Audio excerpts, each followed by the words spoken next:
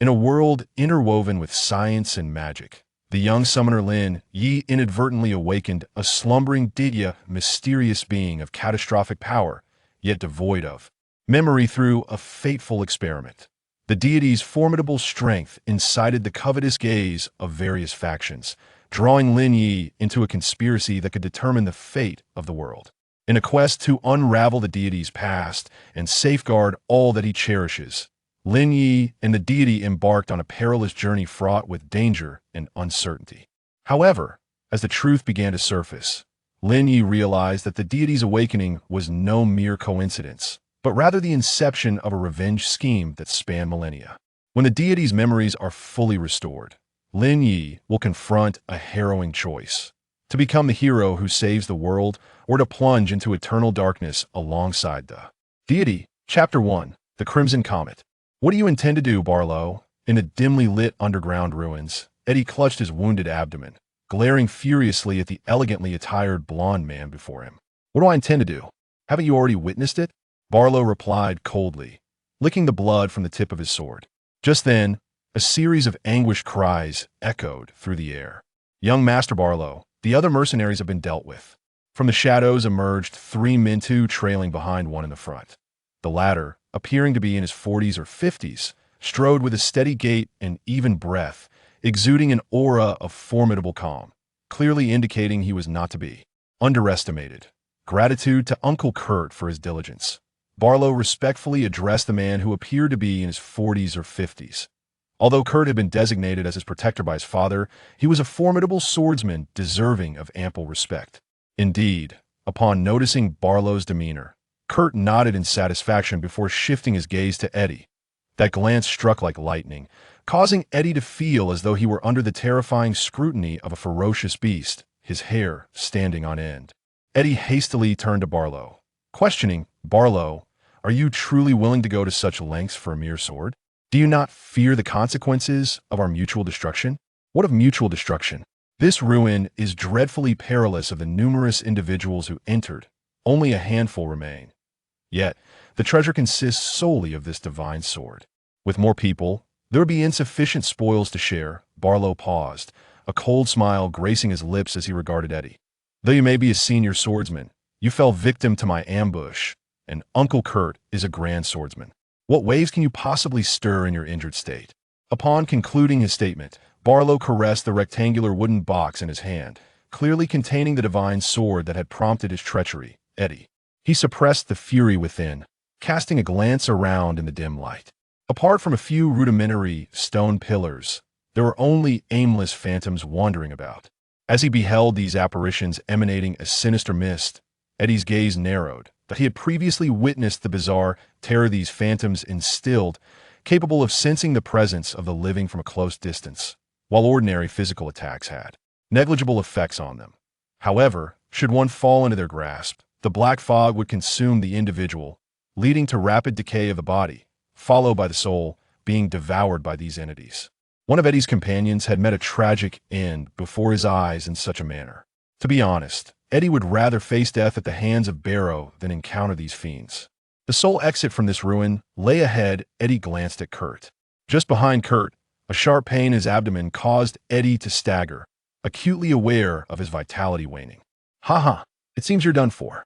Do you still fantasize about taking us down with you?" "Dream on," Barrow scoffed, curling his lip derisively before shifting his tone as if struck by a new thought. "You can rest easy in death. I hear you've been keeping a lovely half-elf maiden. Quite the taste you have. I think you'll take her off your hands first," Barrow leered, licking his lips in a lewd manner. "You bastard! You're courting death by laying eyes on Noya." Eddie glared fiercely at Barrow, his anger boiling over. "Court death? The one facing demise is you. In merely speaking the truth, what can you do about it?" Barrow retorted nonchalantly. "What can you do to me?" "Huh!" Eddie laughed with rage. "Then you shall perish alongside me." With that, Eddie retrieved a glass vial filled with a dark liquid from his bosom. A flicker of hesitation crossed his eyes, but it was swiftly replaced by determination as he gulped down the black elixir. No sooner had the viscous liquid settled in his stomach than a wave of searing heat surged within him. Following that, a terrifying power erupted from his core, coursing through his limbs and sinews. "What has happened? What did he drink to suddenly become so formidable? Barrow observed Eddie with unease. The dark elixir, could it be? Kurt's expression shifted dramatically as he grasped the implications. Run. That potion is a dark elixir. As soon as Kurt uttered those words, he seized Barrow and dashed towards the exit. The dark elixir. Barrow's face turned ashen. The dark elixir was a dreadful concoction capable of forcibly elevating an individual's power level for a brief period. Naturally, the side effects were severe, damaging one's foundation, leading to a decline in cultivation, or even rendering one a cripple. For someone like Eddie, already gravely wounded, consuming it was tantamount to a death sentence. Damn it, he possesses such a thing, Barrow fumed inwardly. Thinking of escaping? It's not that simple. Come with me to the depths of hell. Eddie's eyes were bloodshot, and tendrils of black mist emanated from him. Under the influence of the dark elixir, Eddie's strength had soared to that of a high-level great swordsman. This newfound power bolstered his confidence, and he unsheathed his longsword, transforming into a fleeting shadow as he charged directly at Barrow. As Barrow turned, he sensed the terrifying aura emanating from Eddie, causing his pupils to constrict. "You two, hurry and stop him," Barrow shouted at his two attendants behind him. The attendants were momentarily taken aback, their expressions revealing a struggle as they appeared to be making a choice. Finally, with gritted teeth, they turned and charged towards Eddie. Seeking death, Eddie scoffed. With a swift motion, he raised his sword, resembling a shadow as he passed through the two men, continuing his advance towards Barrow. The two attendants remained frozen in place, gingerly touching the wounds on their chests. Overcome with terror, they collapsed, their capabilities merely that of intermediate swordsmen, far outmatched by Eddie at that moment. Eddie's speed surpassed even that of Barrow and Kurt, as he appeared before the two men almost instantaneously. "Damn it, Master Barrow, you must flee," Kurt exclaimed in alarm, positioning himself protectively in front of Barrow. Clang. Their swords clashed as Kurt intercepted Eddie's strike aimed at Barrow. "You cannot withstand me now," Eddie declared, forcefully shouldering Kurt aside. Kurt immediately felt an overwhelming force, staggering back several steps before regaining his balance. However, before he could catch his breath, a cold hand seized his throat. "Oh no, you!" Kurt attempted to speak, but Eddie swiftly snapped his neck, watching as the light in Kurt's eyes dimmed rapidly. Eddie then hoisted Kurt's lifeless body and hurled it towards Barrow with tremendous force, the corpse descending like a boulder aimed directly at him. With a sudden sound of sizzle, to Eddie's astonishment, Kurt's lifeless body did not strike Barrow. Instead, it was cleaved in twain by Barrow wielding a long sword that emanated a cerulean glow. "This is a second-tier magical weapon," Eddie remarked, a hint of surprise evident in his gaze upon the azure blade. "Your father certainly dotes on you, doesn't he? What a pity." With that, Eddie surged forward once more towards Barrow. "You, don't come any closer," Barrow exclaimed, a visage of sheer terror as he frantically brandished his weapon. Eddie regarded Barrow's desperate demeanor with disdain. With a single stroke, he deflected Barrow's second-tier magical sword and plunged his blade forcefully into Barrow's chest. "What a pity that you are far too feeble to harness the true power of a second-tier magical sword." As Barrow collapsed onto the ground, Eddie had yet to exhale a sigh of relief when a sharp pain pierced his chest and he spat out a mouthful of blood. It felt as though his strength had been abruptly siphoned away, and he too succumbed to the ground. The side effects of the dark potion took hold, having consumed it while gravely wounded. His vitality waned with alarming swiftness. Eddie's breaths grew increasingly shallow, and his vision dimmed. "Is this how it ends? I am still so weak," Eddie murmured to himself. "It's truly disheartening. I long to experience the essence of what it truly means to be strong." Boom! As Eddie's words fell, the ceiling of the underground relic erupted with a deafening crash. He gazed in disbelief at the spectacle before him, witnessing a golden red orb of light.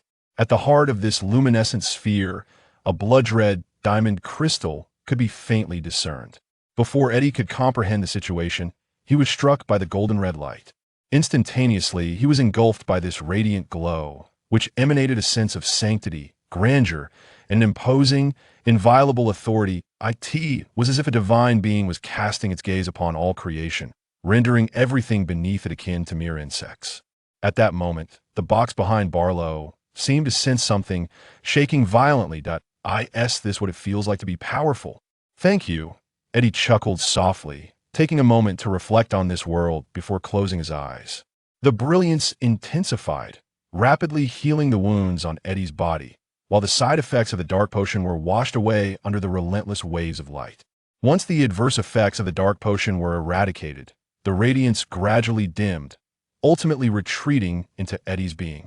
Silence enveloped the surroundings, pierced only by the ghostly apparitions wandering aimlessly. After a prolonged pause, a sorrowful cry echoed through the stillness. It hurt so much. I never imagined being struck by a meteor would be this painful. Damn it, how unfortunate can I be to be hit by a meteor on my very first day at work? With such luck, I could win the lottery. Wouldn't the winnings be enough to circle the earth twice? Lu Mu lamented, gritting his teeth against the pain and clutching his head in a frenzy. Something seems amiss. If I have survived the impact of a meteorite, I should have transformed into a delectable double-layered sandwich or perhaps an extraordinary spectacle. How could I still be alive? Oh, that meteorite appeared to be a splendid crimson hue. Lu Mu began to reminisce. Yet at that moment, a torrent of information surged into his mind. Eddie's memories flooded his consciousness all at once. The throbbing pain in his head caused Lu Mu to emit a muffled groan. Kneeling on the ground, he required a moment to assimilate this deluge of information. After a brief interval, Lu Mu's eyes widened in astonishment. What? I have traversed dimensions.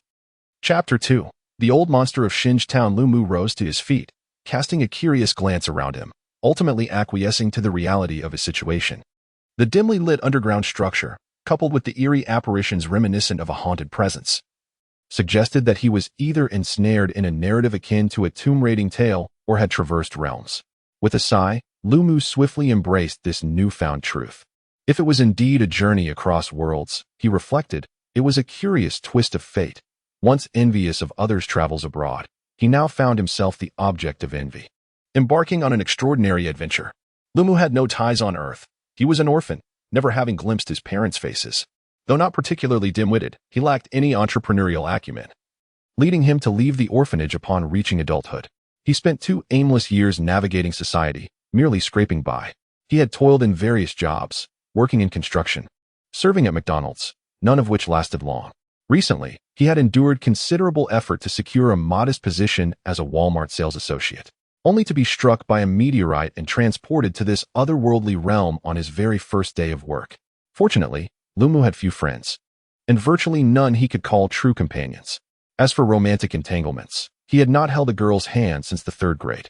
Thus, his disappearance from Earth would likely go unnoticed, save perhaps for his landlord, old Wang, who might take note. Gazing at the lifeless body strewn about, Lu Mu felt no fear or discomfort, perhaps a result of merging with Eddie's brutal mercenary memories. He approached Barrow's side and picked up the rectangular wooden box. A bloodbath instigated by a wooden box. Let me behold this so-called treasure. Lu Mu sighed for a moment before preparing to open the box. Since you were still alive, how could it be possible? A frail voice interrupted, nearly causing Lu Mu to leap in surprise. Looking down, he found it was Barlow. I was about to ask you the same. Given that you are still among the living, do you have any idea that the blood you've lost could suffice for 5 or 6 voluntary blood donations? Have you become some sort of cockroach? Lu Mu exclaimed, gazing in astonishment at Barlow, who lay in a pool of his own blood. Barlow stared blankly at Lu Mu, bewildered at how the indifferent Eddie had transformed into someone so animated. What puzzled him further was how, despite his grievous injuries and having consumed a potion of darkness, he now appeared to be as lively as ever. However, the overwhelming weakness soon overshadowed his thoughts. Although Eddie's strike had fortuitously missed any vital points, it still resulted in significant blood loss. Save me, Barlow pleaded. Save you? Lu Mu crouched down, squinting his eyes. It's not impossible to save you. But what do I gain from it? Upon hearing this, Barlow's eyes lit up. As long as you save me, I will give you anything you desire. I can offer you that 2nd-tier magical sword, and my spatial ring as well. It contains a considerable amount of gold coins and some energy crystals for cultivation. All of it can be yours. Lu Mu was taken aback by Barlow's unexpected wealth. After acquiring most of Eddie's memories, he naturally understood the rarity and value of magical weapons. On the continent of Arad, the strong are adorned with magical weapons, which are imbued with arcane power. Typically, when the full potential of these enchanted instruments is unleashed, one's prowess can be augmented by over 30%. However, magical weapons are exceedingly precious, and many formidable individuals lack even weapons of the same tier.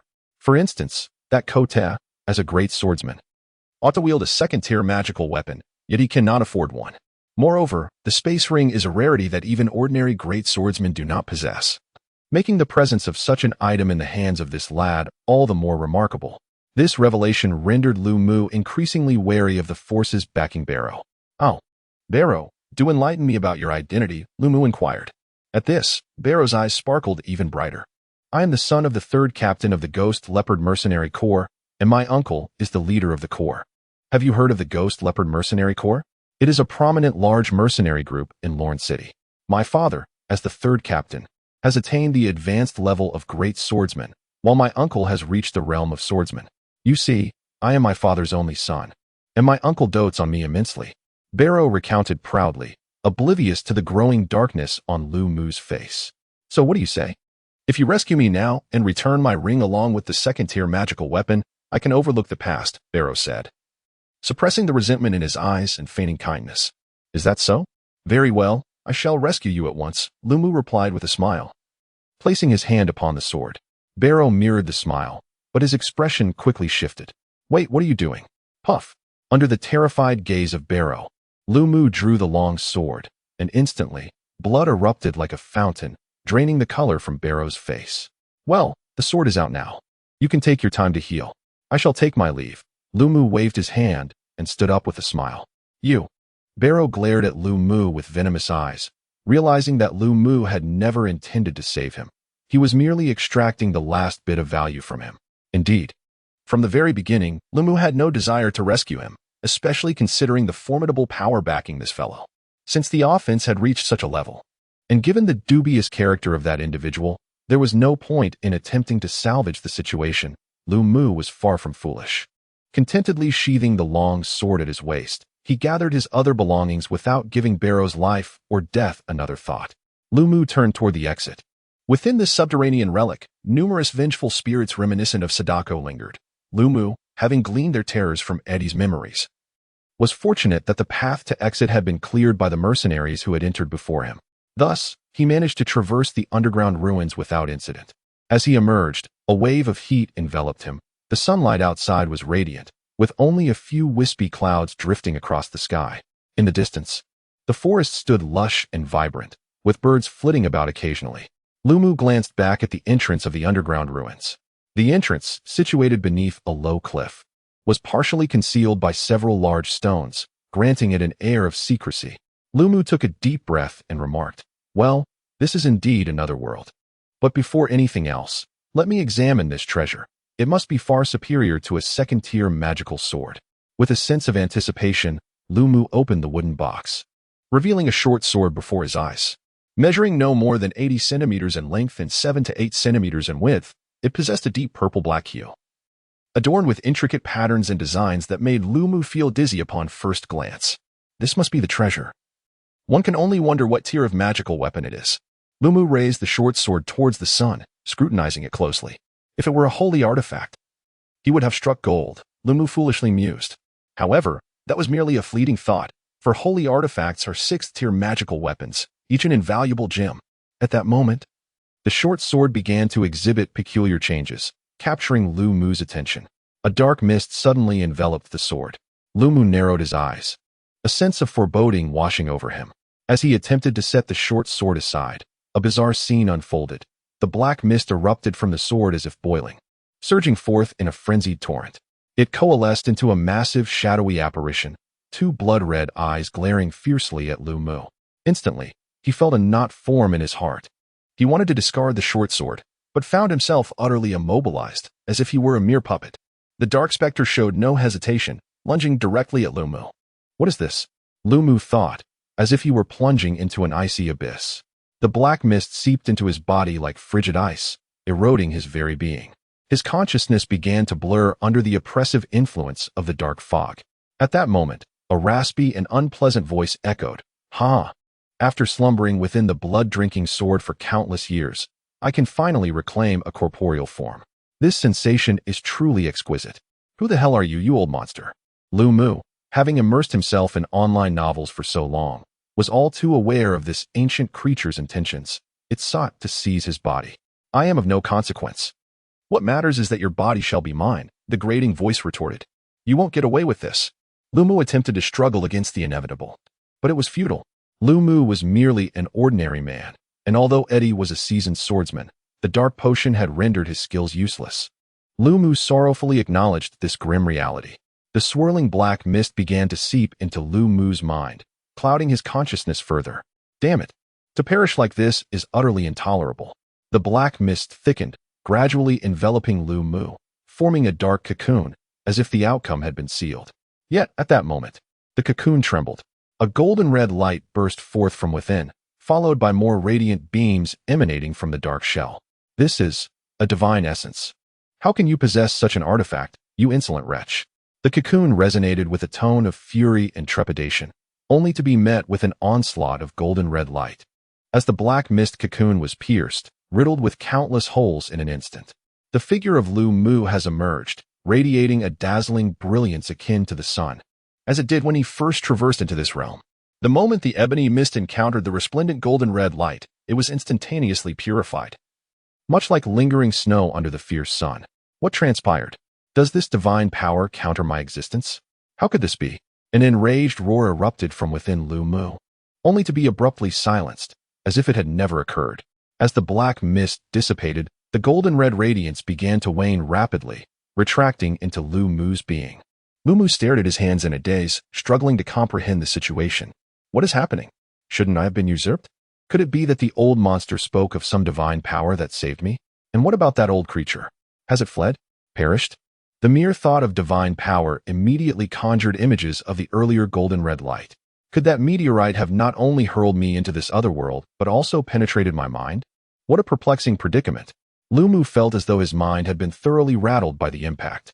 Ultimately, he relinquished the attempt to unravel this mystery, realizing that pondering would yield no fruitful insights. Deciding it prudent to return to Eddie's home in the town of Fallen Leaves, he glanced at the short sword in his hand.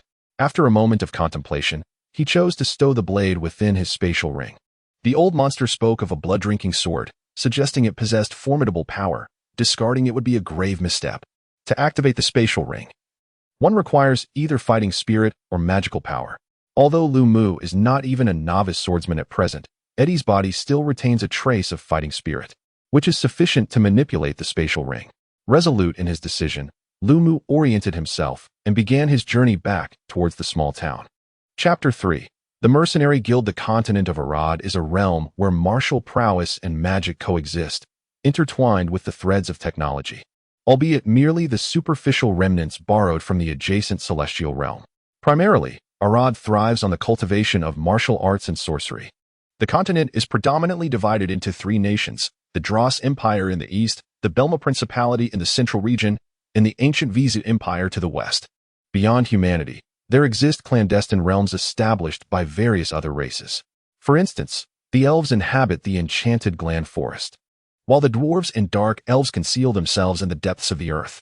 Additionally, in the vast oceans beyond the continent dwell enigmatic sea tribes, who maintain minimal interaction with the land. Yet, these are merely the overt manifestations of power. The extent of hidden forces lurking in the shadows remains a mystery. In Eddie's recollections, Lu Mu could only glean these fragments of knowledge. After all, Eddie was merely a high-ranking swordsman. The hierarchy of swordsmen on the continent comprises various tiers: swordsman, great swordsman, sword master, sword sovereign, sword saint, sacred domain, demigod, and the exalted deity, each further categorized into novice, intermediate, and advanced ranks. As for what lies beyond the realm of the divine, Lu Mu is unaware. Such matters are far beyond his current considerations, especially as he is yet to attain even the status of a novice swordsman. In truth, he is but an ordinary individual, fervently hoping that his return to the small town does not lead him to cross paths with monstrous beasts, lest he be forcibly conscripted into a KFC deluxe meal. Upon reflection, Lu Mu, as a transmigrator, might be regarded as a premium import from another world. If the beasts were to indulge in foreign admiration, surely they would not overlook Lu Mu.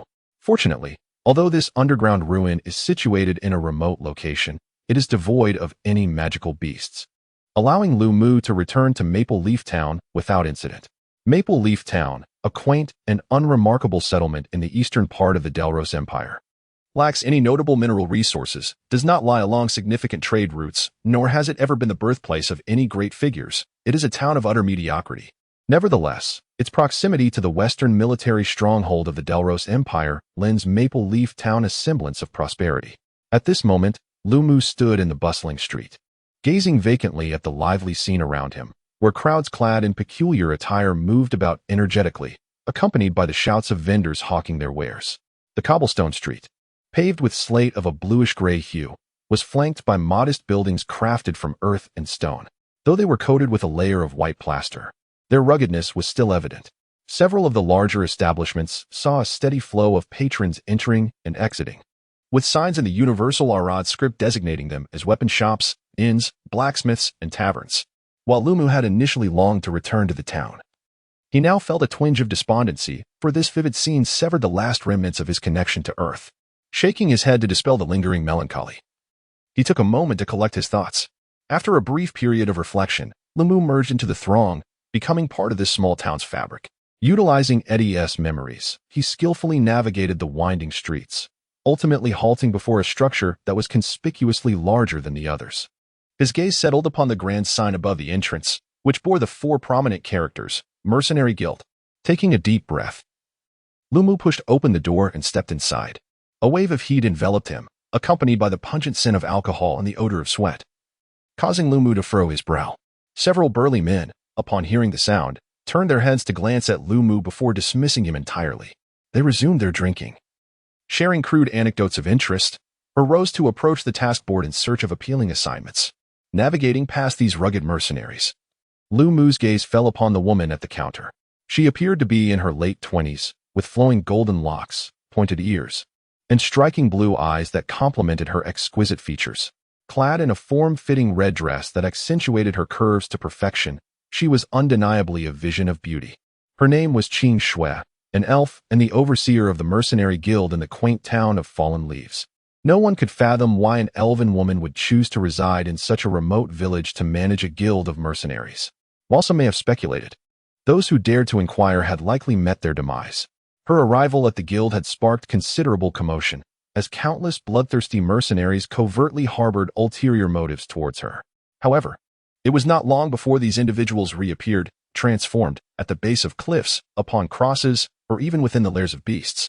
From that moment forth, the mercenaries would merely steal furtive glances at this enchanting woman, swallowing hard in secret, fearful of her gaze. For they understood that behind her beautiful smile lay an abyss of unfathomable terror. With swift steps, Lumu approached the counter and said, "Sister Shui, as usual, please serve me a glass of juice." As soon as Lumu finished speaking, he was met with the derisive laughter of several burly men. For calling it juice in the Mercenary Guild evidently drew their disdain. Lumu chose to ignore them, while Qing Shui flashed a charming smile in their direction. Instantly, the men felt as if they had plunged into an icy abyss, retracting their necks and lowering their heads to silently sip their vodka. Qing Shui withdrew her gaze and pushed a glass of orange juice towards Lumu, playfully saying, "Little Eddie, how can you still drink juice at your age? No wonder those brutes are laughing at you." Lumu remained silent, draining the juice in one gulp, then fixated on his empty glass with a somber expression. Noticing Lumu's demeanor, Qing Shui blinked and inquired, "Is something the matter? You don't seem to be in the best of health." It was evident that this woman had discerned Lumu, or Eddie, had lost the prowess of a high-ranking swordsman. "Sister Shui, there was a slight mishap during the distribution of the spoils from this mission," Lumu replied in a low tone.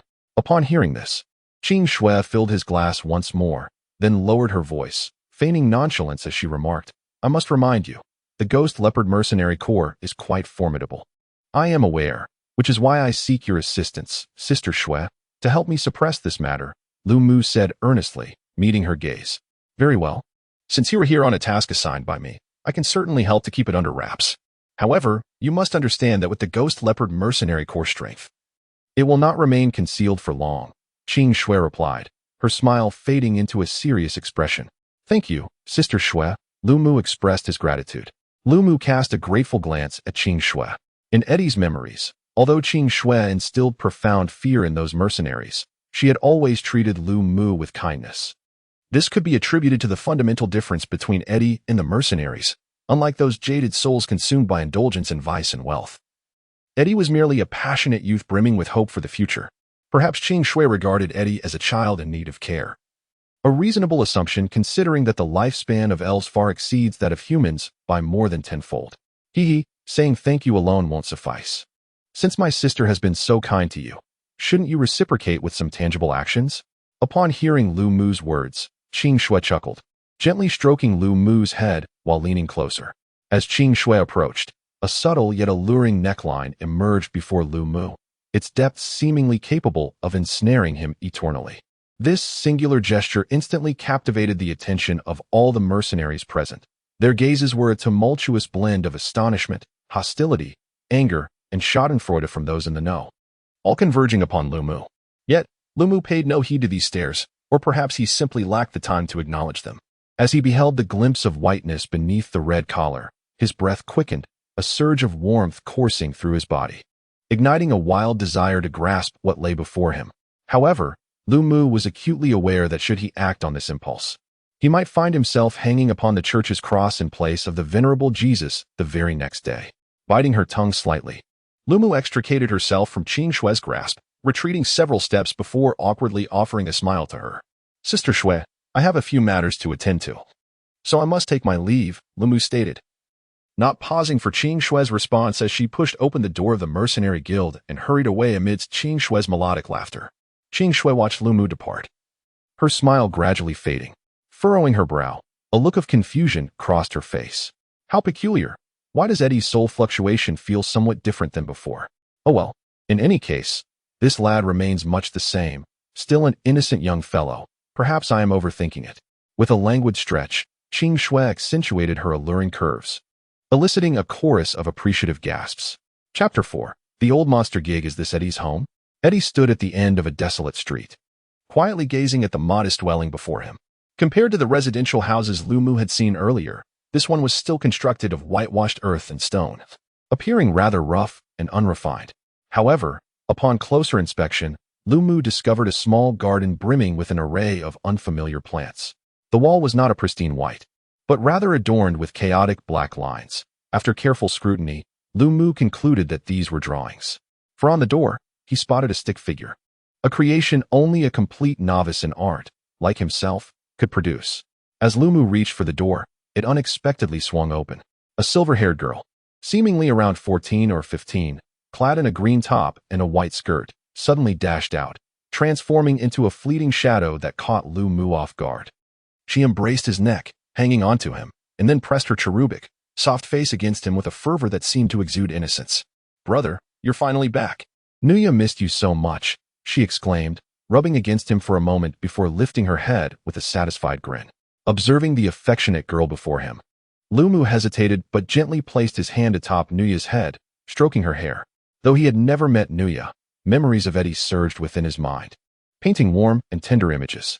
Nuya was a half-elf whom Eddie had rescued from the streets a year prior. Eddie was a rather solitary mercenary, devoid of friends or family. In Eddie's memory, apart from tasks and training, only memories of Nuya remained. Now that Eddie's memories have been inherited by Lu Mu, an inexplicable sense of intimacy towards the girl has emerged within him, soothing the impatience that had arisen from his time-traveling experience. A wave of warmth and happiness unexpectedly surged in Lu Mu's heart. He recognized what this feeling represented. It embodied the essence of home. As an orphan, Lu Mu had always yearned for this sensation, and it was precisely this feeling that led him to fully embrace Eddie's memories and accept Eddie's identity. Nuya, what have you been doing at home these past 2 days? Lu Mu gently caressed Nuya. The past 2 days? Nuya's eyes sparkled with excitement upon hearing Lu Mu's words. I began learning to paint. Look, this is a picture I devoted a lot of effort to, of my brother and me. What do you think? Nuya enthusiastically pointed to the drawing on the door. Lu Mu helplessly gazed at the two stick figures, 2 figures with 3 strands of hair each, holding hands and grinning with their 3 prominent front teeth. As for the drawing, well, it could serve as a door god to ward off evil spirits. After playing with Nuya for a while, Lu Mu retreated to his room and lay down on the bed. Having experienced so much throughout the day, the sheer volume of information felt overwhelming. Looking at the unfamiliar black-haired youth in the mirror only intensified his sense of confusion. What troubles Lumu even more is that he has already attracted the attention of a formidable foe right after his arrival in this new world. Although Qing Shui has agreed to temporarily suppress this matter, it is evident that relying on others is less reliable than depending on oneself. Qing Shui cannot conceal the truth for long. It is only a matter of time before the Ghost Leopard mercenary group learns of this incident.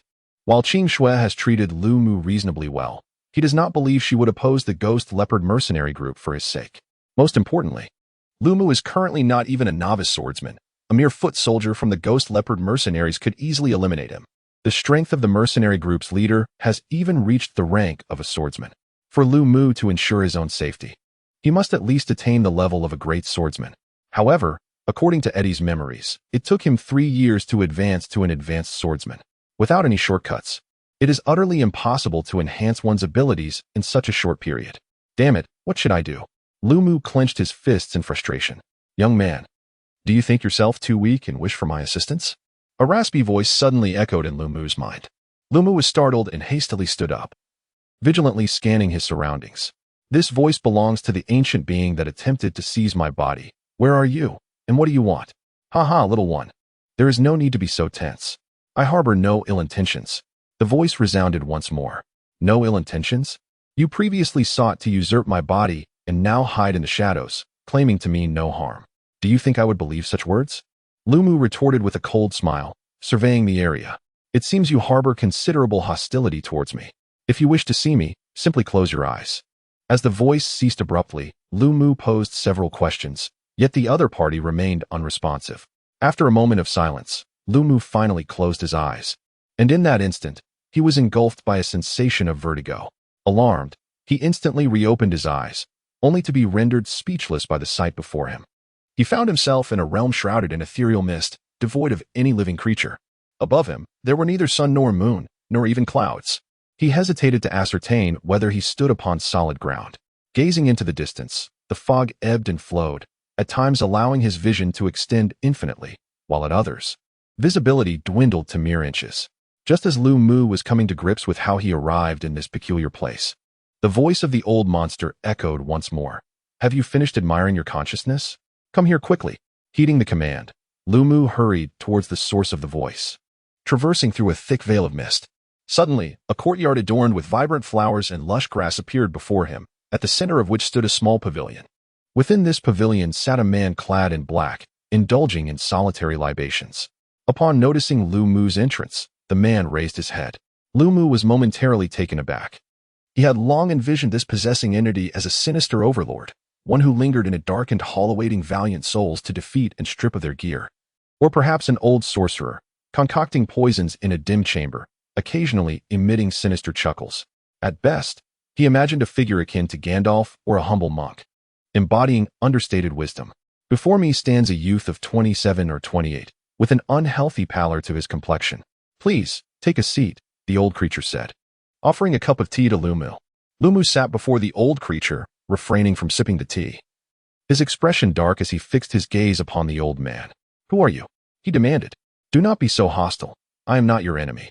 My name is Jig, the old creature replied casually, sipping his tea. Jig?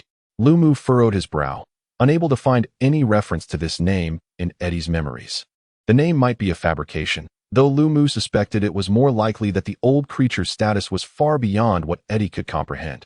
Where's this place? And how did you bring me here? Lumu pressed on. This is your sea of consciousness, Jig explained patiently, as if fearing Lumu's ignorance. He elaborated on the concept of the sea of consciousness, a most enigmatic realm within the human body, said to reside in the depths of the brain and belonging to the soul's innermost sanctum.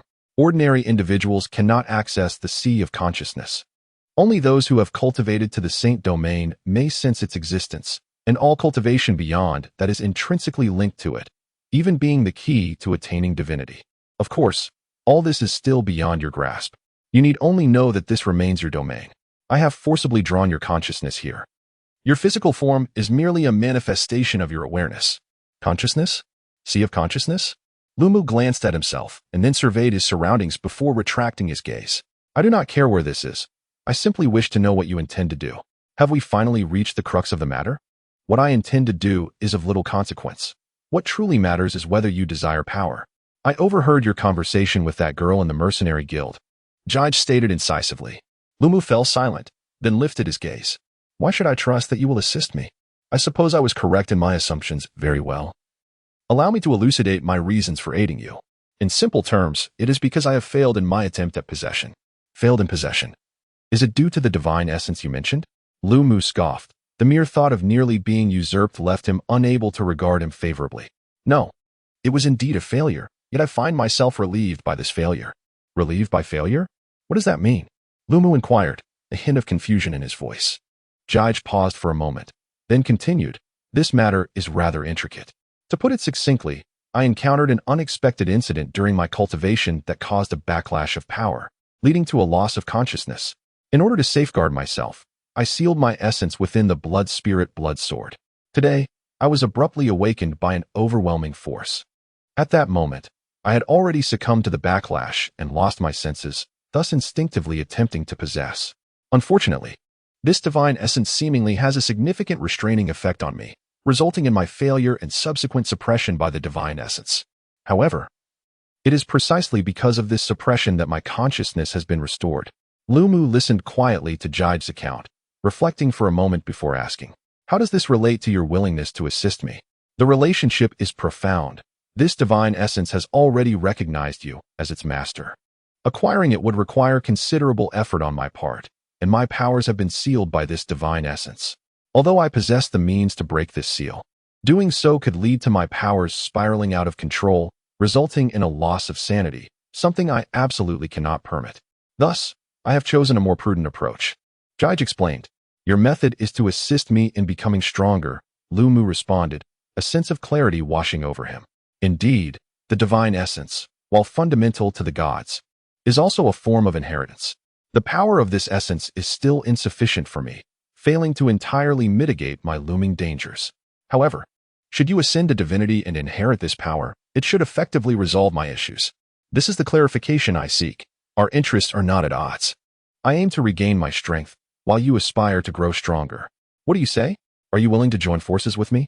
Upon finishing, Judge fell silent, exuding confidence as he awaited Lumu's reply. Lumu observed Judge's calm demeanor, sighed heavily, and nodded. He understood that Judge's question was rhetorical.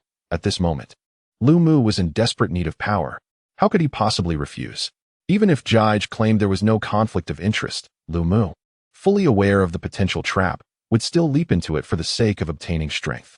Chapter 5. The Mysterious Art of Spirits. After an extensive discussion with Judge and the Sea of Consciousness, Lumu finally withdrew, glancing out the window to find that night had fallen. At that moment, a knock resounded at the door. Lumu approached, and, upon opening it, was met by the sight of Nuya, who burst in, visibly upset. What troubles you, Nuya? Lumu inquired, perplexed by her demeanor. Brother is a big bad guy. The moment you returned, you locked yourself away, refusing to come out. I went through the trouble of preparing some dishes you like, yet after knocking twice, you still did not open the door, and now the food has gone cold. Nuya pouted, her cheeks puffed in indignation. Observing Nuya's disgruntled expression, a hint of remorse washed over Lumu. He gently ruffled her hair and said, I apologize, Nuya. I have been preoccupied with something of great importance these past few days, thus I may not be able to spend time with you. Hearing Lumu's words, Nuya's spirits dampened slightly. However, upon noticing the troubled look on his face, she quickly brightened and nodded with a smile. It's all right, brother.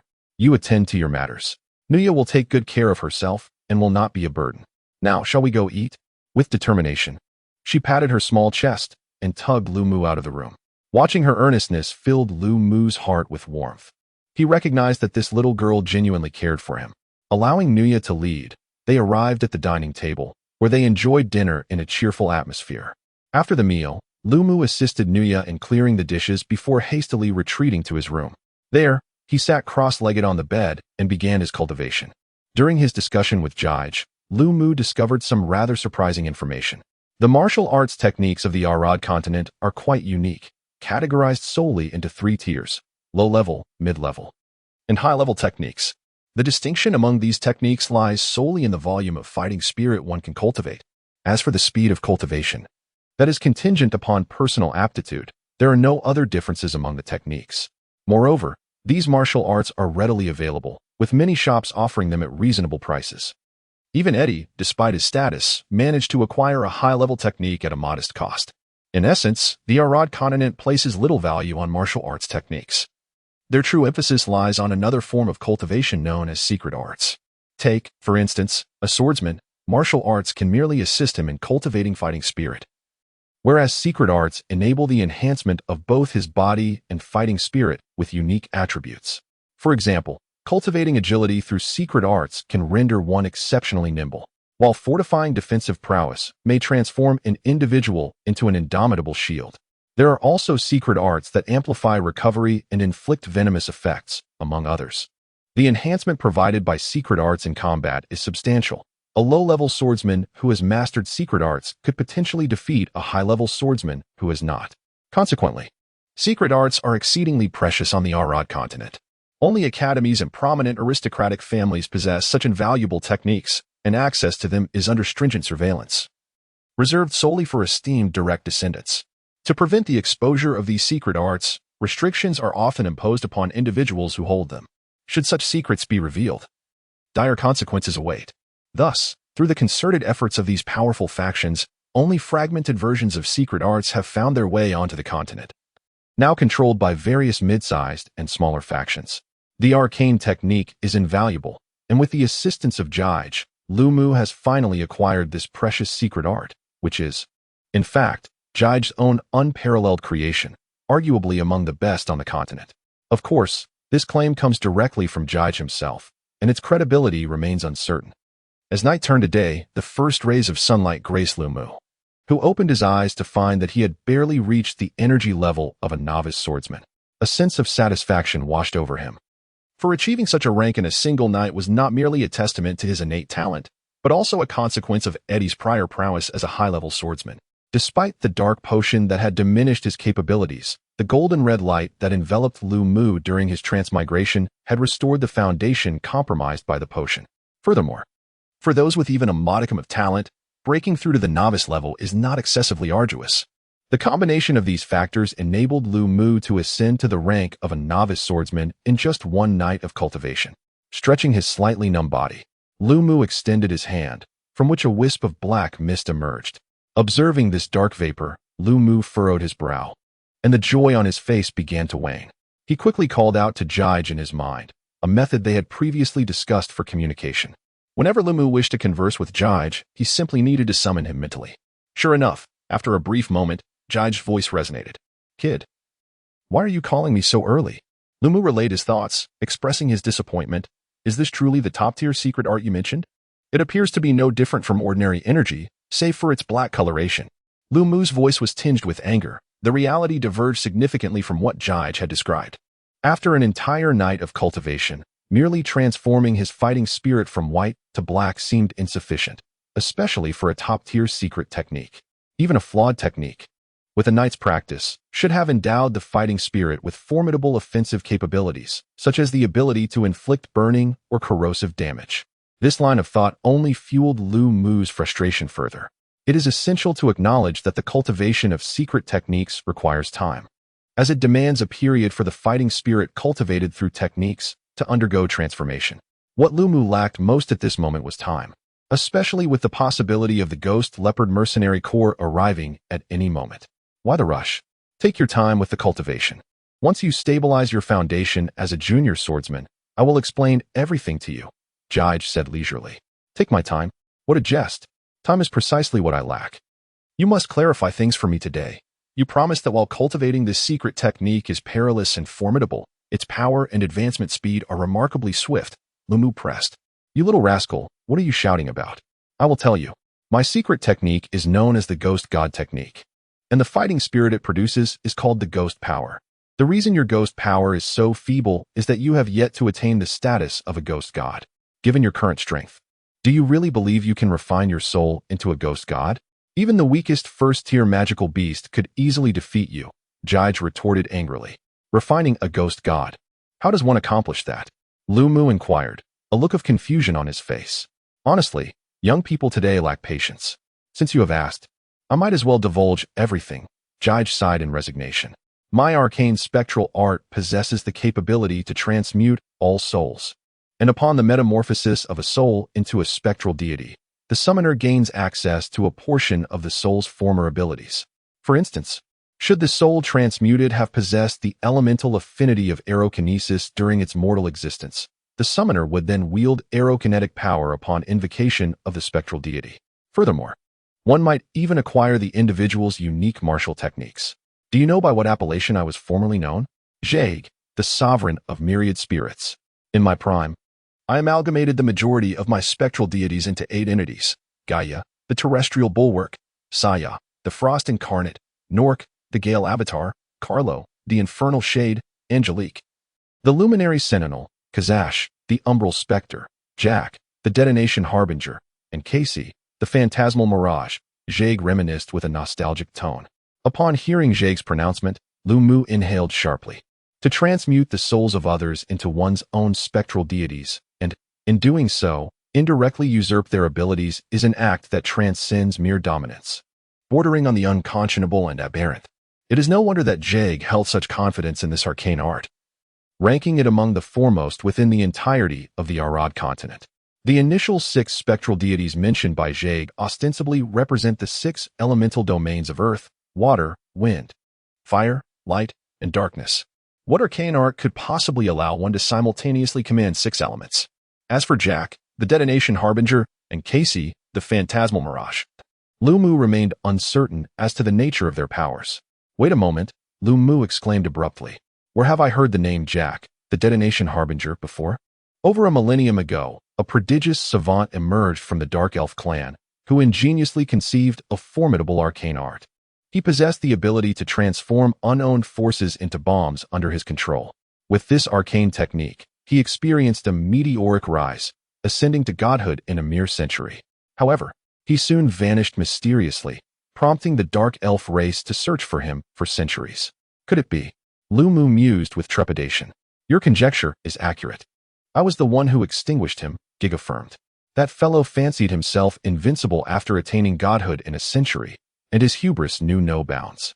Consequently, he foolishly challenged me, and I transmuted him into a ghost god. His ability to convert all unknown forces into bombs was indeed formidable, and I suffered considerable setbacks initially. Fortunately, his ghost god inherited this ability, which has proven invaluable to me. Furthermore, the names of the other ghost gods are not arbitrary. They are mostly powerful individuals whom I have slain. Gig spoke casually, as if he had merely decided on his evening repast rather than having vanquished a deity.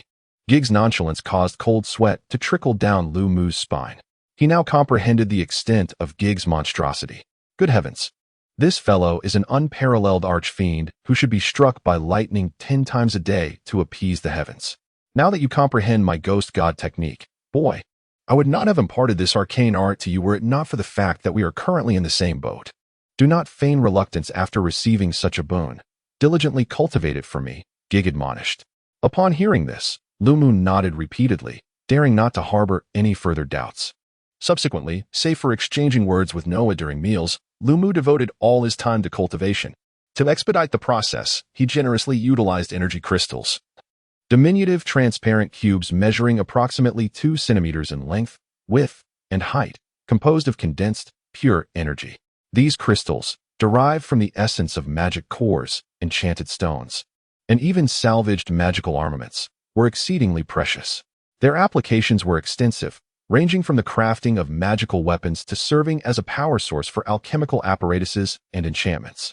They could even be employed to surmount cultivation bottlenecks in dire circumstances, though employing them for routine cultivation was an act of unparalleled extravagance. Even below, who met his demise at Lu Mu's hand, held these energy crystals in high esteem, intending to employ them to ascend to the rank of advanced swordsman. Chapter 6. Hunting Beasts. 3 days later, Lu Mu was seated on his bed, grasping several transparent energy crystals in his hands. These crystals were melting at a visible rate, and Lu Mu's aura gradually intensified alongside them. Black mist flickered around him, and suddenly, the dark vapor coalesced as Lu Mu opened his eyes. He gazed at the now vanished energy crystals in his hands and sighed. Indeed, the energy crystals proved to be remarkably effective. Within just 3 days, they had elevated my strength to the pinnacle of a low-level swordsman. Regrettably, the crystals have been entirely consumed. Otherwise, I could have effortlessly advanced to a mid-level swordsman. Lumu mused with a hint of disappointment. Alas, such thoughts are indeed greedy. Shaking his head in self-mockery, Lumu began to summon Jige in his mind. Elder Jige. I should now be capable of acquiring the ghostly deity, correct? Yes, I should be able to barely slay a first-tier beast now. By the way, how are the materials I asked you to prepare coming along? Came Jige's languid voice. The materials you requested are not particularly rare. I have already sent Noya to procure them. She should be returning shortly, Lumu replied. Just as he finished speaking, Noya's cheerful voice wafted in. Brother. I have brought back the items you requested. But what are these strange things? They look quite unappealing and taste terrible. Lumu glanced at the peculiar materials in Noya's hands. Once again, the bitter expression on Noya's face evoked a mix of amusement and exasperation, prompting a feigned display of anger as she accepted the package. She playfully tapped Noya on the head, remarking, Little one, you consume everything. Be wary of an upset stomach. Noya swiftly covered her head, pouting with a look of injustice. She resolved never to indulge again. The taste of that item was far from pleasant. No worries. I've scrutinized what she has eaten and found no toxic substances involved. However, Lumu, I must commend your sister's appetite. It's astonishing to witness her consume such repugnant fare as the tail of a snake, the leg of a single-footed toad, and the root of the so flower. Such a broad-minded individual is a rarity indeed, Giggle chuckled heartily. Lumu pouted, yearning to clarify that Noya's disposition stemmed from innocence rather than a generous heart. Indeed, she was adorably naive, not foolish, he reassured himself inwardly. After inspecting the package for any missing materials, Lumu placed it into his spatial ring. Brother, are you heading out? Noya inquired with a hint of reluctance as she observed Lumu preparing to leave. Yes, Noya, I have important matters to attend to. But it shouldn't take long. I will likely return by tomorrow, Lumu replied with a smile, gently patting Noya's head before stepping out the door. The Glen Forest, the largest primordial forest on the continent of Arad, remains largely untouched by human presence. Even the elven race, who call the Glen Forest home, have yet to develop its depths. It is precisely this untouched nature that has rendered the Glen Forest a paradise for magical beasts, home to both low-tier and high-tier creatures alike. The Forest of Gran is teeming with creatures, including the legendary sacred beasts that frequently make their appearance. This abundance transforms the forest into both a hunting ground for those seeking magical beasts and a refuge for many mercenaries. Fortunately, these magical creatures adhere strictly to territorial instincts, with lower-tier beasts typically residing at the fringes of the forest. In contrast, the sacred beasts capable of contending with beings of the sanctuary rank are found only in the heart of the forest, displaying little interest in humans. Were it otherwise, the Forest of Gran might very well become a realm of death for mankind. Lumu's purpose for venturing into the forest is to reach its outskirts, where he seeks a suitable magical beast to serve as his spirit companion. Due to the proximity of Luaye town to the bustling city of Lorlin in the western region of Delos, measures have been taken to eradicate magical beasts in the vicinity to protect ordinary people. Consequently, Lumu wandered through the forest for 2 to 3 hours before finally catching sight of a magical beast. After cautiously surveying his surroundings and confirming the absence of any beasts, he retrieved a large assortment of peculiar magical materials from his spatial ring. Under the guidance of Jige, Lumu meticulously ground and blended these materials in precise proportions. Before long, a peculiar black liquid, exuding an unusual odor, materialized before Lumu's eyes. Observing the liquid with a furrowed brow, he expressed doubt, Elder, can this unpleasant concoction truly attract magical beasts? Of course, Jige retorted with exasperation. This substance possesses a deadly allure for lower-tier magical beasts. Do you truly think I have wasted all these years? Lumu remained silent, placing the bowl of dark liquid upon a stretch of open ground. He then retrieved a scent-neutralizing potion, lightly sprinkling it over himself before swiftly ascending a towering tree, concealing his figure. 10 minutes elapsed without the appearance of any magical beasts. 20 minutes passed with the same result. Half an hour went by. Frustration welled within him. Why is there still no movement? Does your concoction truly work? Lumu's impatience began to surface. Foolish boy, I have never encountered anyone so lacking in patience. The scent of the bait requires time to disperse. See, it is beginning to attract attention, Jige remarked with disdain. Upon hearing this, Lumu instinctively looked down, and indeed, he noticed a stirring in the grass. A white figure darted forth. It was a lightning rabbit, one of the weakest among first-tier magical beasts, timid and quick to flee at the slightest disturbance. Save for its remarkable speed when running, it possessed no other notable traits. cautiously surveying its surroundings. The lightning rabbit approached the dark liquid with trepidation. After sniffing the substance, it displayed a remarkably anthropomorphic expression of satisfaction. Lowering its head, the creature began to drink from the dark liquid.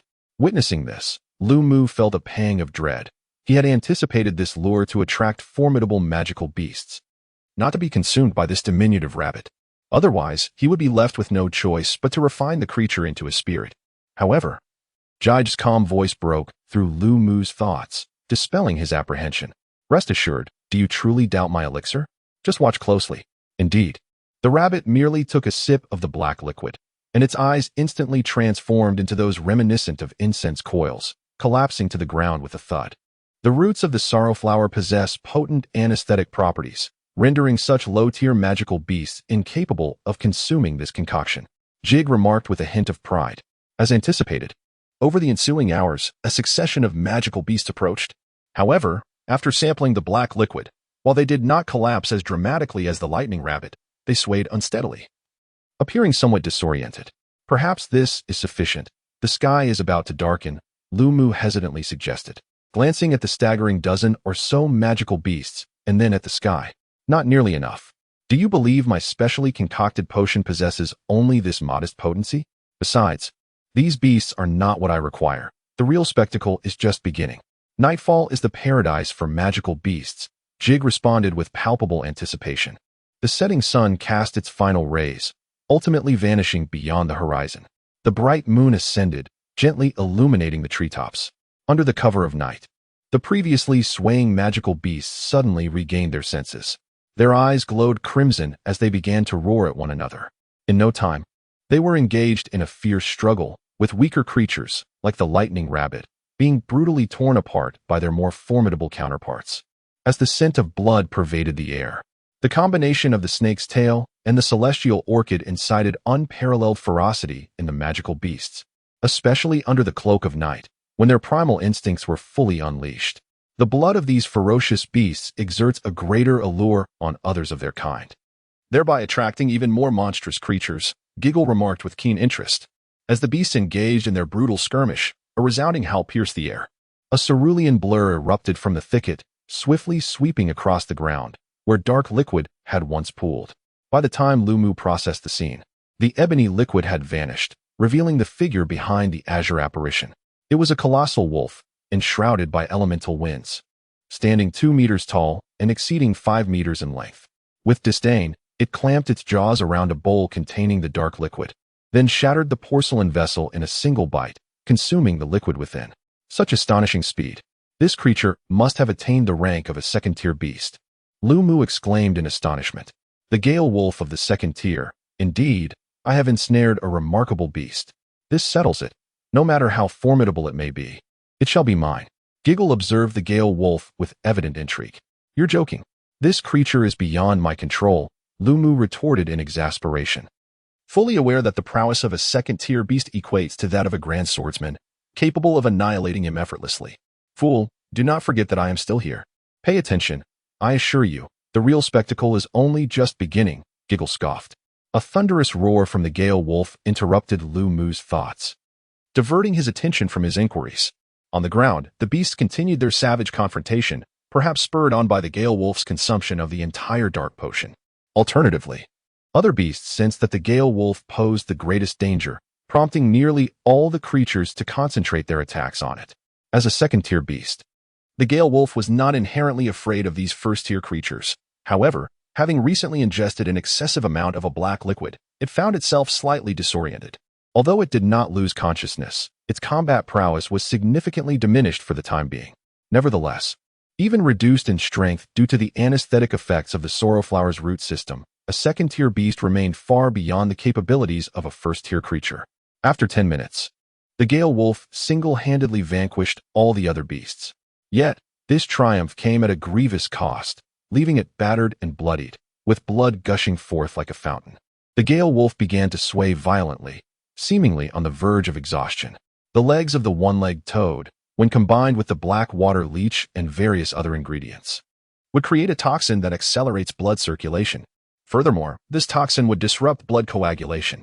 Now, due to the exhaustion from the recent battle, Coupled with excessive blood loss and the corrosive effects of the venom, the Gale Wolf had become akin to a fish on a chopping board. Now it's your turn. Gig chuckled coldly, evidently pleased with the bait he had set. Chapter 7. The Refinement of Ghosts and Gods with a solemn nod. Lumu wiped the sweat from his palms and took a deep breath. At that moment, his eyes suddenly radiated an unwavering determination. This was his inaugural battle in a foreign realm. Failure was not an option. The space ring shimmered, and a cerulean magic sword materialized in Lumu's grasp. A second-tier sword acquired from that unfortunate fellow, Barlow. His internal energy began to circulate slowly, wisps of black mist emanating from Lumu, enveloping the second-tier magic sword. Kill! Lumu roared, his voice echoing with intensity as he stamped down heavily on the tree trunk. Like an arrow released from its bow, he surged toward the Gale Wolf. Sensing the imminent threat, the Gale Wolf abruptly turned its head, its eyes reflecting a complex mix of surprise and fear as it beheld Lumu, now mere moments away. It appeared to struggle, attempting to leap away, but it was already too late. In the next instant, the sharp blade of the second-tier magic sword pierced the wolf's neck. Blood gushed forth like a torrent, drenching Lumu in a crimson spray. The excruciating pain elicited an enraged howl from the Gale Wolf, reverberating in Lumu's ears like thunder. Licking the wolf's blood that had splattered onto his lips, a glimmer of ferocity flickered across Lumu's face. Die, he declared, delivering a powerful kick to the Gale Wolf's head while simultaneously twisting the sword with both hands. The sound of shattering bones and tearing flesh filled the air. Have I succeeded? Lumu exclaimed in astonishment. Fool, that wolf is still alive. Jige exclaimed with fervor. What? Lumu, upon hearing this, glanced down to see the Gale Wolf glaring at him with bloodshot eyes, its left paw raised, claws slicing through the air as it lunged towards Lumu's chest. Damn it. It was too late to evade. Gritting his teeth, Lumu drew his first-tier magic sword from his waist and held it defensively in front of him. Clang!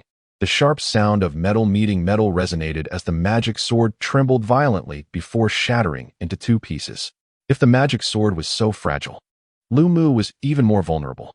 When the wolf's claw struck the sword, he was sent hurtling backwards as if hit by a vehicle, crashing heavily into a large tree. Damn it, I underestimated this beast. It is a mutated monster. Boy, run. If you get hit by that blow, no one can save you. Jige's voice, filled with urgency, reached Lumu, marking the first time it had sounded so frantic. Startled by Jige's uncharacteristic panic, Lumu wiped the blood from his mouth and hastily lifted his head, only to see the Gale Wolf rising, its body marred with wounds, blood staining its fur crimson, despite the excessive blood loss rendering it unsteady. The wolf's eyes remained proud and indifferent, gazing at Lumu as if he were already a corpse. The Gale Wolf slowly opened its mouth, and as it did so, it seemed to create a vacuum, causing air to swirl chaotically and rush into its maw. As the air surged uncontrollably into the maw of the Wind Wolf, a cerulean orb, resembling a flawless jade, suddenly materialized within its jaws. The instant this azure sphere emerged, the elemental wind swirling around the Wind Wolf seemed irresistibly drawn to it, coalescing into the glowing orb, which shimmered with a radiance akin to exquisite jade. However, rather than feeling any admiration for this spectacle, Lumu found himself gripped by an overwhelming sense of dread, the hairs on his body standing on end. For within that cerulean orb, he sensed an extraordinarily violent power. The flickering light was, in truth, the elemental winds within the orb tearing at each other in a tumultuous conflict, resembling a beautiful yet deadly bomb. No, Jige was right. If this strike hits me, I will surely perish, Lumu thought, attempting to rise. Yet, at that moment, a searing pain suddenly pierced his chest. With a cough, he spat out a mouthful of blood and collapsed to the ground, feeling utterly drained. Damn it, did that last attack break my ribs? Lumu mused, touching the indentation in his chest and glancing at the poised Wind Wolf, his eyes dimming with despair. Is this the end? As he prepared to close his eyes, a sharp crack echoed through the air. Upon focusing, Lumu discovered that the once lustrous cerulean orb in the Wind Wolf's mouth had developed a fissure. As a result, the Wind Wolf stumbled, collapsing to the ground, seemingly unable to sustain itself any longer. The cracks multiplied rapidly, and the Wind Wolf, lifting its head in a final, defiant glance at Lumu, witnessed the cerulean orb shatter completely in the next moment. A dazzling azure light erupted from the luminous mass, conjuring countless blades of wind that materialized from thin air coalescing into a colossal azure vortex that shattered the body of the Swiftwind Wolf. The tempestuous blades raged for over 10 seconds before gradually dissipating, revealing the mangled remains of the once formidable creature. Lumu stood in a daze, absorbing the surreal reality that he had triumphed. "Young man, your fortune is remarkably fortuitous. This Swiftwind Wolf appears to be a mutated second-tier magical beast. The power of its innate skill is evidently beyond that of an ordinary second-tier beast. Fortunately, it was gravely injured and could not wield this skill effectively, ultimately leading to its demise by its own power," Jige remarked with a hint of awe. Lumu gazed at the 3-meter-wide crater left in the wake of the battle and nodded, acknowledging the sheer luck of his victory. Indeed, second-tier magical beasts were terrifying in their own right. "Hey, even if it was by chance, you still emerged victorious. Why are you just standing there? Go gather your spoils. I must remind you, the soul dissipates rapidly. If the essence of the Swiftwind Wolf weakens, the potency of the spirit you forge will diminish. You would do well to heed this warning," Jige urged. Upon hearing Jige's words, Lumu's fleeting sense of melancholy vanished in an instant. "Damn it. I almost perished to obtain the soul necessary for forging a spirit. Now is not the time for such musings." With urgency, Lumu hastened to the side of the fallen Swiftwind Wolf. Taking a deep breath, Lumu endeavored to recall the steps for refining the demon god, as described by Jige. Gradually, he extended his hand, and the dark energy of the demon surged forth, coalescing in his palm. Subsequently, Lumu pressed his hand against the corpse of the Gale Wolf, and upon contact, the demonic energy enveloped the body as swiftly as fire ignites oil. This energy then permeated the lifeless form of the Gale Wolf, transforming its fur, flesh, and even exposed bones into a shade of ebony. At that moment, the Gale Wolf seemed to quiver. A sudden howl erupted from its corpse, and a seemingly unscathed Gale Wolf burst forth, suspended in midair, glaring furiously at Lumu. This spectral Gale Wolf bore an uncanny resemblance to its deceased counterpart. Save for its ethereal transparency, it was evidently the spirit of the Gale Wolf. "Be cautious. You might inadvertently summon a demon god only to be devoured by this beast," Jige jested. "Rest assured, while I may not stand a chance against its corporeal form, a mere spirit poses no threat to me," Lumu replied with a serious demeanor. He extended his hand, transforming the demonic energy into chains of darkness that lunged toward the Gale Wolf's spirit, ensnaring it tightly. Yet, the spirit of the Gale Wolf was not easily subdued. It thrashed desperately, causing the chains to show signs of fracturing under its struggle. "Do you wish to escape? Not a chance. Come to me." Lumu tightly grasped the chain and forcefully yanked it, dragging the soul of the Gale Wolf towards him. Simultaneously, Lumu's left fist struck down upon the wolf's spirit with great intensity. The power of the specter seemed to have a profound effect on the soul. As Lumu's hand made contact with the wolf's form, the spectral energy corroded it with the ferocity of concentrated sulfuric acid. The wolf's spirit held in pain, its essence wavering, as it descended into an unsettling stillness. The searing sensation afflicting its spirit was not one that any being would willingly endure a second time. Noticing the wolf's spirit's subdued demeanor, Lumu shifted his focus to the surroundings. He furrowed his brow, as though deep in contemplation, appearing somewhat hesitant. Jige, sensing Lumu's inner thoughts, casually remarked, "There is no need for concern.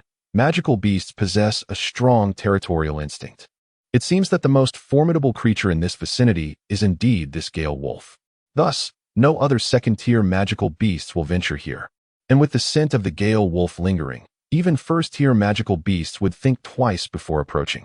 Moreover, since the bait used to attract these beasts has been exhausted, and those who ingested my concoction have perished, you can focus on your alchemical endeavors without fear of interruption from any beasts." Upon hearing Jige's words, Lumu felt a wave of reassurance wash over him. He settled down onto the ground, activating the arcane arts of the specter. As he channeled this mystical energy, a torrent of spectral power surged forth from behind him, gradually coalescing into a vague, ethereal figure. The specter beheld the wolf's spirit, and with an eerie grin that seemed to convey a sinister delight, it lunged towards the wolf's spirit, engulfing it amidst its terrified gaze. Chapter 8.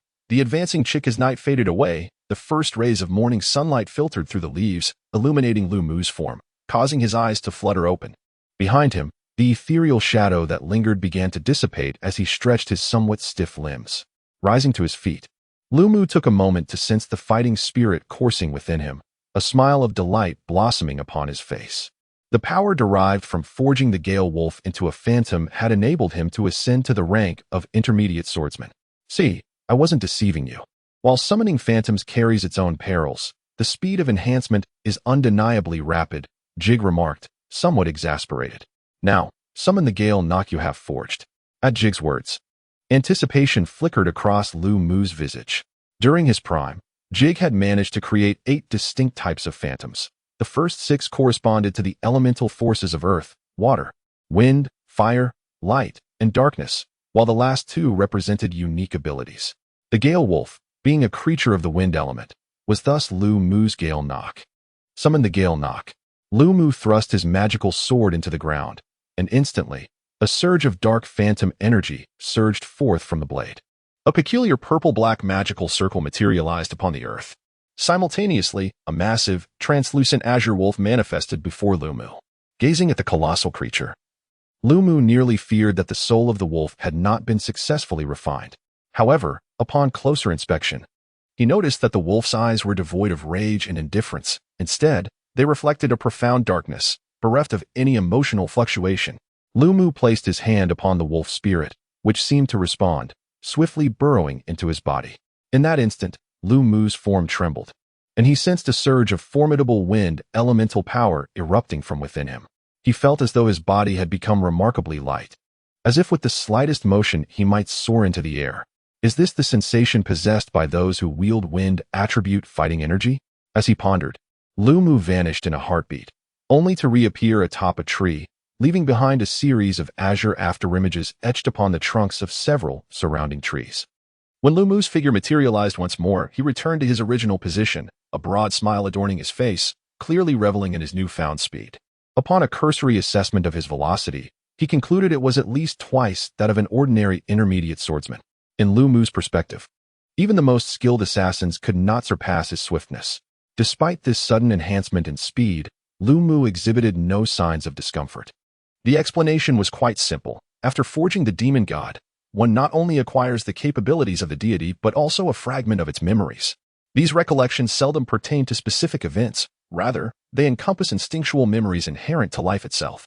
Just as birds are born knowing how to fly, the Gale Wolf possesses an innate ability to manipulate wind attributes. Thus, Lu Mu inherited the talent to command the wind. This mastery is precisely why he could wield wind attribute fighting energy with such proficiency.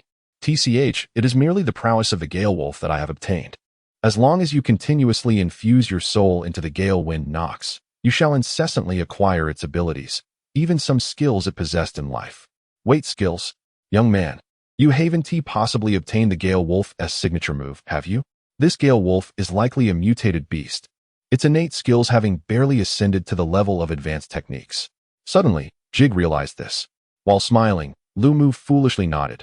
Martial skills are categorized into low tier, mid tier, high tier, and tier. Each tier further comprises low, mid, and high levels. For a feeble swordsman like Lu Mu, merely acquiring a low-tier martial skill would be a significant achievement. Skills of high-tier caliber are rarely found even among prominent families, seldom exceeding a double-digit count. As for tier martial skills, such artifacts are typically possessed only by ancient families or elusive, reclusive masters. Nevertheless, Lu Mu had obtained a high-tier martial skill, albeit the most ordinary among them. Yet it was sufficient to bring him to a state of blissful awakening. Haha, I shall now demonstrate this martial skill. I have even thought of a name for it, henceforth. It shall be called Jade of the Wind, Lu Mu declared, preparing to showcase it to Jig. Wait a moment, young man, do not rush. I believe I sensed something just now. Jig suddenly interjected. No sooner had he spoken than a fist-sized yellow figure burst forth from beneath the carcass of the Gale Wolf. What was that just now? Was it a beast?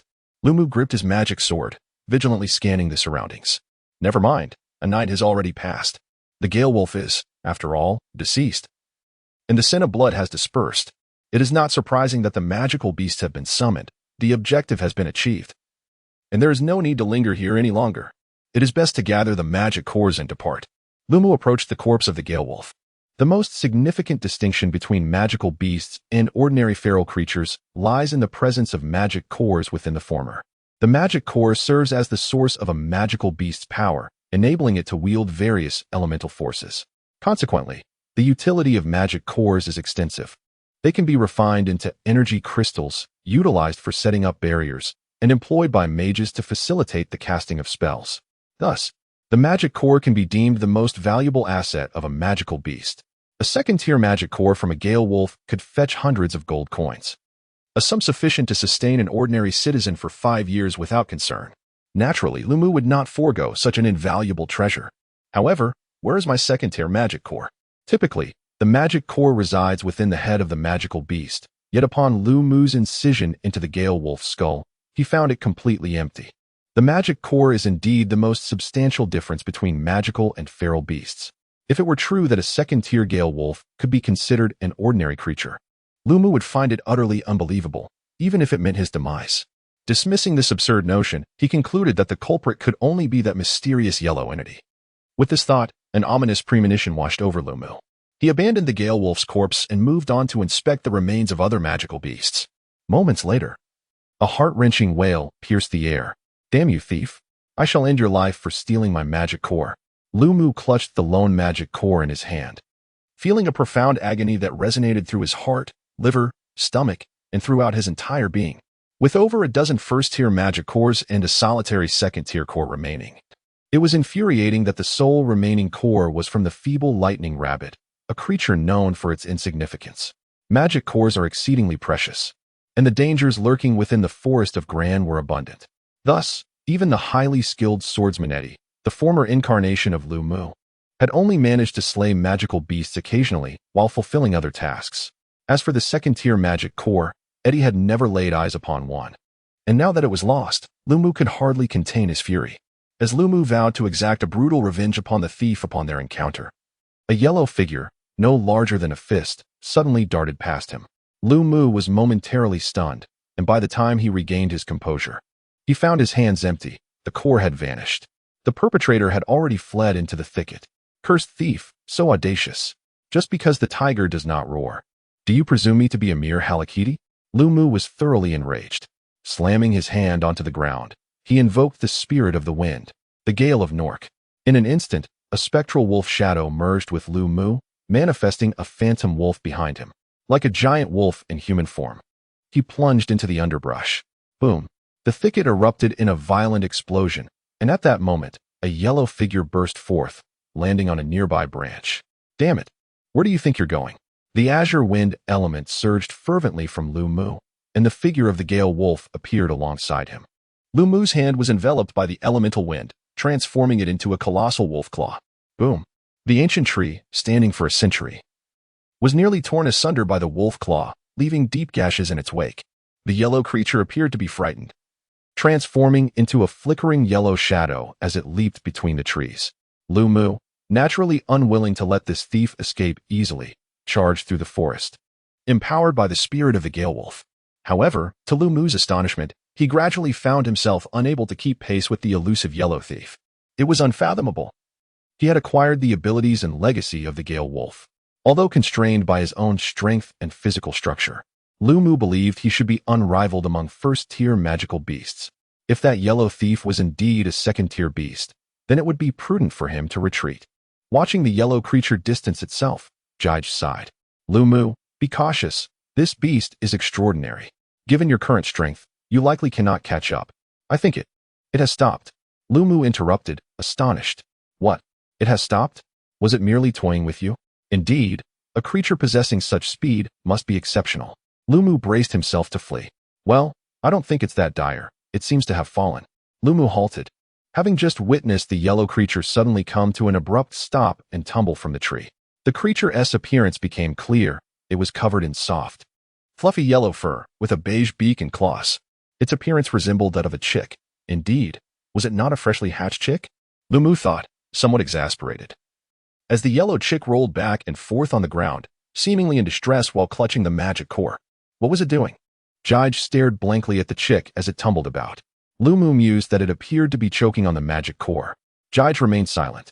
Lumu approached, grasped the chick by its tiny claw, and shook it gently, observing the chick struggle against the magic core in its mouth. It was clear that this diminutive creature was attempting to consume a magic core nearly the size of its own body, and it seemed likely that it would choke soon.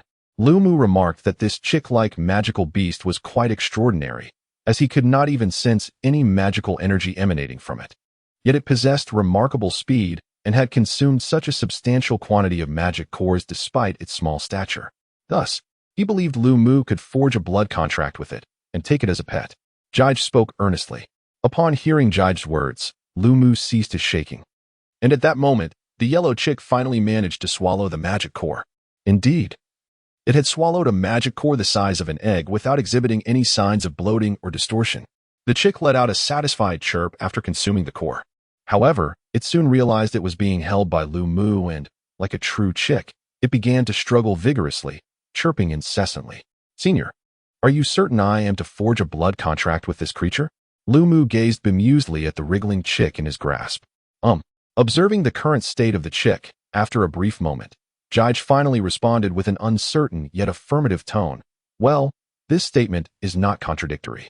With Jige's confirmation, Lu Mu chose to remain silent, for the chick indeed possessed an air of mystery that piqued Lu Mu's curiosity.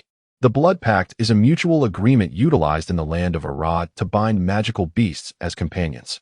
This method of contract formation is quite common, and Lu Mu recalled it from his memories. Thus, without waiting for the chick to fully comprehend its predicament, Lu Mu pressed his bloodied hand upon the chick's head, sealing the pact. "All done, time to return home." Lu Mu grasped the bewildered chick and made his way towards the edge of the forest. Chapter 9. The Assault of the Ghost Leopard Mercenary Corps. Little chick remained in a daze for a considerable moment before comprehending the situation. Just moments ago, it had unwittingly signed a contract of servitude. It could sense an almost ethereal bond of bloodline with Lu Mu, a connection that rendered it powerless to resist or flee. Suddenly, with a fierce determination, Little Chick transformed into a combatant, angrily breaking free from Lu Mu's grasp and launching itself onto Lu Mu's head, pecking furiously. "Stop causing a ruckus, little one. You might just become a divine beast by following me," Lu Mu said, unabashedly. Upon hearing Lu Mu's words, Little Chick's fury intensified. It leapt onto Lu Mu's shoulder, gesturing emphatically with one wing while chattering incessantly. At the same time, large tears resembling yellow soybeans cascaded down, as if lamenting its misfortune, evoking the image of Pan Jinlian mourning her husband, Wu Dalong. "Do you truly hold me in such disdain? I am your master now. You ought to show me some respect," Lu Mu admonished, gripping Little Chick and holding it before him with a fierce glare. Little Chick, wiping its tears with its wing, cast a scornful glance at Lu Mu and turned its head defiantly, embodying an indomitable spirit akin to Lu Hullen facing her execution. Indeed, it was extraordinary. Seemingly so weak yet brimming with spirit, Jig observed Little Chick with keen interest within Lu Mu's mindscape. "By the way, Lu Mu, why not give it a name?" "A name?" Lu Mu paused, then cast a mischievous glance at Little Chick, causing it to bristle with apprehension. "With a coat of golden feathers. I shall henceforth call you Mau Mau." The little chick, possessing a certain wisdom, readily grasped Lu Mu's intention. It wriggled free from Lu Mu's grasp, perched upon his hand, and defiantly placed its tiny hands on its hips. Well, for the sake of imagination, let us assume it is hips. A cacophony of chirps erupted. Through their bond, Lu Mu gleaned the essence of Mau Mau's sentiments, which conveyed a disdain for Lu Mu's lackluster naming abilities, a refusal to acknowledge the name, and a vehement condemnation of Lu Mu's casual approach to naming it. "Do you wish to protest? Your rebellion is futile. The name is set in stone. Ha!" Lu Mu declared with a sense of triumph. In the ensuing hours, amidst the spirited exchanges with the yellow chick Mau Mau, Lu Mu swiftly returned to Fallen Leaf Town. Choosing to disregard Mau Mau's protests, he strode purposefully towards his home. While perhaps wearied from the quarrel, the chick fell silent, crossing its tiny arms and leaning against Lu Mu's shoulder. Once again, let us indulge in the notion that it possesses a chest, seemingly sulking in quiet discontent.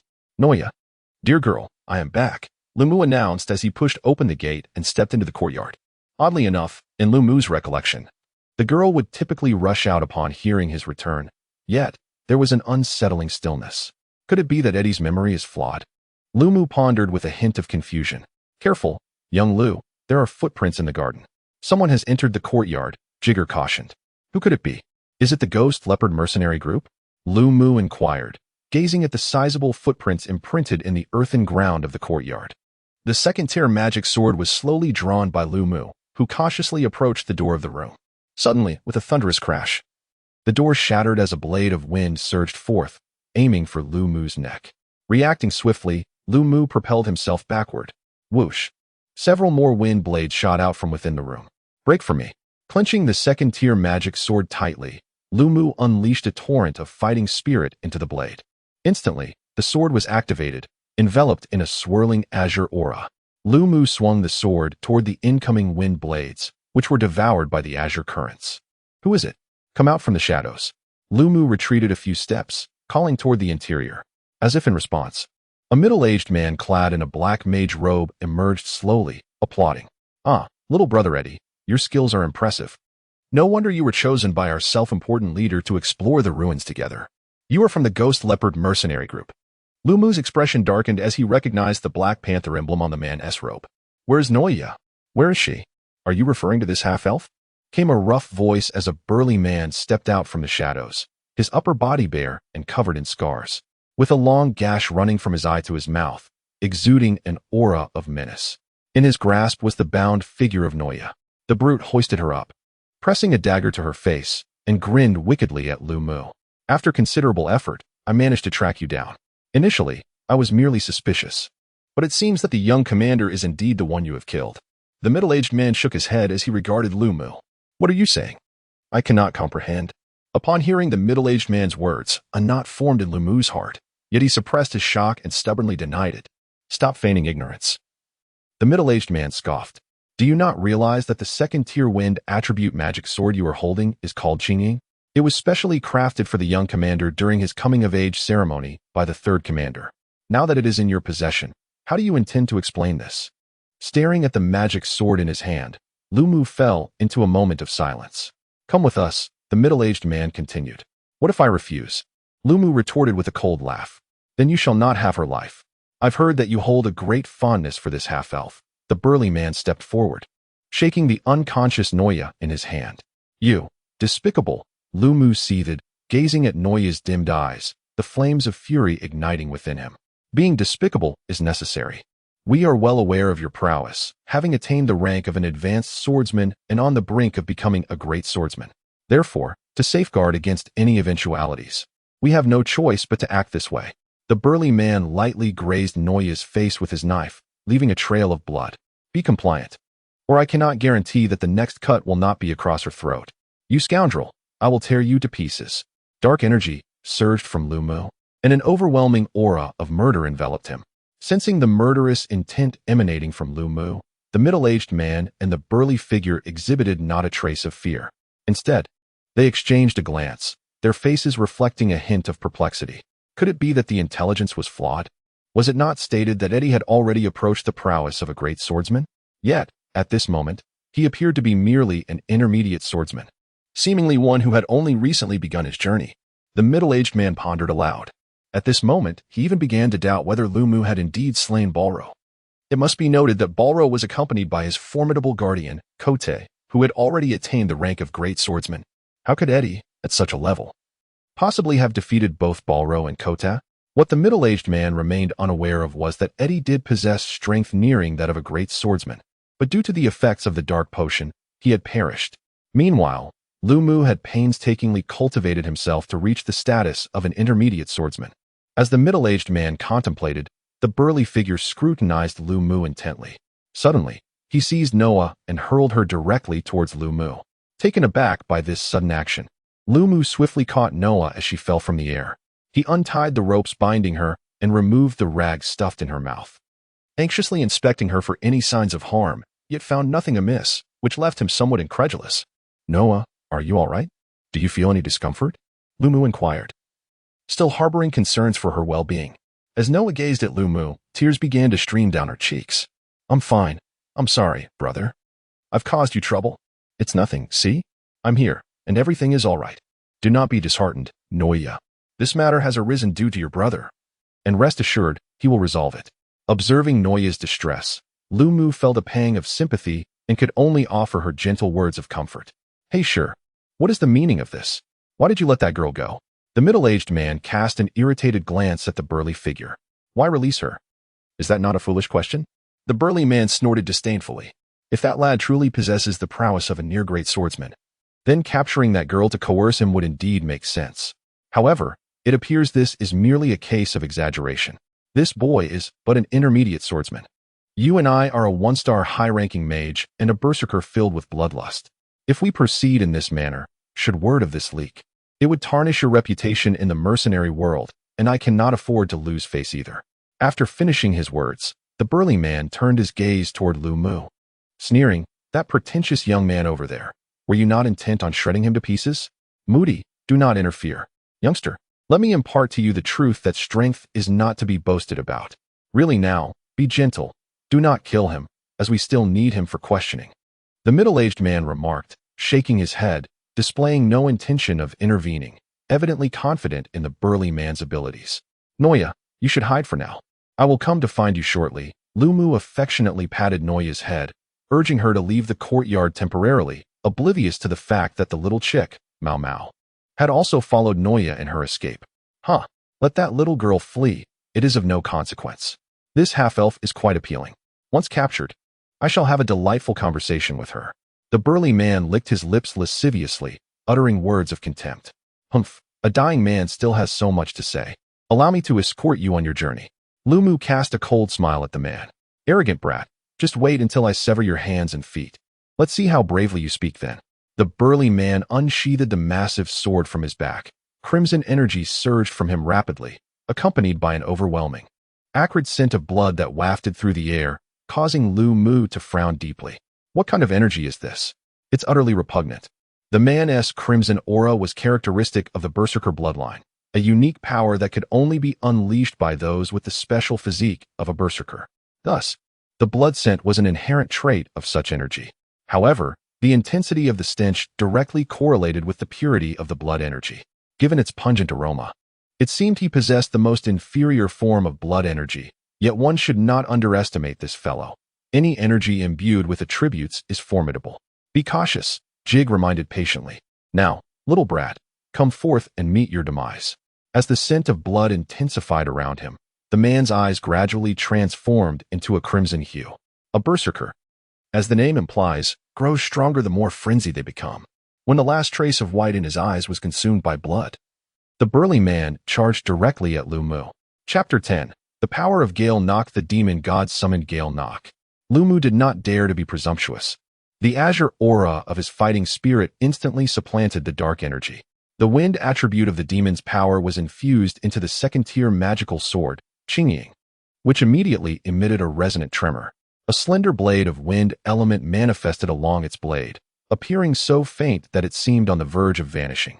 Yet it imparted to Lu Mu a sense of sharpness capable of slicing through steel. It was then that Lu Mu comprehended the true essence of Qingying's power. The inherent strength of this wind attribute sword could only be unleashed through wind attribute fighting spirit. "Now, let me witness the true extent of your strength." Lu Mu bellowed as Qingying clashed with the giant sword wielded by the burly man. Clang! Astonishingly, a small chunk was severed from the giant's sword. Both Lu Mu and the giant man exhibited expressions of shock.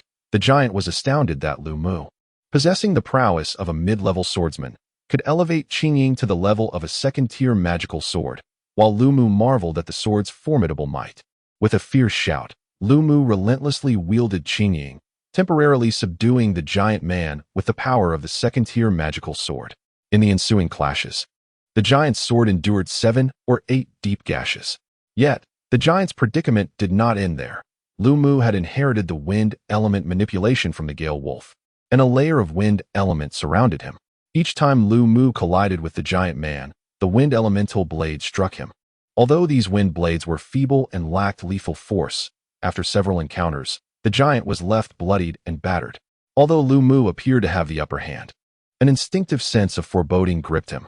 Despite the injuries sustained by the burly man, the force emanating from the clash with Qingying suggested not a decrease in strength, but rather an increase. The middle-aged man standing behind the burly figure merely adopted a spectator's demeanor, showing no intention of offering assistance. "Kid, what are you staring at? Are you trying to court death by being distracted while battling me?" As Lu Mu diverted his gaze towards the middle-aged man, a tremendous force from the enchanted sword struck him, causing a sharp pain in his chest and forcing him to retreat repeatedly. Frustration clouded Lu Mu's thoughts as he regarded the burly man, pondering whether this brute had not exerted his full strength from the outset, given the drastic increase in power. Little Lu, this is the essence of a berserker's ability. As they sustain more injuries during battle, their frenzy intensifies. Their recuperative powers are significantly enhanced, and their strength multiplies manifold. Even their sensation of pain diminishes, rendering a fully frenzied berserker a perfect killing machine. Lu Mu nodded, stealing another glance at the burly man. Indeed, the brute's eyes were not the only thing turning red. Even his hair roots were beginning to adopt a crimson hue. The blood seeping from his wounds had transformed into a mist, coalescing around the injuries and visibly accelerating their healing. Little brat, did you think you were formidable? Those wind blades striking me are merely a tickle, the burly man declared as he swung his massive sword and charged at Lu Mu, his power evidently amplified. Naturally, Lu Mu dared not withstand the assault head-on and continued to retreat. What nonsense!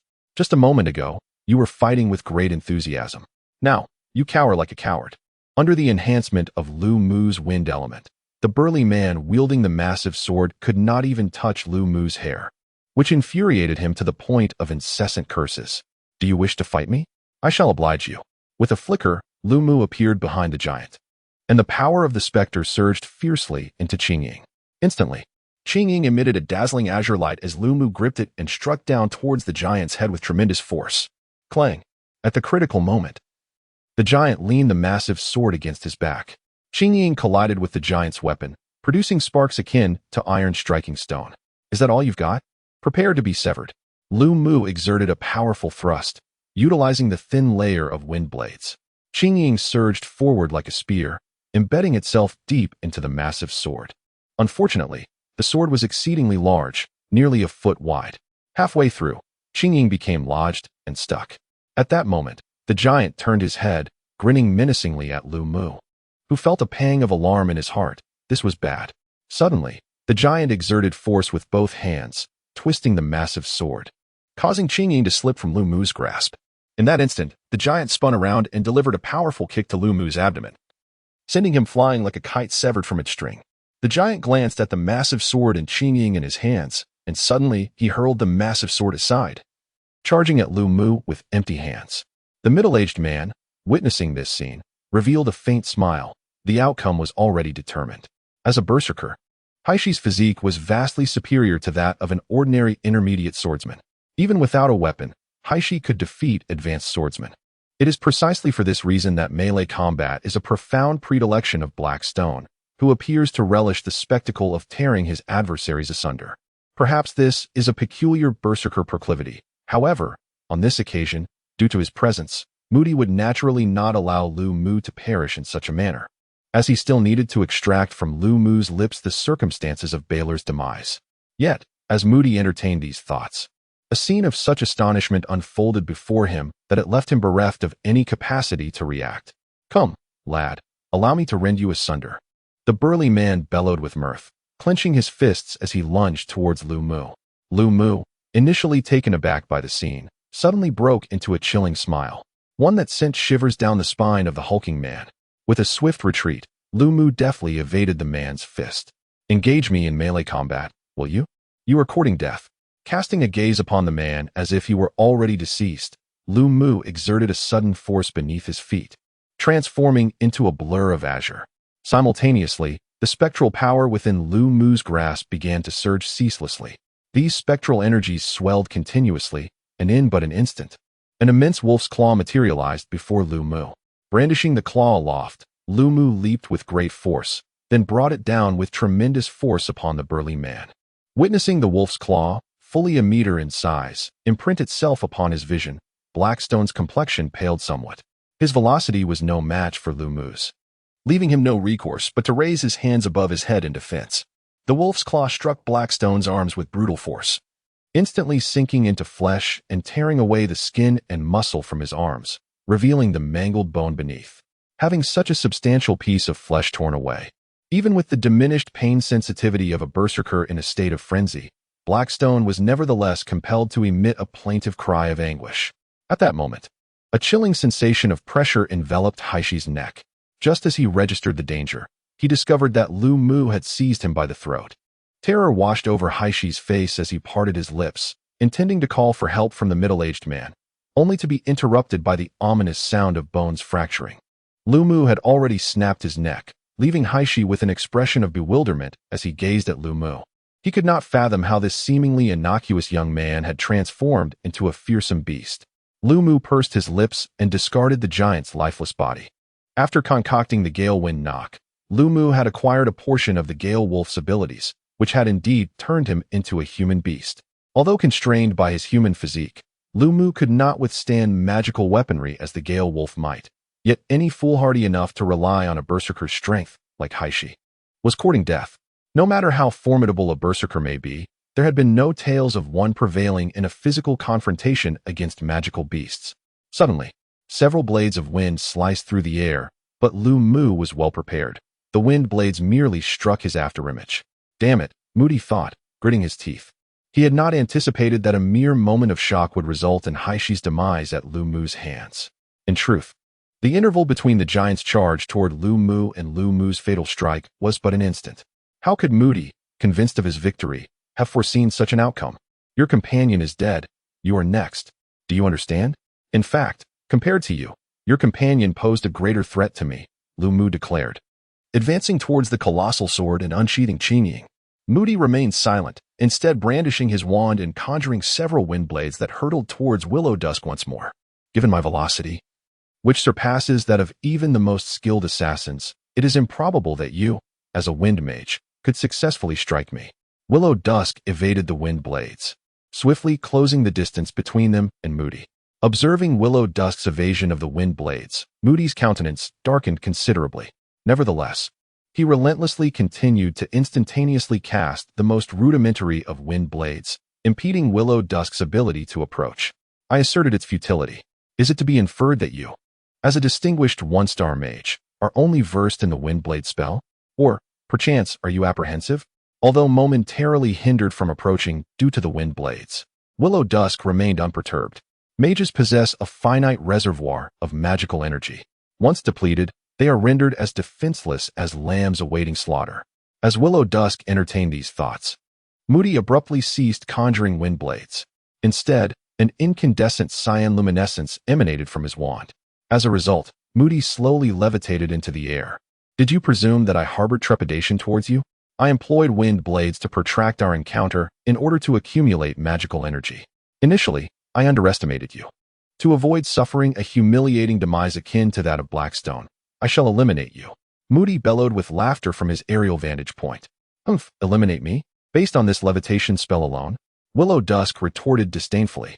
The levitation spell merely serves as a prelude to my subsequent incantation. I have seldom employed this spell, lest it attract unwanted attention. However, you should deem it an honor to perish beneath its influence. Moody raised his wand, and countless wind elements converged towards it, faintly taking the shape of a dragon. Upon witnessing this scene, Lu Mu's expression grew serious, but he soon smiled again. Is your magic truly formidable? Then I shall also test the might of my new martial skill. The power of the ghost surged wildly into the second-tier magic sword, Clear Shadow, causing it and Lu Mu's hands to form a colossal wolf's head of cerulean hue. The wolf's mouth gaped wide, transforming into what appeared to be a vacuum. Air, mingled with wind elements, frantically poured into the wolf's maw, coalescing into a jade-like cerulean sphere of light. Moody's pupils constricted at the sight of the cerulean sphere. He could sense the terrifying power contained within. An ominous premonition surged within him, yet he swiftly suppressed it. With a sudden flourish of his wand, magical energy gushed forth, forming a massive tornado that subtly resembled a dragon. As soon as this wind dragon took shape and emitted a dragon's roar, it lunged towards Lu Mu. Hit. Regardless of your tricks, your fate is sealed. Wind dragon tornado. Come forth, orb of wind. Lu Mu lifted Clear Shadow slightly, and the cerulean sphere within the wolf's mouth shot out like a bullet, akin to a laser. Though it might have been no larger than the eye of the wind dragon, its speed surpassed that of the dragon multiple times over. The orb of wind arrived first, colliding with the wind dragon. In an instant, the orb of wind, with an unstoppable momentum, obliterated the wind dragon piece by piece. Moody gazed in disbelief at the scene before him. How could this be? I have once defeated others with my intermediate magic, the wind dragon tornado. Could this martial technique be of a higher order? As such thoughts raced through his mind, the wind gem had already arrived before him. The sensation of impending death had never been so palpable. With a look of sheer terror, Moody witnessed the wind gem detonate upon him, unleashing a multitude of wind blades that burst forth, colliding with his shattered form against the structure. Boom! The frail building crumbled entirely under the impact. Chapter 11. Scheming. As the dust settled, Lumu knelt on the ground, his complexion somewhat pallid. He had not anticipated that executing the wind jade would deplete a significant portion of his fighting spirit. Indeed, it was worthy of being classified as a high-level martial skill. Naturally, high-level martial techniques are not so easily mastered, and you have acted somewhat recklessly. You must understand that should your fighting spirit run low during the execution of the wind jade, the swift wind wolf could very well become your demise, Jige admonished. Lumu nodded in agreement, instinctively recoiling at the thought of the fate that awaited the swift wind wolf. Just then, the sound of footsteps approached, and Lumu turned to find Nuya darting into his embrace.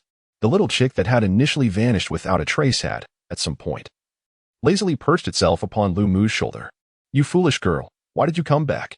Do you not realize how perilous it is?" Lumu feigned anger as he chastised Nuya, ignoring the little chick, Mau Mau. "Brother, I'm sorry, but I saw that our home had suddenly disappeared. So Nuya sobbed, wiping away her tears. Upon hearing her words, Lumu cast a somber glance at the collapsed house. Though it had merely been affected by the wind jade, it was not a structure capable of withstanding such force. To Lumu, it was merely a house, one that could be rebuilt. However, to Nuya, that house represented her home, filled with all her cherished memories with her brother. Especially considering that Lumu remembered Nuya's past as a homeless child, he understood her deeper attachment to the dwelling. "Well, if it's gone, it's gone. As long as you are here, we will soon have a new home." Lumu sighed, gently stroking Nuya's head in a comforting manner. Upon hearing this, Nuya nodded earnestly. "Brother, where shall we go now?" Lumu surveyed the ruins and then glanced around. Given the commotion they had caused, it was likely that someone would arrive shortly. In truth, even if the house had remained intact, they could not linger here once the members of the Ghost Leopard mercenary group discovered their presence. As for their destination, Lumu already had a plan in mind. With that thought, he took hold of Nuya's hand. "Ouch, that hurts." Nuya instinctively recoiled as though shocked. Lumu quickly examined her arm, realizing that the roughness of the rope had left deep marks on her skin. Looking at those wounds and then at the cut on Nuya's face, Lumu's expression darkened considerably. "Brother, I'm fine. It's just a small injury. I will heal quickly," Nuya hurriedly explained, seeing the concern etched on Lumu's face. "I'm sorry, Nuya. I promise I will never let you suffer like this again," Lumu said, guilt evident in his gaze. Half an hour later, hand in hand, Lumu and Nuya walked down the bustling street. Nuya seemed to have put the earlier events behind her, her excitement palpable at being out with her brother. In stark contrast, Lumu wore a somber expression, deep in discussion with Jige about their strategy. "Senior Jige, is there any way to rapidly enhance my strength in a short period?" Lumu cautiously inquired. Rapid growth in strength within a short period is indeed possible, such as through certain alchemical potions or dark elixirs. Jige responded nonchalantly. "Are you jesting, Senior? You are well aware of the side effects of such substances. Unless I am mad enough to sever my own path of cultivation." The mere thought of the side effects of dark elixirs darkened Lumu's expression. "That poses quite a challenge. You are aware of the strength of the Ghost Leopard Mercenary Corps. Even with relentless training, one could only reach the rank of a senior swordsman in a short span, which, to be frank, is still woefully inadequate." Jige finally adopted a serious demeanor. "I understand. It is not imperative for me to enhance my own power. I merely need to eliminate the enemy," Lumu articulated. "What do you imply by that?" Jige inquired, perplexed. "Quite simply, it involves slaying opponents beyond my rank. Senior, with your vast experience, could you perhaps concoct a terrifying poison that guarantees death upon contact? Or create a magical scroll that encapsulates high-level spells, unleashing devastation upon activation?" Lumu elucidated. "Creating scrolls that store high-level magic is a feat only an alchemical master could accomplish. As for a poison that ensures instant death, how would I know? Even if I were aware of the materials required, they would not be easily obtainable. Most importantly, I am Jige of the myriad ghosts. When did I become an alchemist? Slaying opponents beyond one's rank is not a trivial task," Jige scoffed. "Is that so? I thought given your prowess in crafting the beast bait last time, you would surely possess a solution," Lumu retorted. "It seems I have overthought. You are not an alchemist after all," Lumu said with a hint of disappointment. "Nonsense. What do you mean I am not? I am Jige, the Lord of 10,000 ghosts. What abilities do my spirits lack? Why should I associate with those who merely hide in their small rooms conducting experiments? Jige replied furiously. All right. You're impressive. Your spirits are formidable. That should suffice. I merely wish to know how to eliminate our current foes. Lumu responded with a touch of dejection. What kind of attitude is that, boy? Jige's anger intensified. Mastering my ghostly arcane arts is a blessing you could scarcely fathom. Are you blaming others for your own weakness? If you could forge several spirits with unique abilities, would you still fear those mercenary groups? Understand that once you advance my ghostly arts to the later stages, you can unleash the forbidden spells of all 6 elements at will, complemented by the Shadow Phantom Kaisi and the Explosive Jack. Wait a moment. Jige suddenly fell silent mid-sentence. What is it?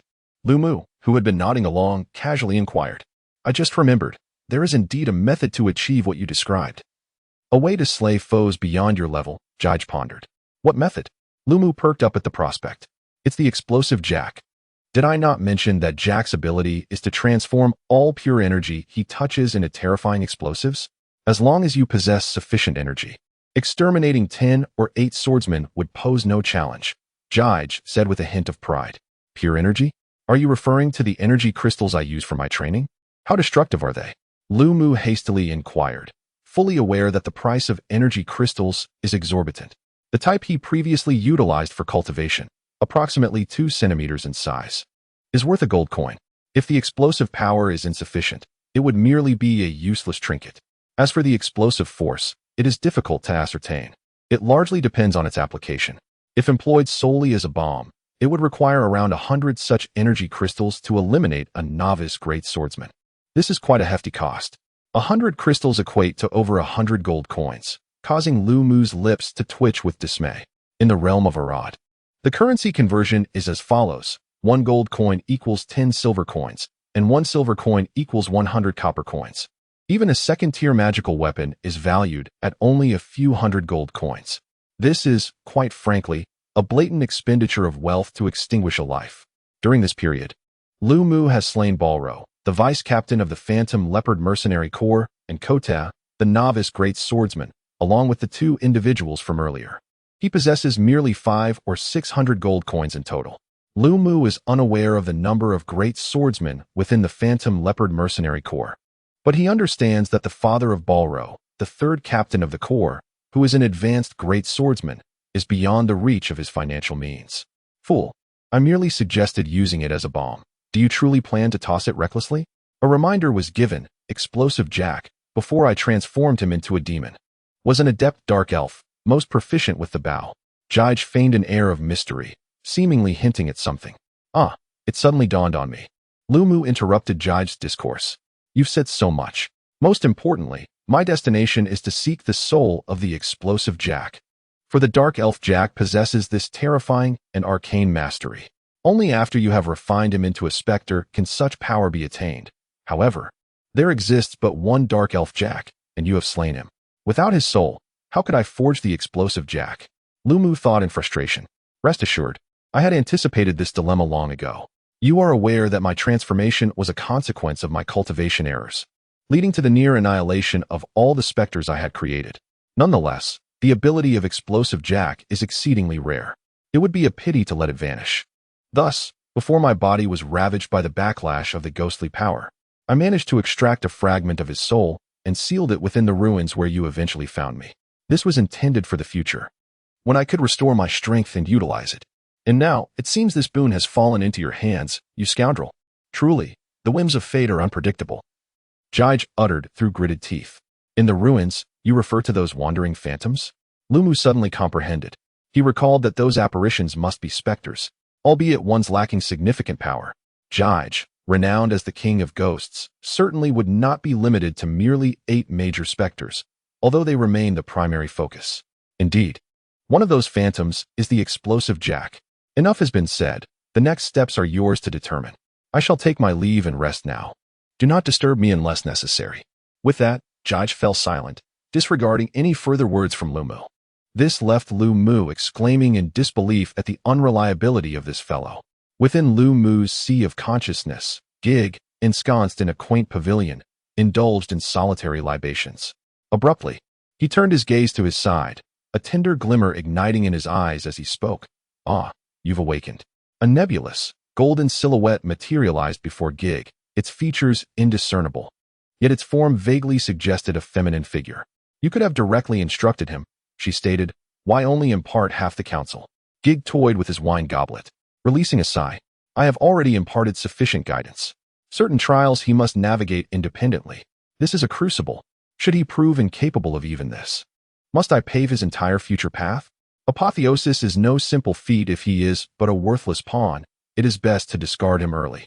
The golden silhouette emitted a soft sigh, its form gradually dissipating. "I cannot interfere in your affairs. I entrust everything to you." "Angel," Gig chuckled, watching the fading golden figure. "You need not fret excessively. Unless he profoundly disappoints me, I shall assist him in his crucial hour. After all, I have no desire to revert to my former self." Chapter 12. The news of the ruins accompanied by Noya, Lumu once again stood before the entrance of the mercenary guild. As they stepped inside, they were met with the familiar, oppressive atmosphere thick with the mingling scents of alcohol and sweat. A few mercenaries turned their gaze toward the duo, but quickly dismissed Lumu, their attention fixating instead on Noya. Feeling the penetrating stares of these rugged men, Noya instinctively clutched Lumu's arm tighter, seeking refuge behind him. Her actions only elicited a chorus of whistles and boisterous laughter from the burly men. The sudden appearance of a seemingly innocent and beautiful girl in the chaotic assembly of the guild stirred the testosterone-laden air, instantly igniting a lively commotion. "Where did this little girl come from? Uncles love little girls. Come here, and I'll buy you some candy," one of them jeered. "Hack, with that scarred face of yours, even the boldest girl would flee from you," another retorted. "Bah, those scars are a mark of masculinity, far better than your scrawny, bony frame. You probably can't even satisfy your wife at home," came the response. "Brother." Noya tightened her grip on Lumu, her anxiety deepening as she observed the raucous laughter of the formidable men. "Do not worry," Lumu reassured her, gently ruffling her hair, ignoring the mercenaries' crude remarks as they made their way further into the hall. Though Lumu paid no heed to their taunts, the mercenaries perceived his demeanor as a sign of weakness, emboldening their bravado. Suddenly, a wave of jeers erupted, and amidst this cacophony, some mercenaries grew audacious. A scarred giant abruptly rose, positioning himself in front of Lumu. This was none other than Hark. "Little sister, why not converse with your uncle for a moment? I have a fondness for charming young girls like you," Hark proclaimed, donning a facade of amiability, though his face betrayed a lascivious intent that was evident to all. "Get lost," Lumu retorted, glaring at the hulking figure obstructing his path. His mood was already soured by previous events, and he had no intention of granting Hark any semblance of respect. "You insolent brat, if you know what's good for you, step aside, or I shall make you regret it," Hark spat, turning to crack his knuckles, his visage twisted in anger as he glared at Lumu. Casting a cold glance at Hark, Lumu felt a surge of fighting spirit welling within him. "I shall grant you one final chance, leave." "Haha, Hark, you are utterly inept. You are hardly worthy of my attention," a voice chimed in from the sidelines. "That lad over there, give Hark a good thrashing. He desperately needs it, haha." As they witnessed Hark's humiliation, the mercenaries erupted into laughter, amplifying the farcical atmosphere. "Kid, you're quite the braggart. Do you wish to brawl with me? Very well. I shall oblige," Hark seethed, feeling his pride wounded for the second time. With fighting spirit surging from his being, he concentrated it into his hand and unleashed a punch aimed squarely at Lumu. In response, Lumu swiftly conjured a claw of ghostly energy, its azure hue shimmering ominously as it took shape. The fist struck against the wolf's claw, yet the anticipated scene of being sent flying did not materialize. "What is happening? His aura is quite peculiar. Could it be an elemental energy?" Hark cast a wary glance at Lumu. At this moment, Lumu bore an expression of icy resolve. "Since you seek your own demise, I shall oblige." The power of the specter surged forth, and the wolf's claw instantaneously transformed into a gaping wolf's head, which lunged ferociously towards Hark's arm. "Ah, you seek death," Hark cried out in pain, retaliating with his other hand aimed at Lumu. However, Lumu's speed was undeniably superior. He disregarded Hark's blow and seized his arm, twisting it with great force. The audible crack of bone ensued, causing Hark to bend over in agony. At that moment, Lumu lifted his foot and forcefully pressed it against Hark's back. Boom!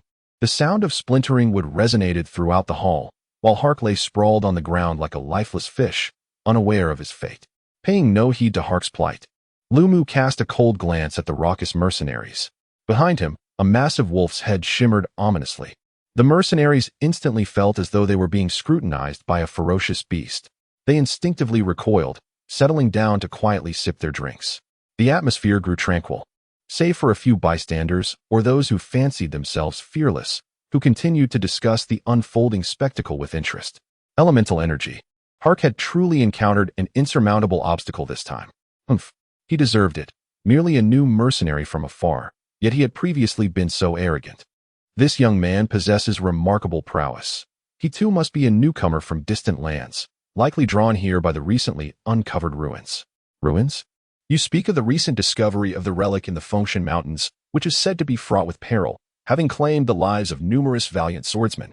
However, it is rumored that those fortunate enough to return have reaped bountiful rewards, with some bringing back the cores of high-level magical beasts, spatial bracelets, and enchanted weaponry. There are even accounts of an individual who returned with fragments of divine weaponry, albeit merely shards, which nonetheless stirred considerable excitement and attracted a continuous influx of seekers eager to seize their chance for ascendance. The mention of a relic? Lu Mu, after a brief pause, found his interest waning. He bypassed the group and made his way toward the counter in the hall. Had this been a previous time, Lu Mu might have entertained some thoughts on the matter. Yet now, his mind was solely preoccupied with the task of dismantling the Ghost Leopard mercenary group, leaving him with little inclination for exploring ancient ruins. It has only been a few days, and little Eddie has grown remarkably strong. This truly delights me, dear sister. Qing Shui cast a surprised glance at Lu Mu. Sister Shui, the usual, please bring me 2 glasses of fruit juice. Lu Mu settled at the counter with Noia. Are you refusing to answer my question? Then let us discuss something else. What shall we do about the damage to my floor? It is rather expensive, you know. Qing Shui skillfully slid 2 glasses of juice forward, her tone somewhat somber. Lu Mu's expression stiffened instantly. He had enjoyed his earlier bout of excitement, but had forgotten that this was the mercenary guild. Damaging the guild's property could either be a grave matter or a trivial one, depending on the disposition of those in charge. As for this, Sister Shui, let us overlook the matter of the floor this once, regarding my strength. Alas, it seems that charm lasts but a mere 3 seconds, Lu Mu lamented inwardly, feeling a pang of despair. Well, it appears you have encountered quite a few opportunities lately. If you choose not to speak of it, I shall let it pass this time.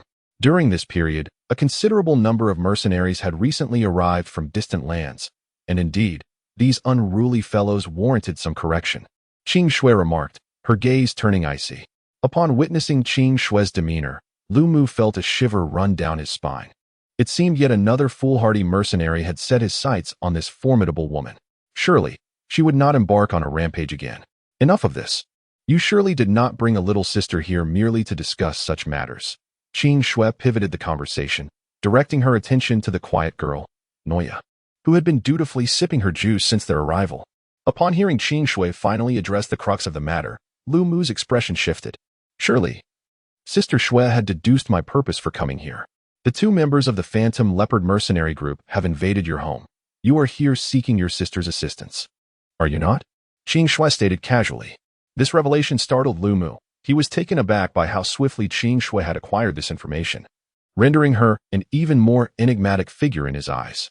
Let me be clear, while seeking your sister's help is permissible, engaging in combat is beyond her capabilities. She is, after all, quite delicate, Qing Shui teased, playfully placing her finger on Lu Mu's nose. I am well aware of that. I would never burden Sister Shui with such affairs. Lu Mu replied with a smile. Though he did not believe her claim of fragility, he understood that, despite their seemingly amicable relationship, Qing Shui had often offered him subtle assistance from behind the scenes. As for assisting him in dealing with the Ghost Leopard mercenary corps, Qing Shui might be capable. Yet without any vested interest, only a fool would undertake such a task. I have my own means to handle the members of the Ghost Leopard mercenary corps. However, my sister's safety is a concern while she is with me, and I wish for your help in looking after her, Lu Mu indicated, pointing at Noia. Caring for this little sister is indeed feasible.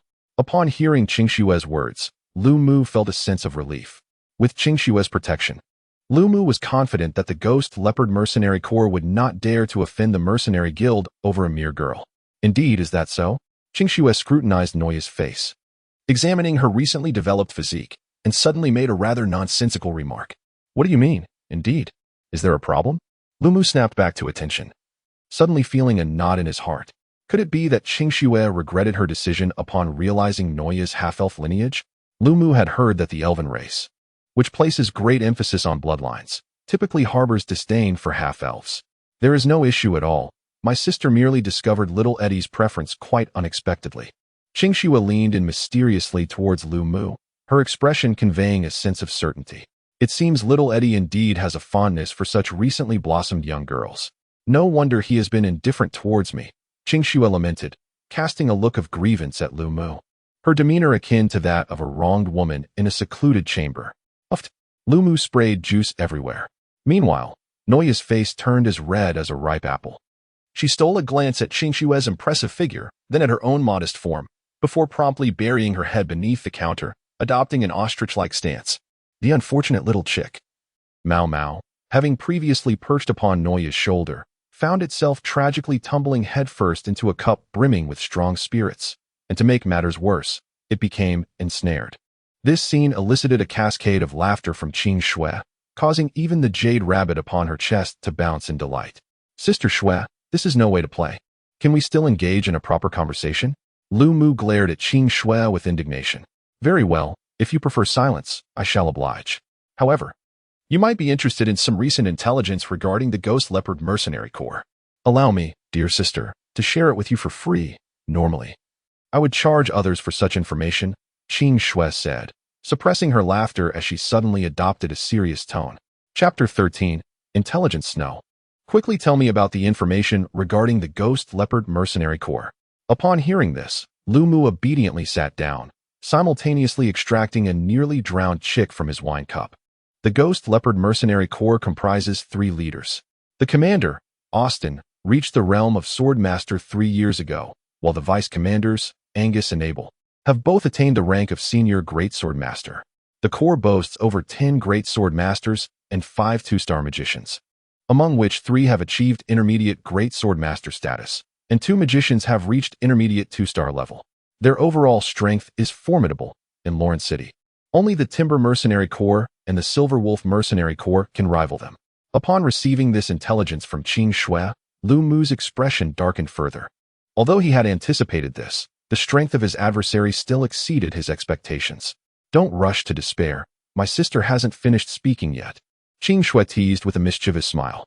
There's a piece of good news and a piece of bad news. Which would you prefer to hear first? Lu Mu rolled his eyes at Qingxue's words. This sister seemed intent on tormenting him further. Let me hear the bad news first. I am curious to see just how dire it can be. The man you killed, named Barlow, is indeed the only son of Abel, the vice commander of the Ghost Leopard Mercenary Corps. To make matters worse, Abel and Commander Austin are actually biological brothers. Austin has no offspring of his own, so he has always regarded this nephew as his own. Therefore, even if you manage to overcome Abel, Austin will certainly seek retribution against you. Qingxue spoke playfully while observing Lu Mu, whose expression darkened considerably. Damn it, I haven't even gotten past Abel, and now here comes Austin. A swordsman, no less. Not only Lu Mu, but even the second-tier Gale Wolf he had managed to defeat would be reduced to a mere Hello Kitty in front of such a formidable opponent. Moreover, Austin was the true leader of the Ghost Leopard Mercenary Group, unlike Abel, who could only mobilize his own men with a mere wave of his hand. The mercenary group's great swordsmen and mages could easily overwhelm him. Come now, little Eddie, don't be too disheartened. I have some good news that I haven't shared yet, Qingxue said with a smile, waving her hand. Lu Mu's expression stiffened, growing even darker. Sister Xue, please don't keep me in suspense. Just tell me. You needn't worry about Austin targeting you anytime soon. To him, you are merely a small fry, unworthy of his attention. Besides, he's preoccupied with another matter at the moment, which has kept most of the elite mercenaries occupied as well. Therefore, Abel can only call upon a few of his trusted followers to deal with you. Qingxue's demeanor shifted, her playful tone replaced by a serious one. As for that other matter, is it related to the ruins of the Fengshan Mountains? What I heard earlier was indeed true. Not entirely true, but the Fengshan Mountains do harbor a significant secret, Qingxue affirmed with a nod. Are you planning to dive into this murky water as well, Sister Xue? Lu Mu inquired eagerly. Would you like to know? Take a guess. Qingxue suddenly fixed her gaze on Lu Mu, a dangerous smile curving at the corners of her mouth. A chill unexpectedly crept up from behind, prompting Lu Mu to instinctively lower his head. Goodness, this woman is exceedingly perilous. Lu Mu couldn't help but reflect on how Eddie had survived those years in the mercenary guild. Ha, little Eddie, did I frighten you just now? My apologies. Dear sister, I didn't realize you were still so timid, Qingxue remarked, playfully patting Lu Mu's head, a hint of contrition gracing her features. As compensation, allow me to share a piece of information with you. What information? Lu Mu inquired, raising his head with keen interest. 3 years ago, the leader of the Ghost Leopard Mercenary Corps was actually another vice captain, Angus, not Austin. What does this mean? Lu Mu furrowed his brow, pressing for clarification. Allow me to explain, Qingxue organized her thoughts. 3 years prior, the vice captain of the Ghost Leopard Mercenary Corps, Abel, was merely an intermediate great swordsman. Yet he displayed considerable prowess and unwavering loyalty to Angus. He dedicated himself diligently to the guild, garnering significant support within the ranks, which led to Angus placing great trust in him. However, this was merely a facade. Abel had been secretly cultivating his own power, and by the time Angus realized the truth, most of the guild's key members had already been swayed by Abel. At that crucial moment, Abel summoned his brother, Austin, who had reached the rank of swordsman. Under Austin's formidable strength, Angus was ultimately vanquished, replaced by these two brothers. Had it not been for Angus's status as the founder, the turmoil within the group would have already led to his demise. Sister Xue, are you suggesting that the Ghost Leopard Mercenary Group is not as united as it seems, and that there are significant hidden dangers? I can certainly leverage Angus. Lu Mu's eyes brightened. After all, this was the most crucial piece of information. Indeed, according to the intelligence I have gathered, Angus has been somewhat restless since he was forced into the nominal position of vice captain. However, due to Austin's formidable power and Abel's watchful eye, he has been unable to express his discontent. If you could assist him in removing this thorn in his side, Angus would undoubtedly be most willing to cooperate. Yet, Qingxue's tone shifted abruptly as she scrutinized Lu Mu with a knowing smile. Given the recent events with Abel, Angus has grown exceedingly cautious. What makes you think he would risk exposure to assist you? The room fell silent, and after a moment of contemplation, Lu Mu suddenly lifted his head. Sister Xue, I wish to meet him. I trust that with your abilities, you can facilitate this. Can you not? If you possess such confidence, then I shall lend you a hand, Qingxue replied with a smile. Thank you for your assistance thus far, Sister Xue. Should you ever require my aid in the future, I shall certainly oblige, Lu Mu expressed gratefully. Oh, truly?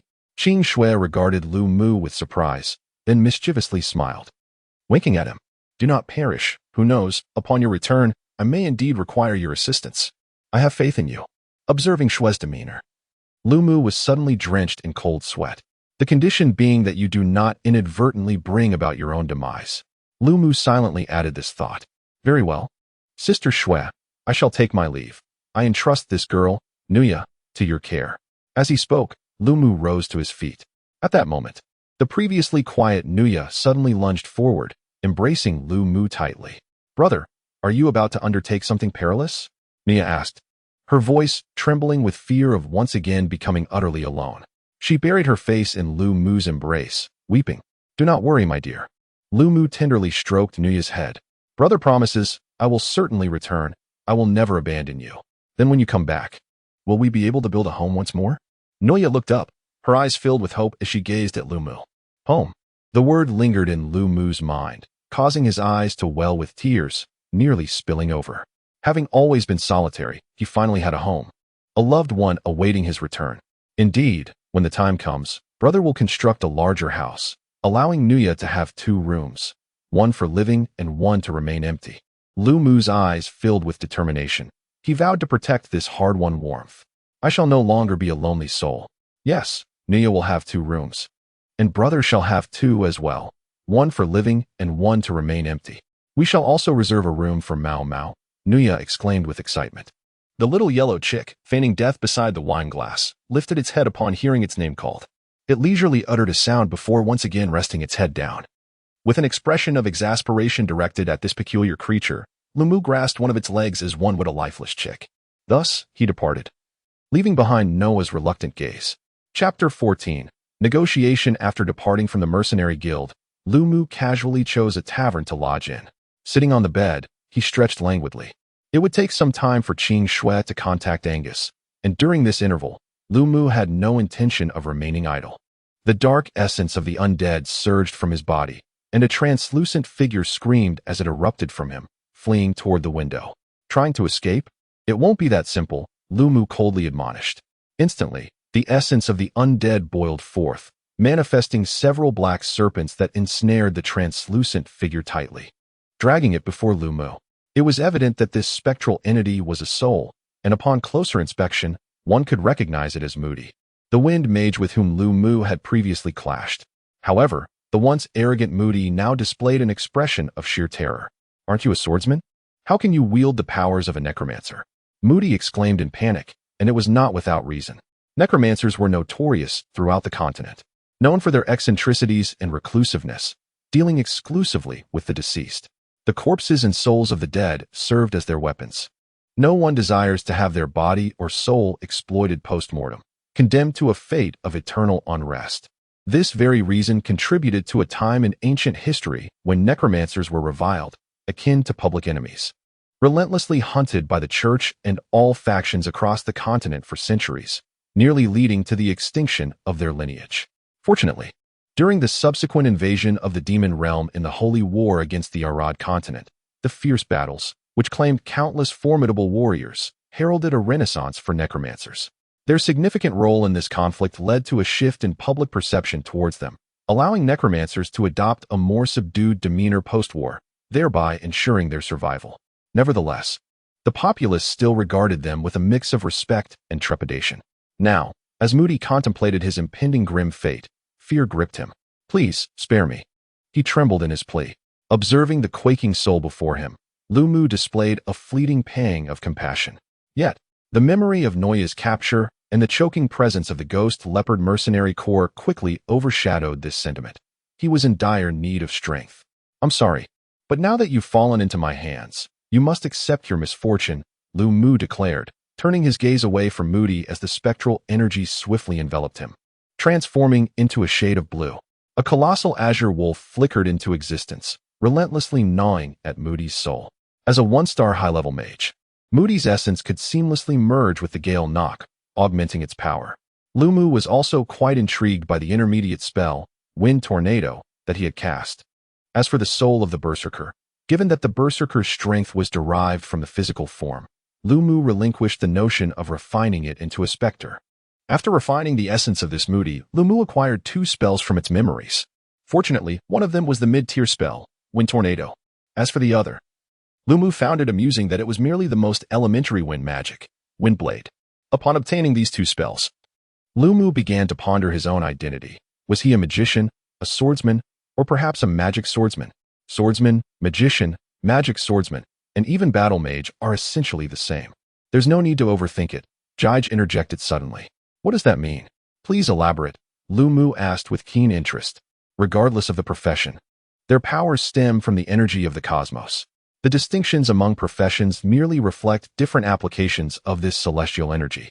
For instance, magicians focus on spiritual cultivation to harness magical power, while swordsmen emphasize physical training to cultivate combat energy.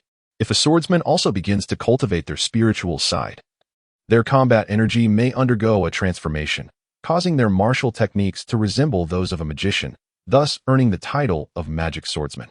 Conversely, battle mages are the antithesis of magic swordsmen. The rarity of magic swordsmen and battle mages lies in their dual training of both body and spirit, which requires them to invest twice the time in their cultivation compared to ordinary practitioners.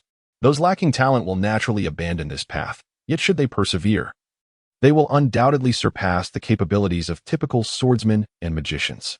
Indeed, it seems that I, of this particular ilk, am concurrently honing both my spiritual and physical prowess. Resembling a magical swordsman or a battle mage, Lu Mu remarked with intrigue. Did I not mention that the type is inconsequential? Once one ascends to the sacred domain, the distinction between combat aura and magical energy begins to blur. Upon reaching the divine realm, there exists neither combat aura nor magical energy, only divine power, some impatiently elucidated. Such matters are still far beyond my grasp. Lu Mu pouted and immersed himself in his training.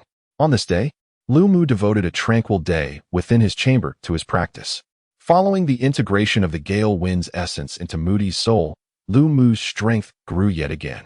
The following morning, a youth arrived at the inn seeking Lu Mu. Upon confirming Lu Mu's identity, the boy handed him a piece of paper.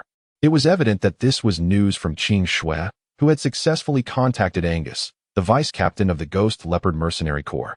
Lu Mu gathered his belongings and followed the instructions on the paper, stepping out of the inn. Half an hour later, Lu Mu found himself in a secluded grove, where a weathered man, appearing to be in his 30s or 40s, was already awaiting him.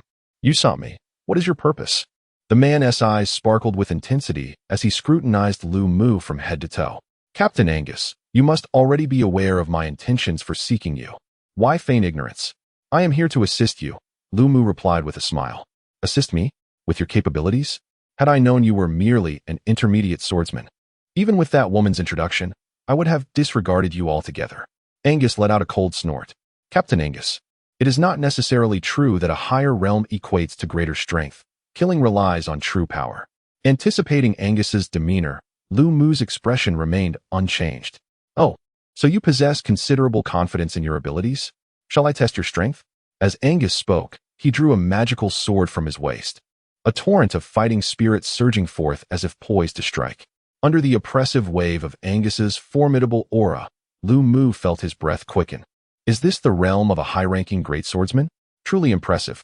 Reminding himself repeatedly not to be overwhelmed by the other's presence, Lu Mu managed to restore his smile. "Captain, there is no need for such probing. In a direct confrontation, I would naturally be no match for you. If I must say, I believe I am more of an assassin." "Humph. Then how shall you convince me that our conversation holds value?" "I shall grant you 10 seconds. And if you fail to satisfy me, I may have no choice but to leave you here," Angus stated with a stern countenance. "Very well, I understand. Captain, might I request a small energy crystal?" Aware of Angus's growing impatience, Lu Mu spoke directly. "An energy crystal?" Angus's brow furrowed slightly as he retrieved a transparent crystal, approximately 10 centimeters in length, from his spatial bracelet and tossed it to Lu Mu. "Here, this is for you. You have 5 seconds remaining." Upon receiving the energy crystal, Lu Mu sighed inwardly, acknowledging the prowess of a high-ranking great swordsman, the vice-captain of the Ghost Leopard Mercenary Corps. Indeed, there is a certain richness to the situation, as evidenced by the casual emergence of an enormous energy crystal. This crystal, with a side length of approximately 10 centimeters, is composed of smaller energy crystals that measure about 2 centimeters. The energy contained within this large crystal is roughly 100-fold that of its smaller counterparts.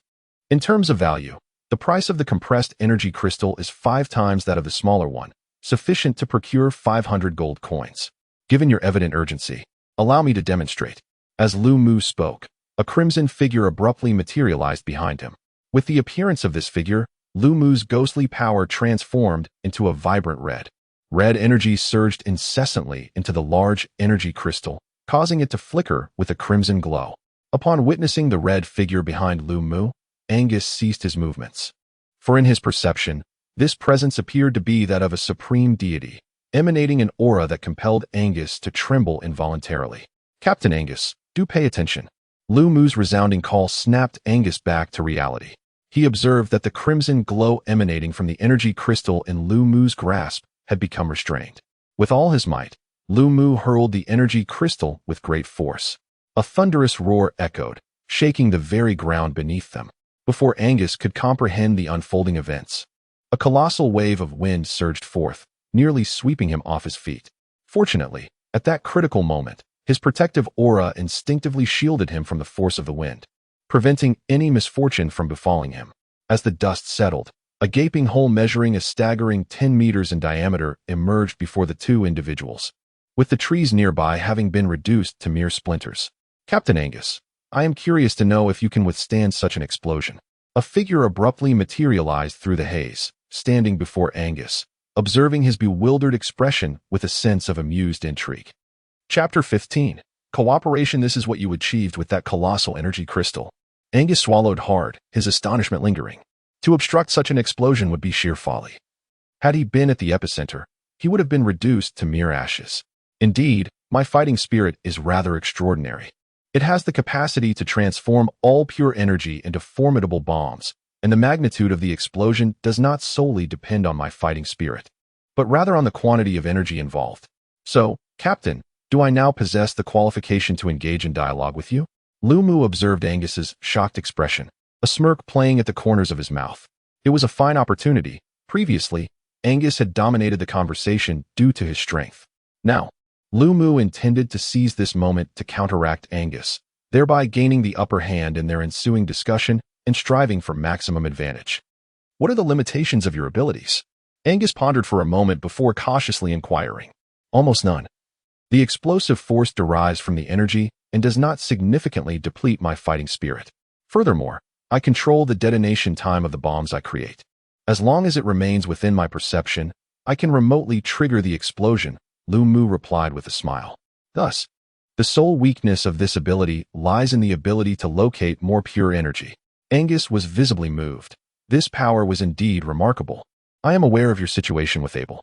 I can find a way to protect you, but the condition is that you must serve my interests. Upon hearing this, Lu Mu chuckled and shook his head. I believe you have misunderstood, my lord. I did not come here seeking protection, but rather to collaborate with you. Collaboration? Very well. I would like to understand the method of cooperation. Angus furrowed his brow momentarily before breaking into a smile, expressing his curiosity. It is quite simple. I shall not join you, yet we share a common adversary. I shall operate in the light, while you remain in the shadows. I will eliminate Eberly for you, but I require your intelligence and resources. Upon finishing, Lu Mu quietly observed the shifts in Angus's expression. Angus fell into a momentary silence, hesitating to respond to Lu Mu's proposition. However, Lu Mu exhibited no sign of anxiety in this situation. He was confident that Angus, who had longed to reclaim his position as leader, would not let this opportunity slip away. The prospect of Lu Mu eliminating Eberly's son was a vendetta that could never be reconciled. Moreover, with his unique abilities, Lu Mu could create significant disturbances for the Eberly brothers as long as he remained concealed, and even in failure, there would be no trace leading back to him. It appeared that Lu Mu had assumed all the risks, yet this was also a reflection of his audacity. After all, the Eberly brothers would not spare him, and Angus could never fully trust him. Thus, he decided to leverage this perilous situation to extort a considerable sum from Angus. Perhaps Angus could surmise some of Lu Mu's intentions, but faced with Lu Mu's reckless resolve, he found himself at a loss. Share your plan. Angus finally lifted his head and sighed. This was an excellent opportunity to weaken Austin. If Eberly could be eliminated, it would be far more detrimental than severing one of Austin's limbs, and he could not afford to let it pass. Beneath a low cliff approximately 10 kilometers northwest of Leaf Town lies a concealed relic, the very site I previously explored with Barrow, where I ultimately vanquished him. 3 days hence, you shall relay my presence there to Abul, luring him into that forsaken site. Within those confines, I possess an 80% assurance of entombing him forever, Lu Mu solemnly declared. Angus scoffed, retorting, 80% assurance is merely your claim. However, this plan does possess certain merits. Speak, what else do you require? I find it hard to believe you would elaborate so extensively without seeking some form of benefit. Angus's pointed remark only deepened Lu Mu's smile. Indeed, Captain Angus, you are a straightforward man. To enhance the likelihood of eliminating Ebel, I require 10 large energy crystals and 1,000 gold coins. I agree, Angus replied. With a flick of his spatial bracelet, he produced a black crystal card, which he handed to Lu Mu. This card contained precisely 1,000 gold coins. As for the energy crystals, I have not brought that many. I currently possess only 2 large energy crystals and 300 to 400 small energy crystals, which I will relinquish to you for now. Acquiring the remaining energy crystals may prove somewhat challenging. I shall need 2 days to procure them. You may return in 2 days. What do you think? As Angus spoke, he produced a sizable handful of energy crystals. Indeed, that is acceptable, Lu Mu replied, momentarily taken aback by Angus's unanticipated readiness to assist. A sense of perplexity began to creep into Lu Mu's mind. Having believed that I had already offered an exorbitant price, I now realized that I may have underestimated the lucrative nature of the mercenary leader's position. Since the matter has been settled, I shall take my leave, Angus stated decisively before turning on his heel, clearly a man of prompt action. You extend such trust in me without any prior arrangement. Are you not concerned that I might abscond with what I acquire? As Angus's figure faded into the distance, Lu Mu could no longer restrain his curiosity. No need for such concern. You were referred by that woman, and I place my faith in her judgment. Angus remarked before vanishing into the woods. Lu Mu carefully stored away his crystal card and energy crystal, remaining motionless for a considerable time. Has he truly departed? Lu Mu murmured before collapsing, expelling a mouthful of blood, his complexion turning ashen. I had not anticipated the backlash from the explosive Jack to be so severe. Indeed, for this power is derived from my very being, an essence of explosive Jack infused with divine energy. Otherwise, do you think the detonation of that energy crystal would have been so formidable? A blast of such magnitude would likely be fatal even to an intermediate swordsman, let alone a high-level one, Jige suddenly interjected. In light of this, it seems prudent for me to venture into the ruins sooner to seek out that fragment of explosive Jack's soul. Lu Mu inhaled deeply and rose to his feet. He had not yet obtained explosive Jack. Rather, his previous ability to wield its power was a different matter altogether. The root of the matter lies with Jige. His transformation into such a state is a consequence of being devoured by all the malevolent spirits. Thus, within Jige resides the lingering remnants of several specters. This force of the supernatural is exceedingly tyrannical, for it transcends mere ghostly power and embodies the essence of divine spirits. The annihilation of Jige's divine form by this spectral might attest to its terrifying nature. Consequently, although Lu Mu merely acquired a fragment of the explosive power of Jack, infused with this divine spirit energy, it inflicted considerable internal injuries upon him. The crimson figure previously observed by Angus was not Jack, but rather Jige, which instilled a profound sense of dread within him. Fortunately, Lu Mu managed to intimidate Angus with just a single energy crystal. Had Angus demanded a demonstration, Lu Mu would have found himself utterly incapable of complying. Given the recent explosion, it is likely that attention has been drawn, prompting Lu Mu to hastily depart from the small grove. An hour later, he arrived at the entrance of a seemingly larger blacksmith shop. By this time, the afternoon had set in, and the shop was sparsely populated. After surveying the surroundings for a moment, Lu Mu's gaze settled upon a robust man appearing to be in his 30s. His bronzed, muscular physique was accentuated by a disheveled mane, and he lounged lazily in a chair while others perused the weapons on display. I wish to purchase a second-tier magical weapon. Lu Mu approached the man. Understood. Feel free to select one yourself. Simply hand your payment to the attendant over there. The burly man opened his eyes to glance at Lu Mu before closing them once more. Lu Mu did not depart. Instead, he continued. I wish to customize a magical weapon, specifically a single-use variety. Upon hearing this, the man opened his eyes again. A single-use magical weapon? You seek to customize magical arrows, I presume. How intriguing. Aside from the elven race, it is rare for one to invest in such arrows. Follow me. The man rose and made his way towards the door of the shop. Lu Mu followed him inside, where a plethora of unformed weapons greeted his gaze, alongside a massive forging platform. Speak. What are your specifications for the magical arrows? The man inquired, crossing his arms and chuckling. Lu Mu pondered for a moment before retrieving all of his energy crystals from his spatial bracelet. The magical arrows I wish to customize need to incorporate these energy crystals, and the engraved magical array on the arrows should merely enhance their speed. The man picked up a small energy crystal and examined it, his brow furrowing. Even with these energy crystals infused, the increase in power for the magical arrows would be minimal. If you were to inscribe arrays of explosive flames, frost, or penetration, the potency would be significantly greater. Are you certain of this choice? That is not for you to worry about. Your task is simply to compress these energy crystals within the arrow shafts as much as possible, Lu Mu replied dismissively. Very well, as per the client's request. So be it. The man acquiesced readily upon hearing Lu Mu's words. The ordinary fine iron arrowheads can only accommodate a little over a dozen energy crystals before reaching saturation. If one wishes to incorporate more energy crystals, it is essential to infuse the arrow shaft with magical materials, the blacksmith explained. I understand, money is not an issue. I wish to know if it is possible to house an energy large crystal within an arrow, Lu Mu stated, pointing to a large energy crystal. Upon hearing this, the blacksmith pondered briefly before nodding. If that is the case, we must incorporate mithril into the arrow shaft. Mithril, being a premium magical material, possesses the strongest capacity for containing magical energy. Excellent. Please forge the magical arrows according to these 3 standards. How long will it take to complete? Lu Mu replied with satisfaction. Approximately 2 days should suffice.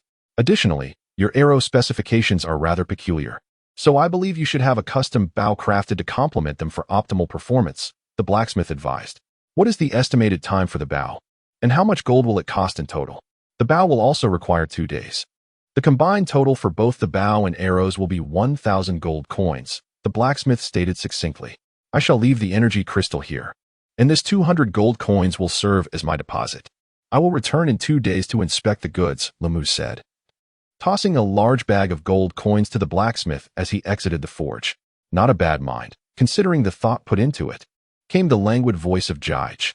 Upon hearing Jige's comment, Lumu could only manage a wry smile. Refining the ghostly deities grants one access to the vital abilities they possessed in life. It is evident, as you mentioned, that the illustrious Jack, prior to his demise, wielded a bow and arrows. That said, I implore you to dispense with the half-hearted hints and provide me with a straightforward explanation. Lumu lamented. You must rely on your own capabilities. If you are deemed worthless, then my assistance is unwarranted, Jige retorted. Just as Lumu braced himself for disappointment, Jige's tone unexpectedly shifted.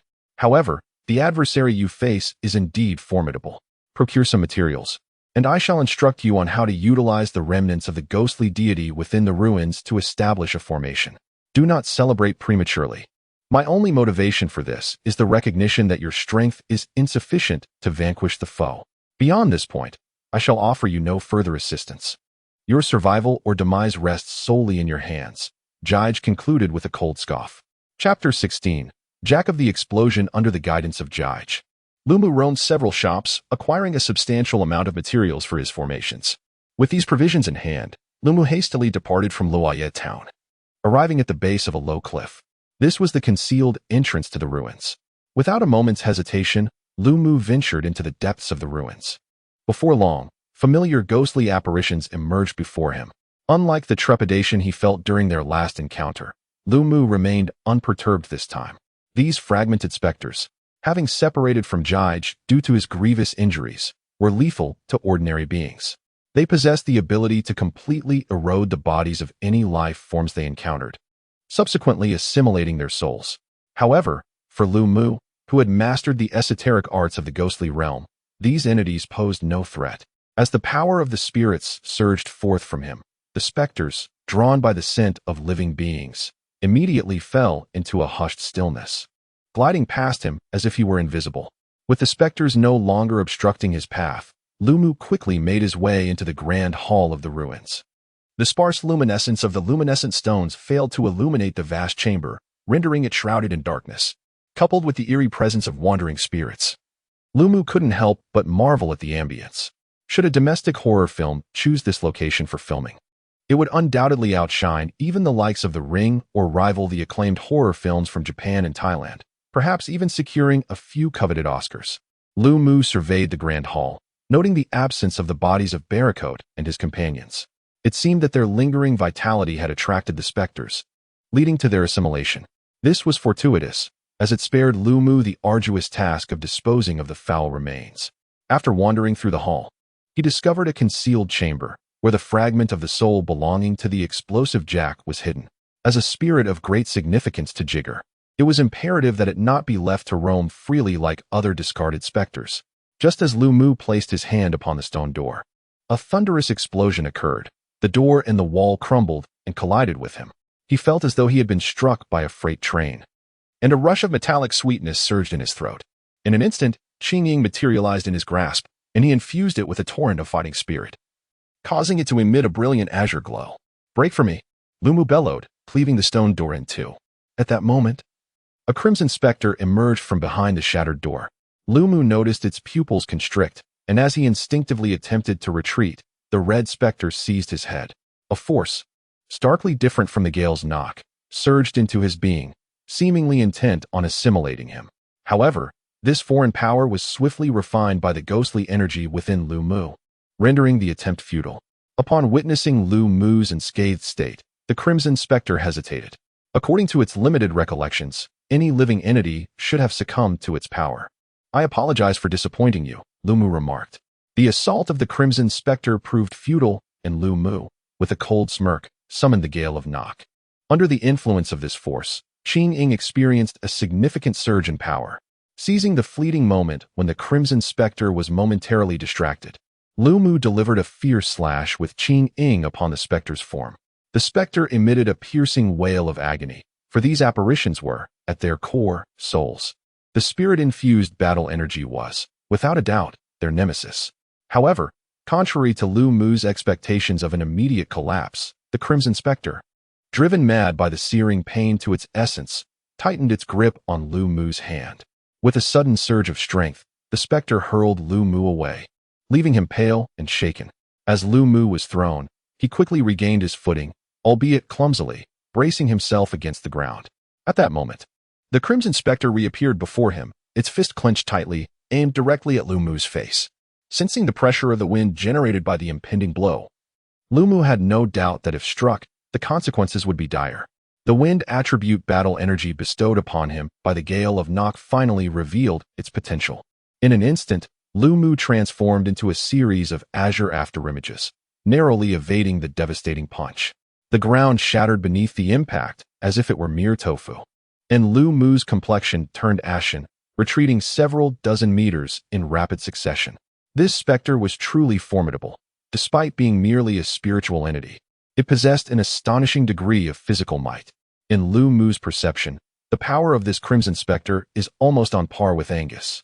Fortunately, its energy attacks are ineffective against Lu Mu, and it possesses no intelligence, only a primal instinct for combat. Otherwise, even fleeing would be an impossible feat for him.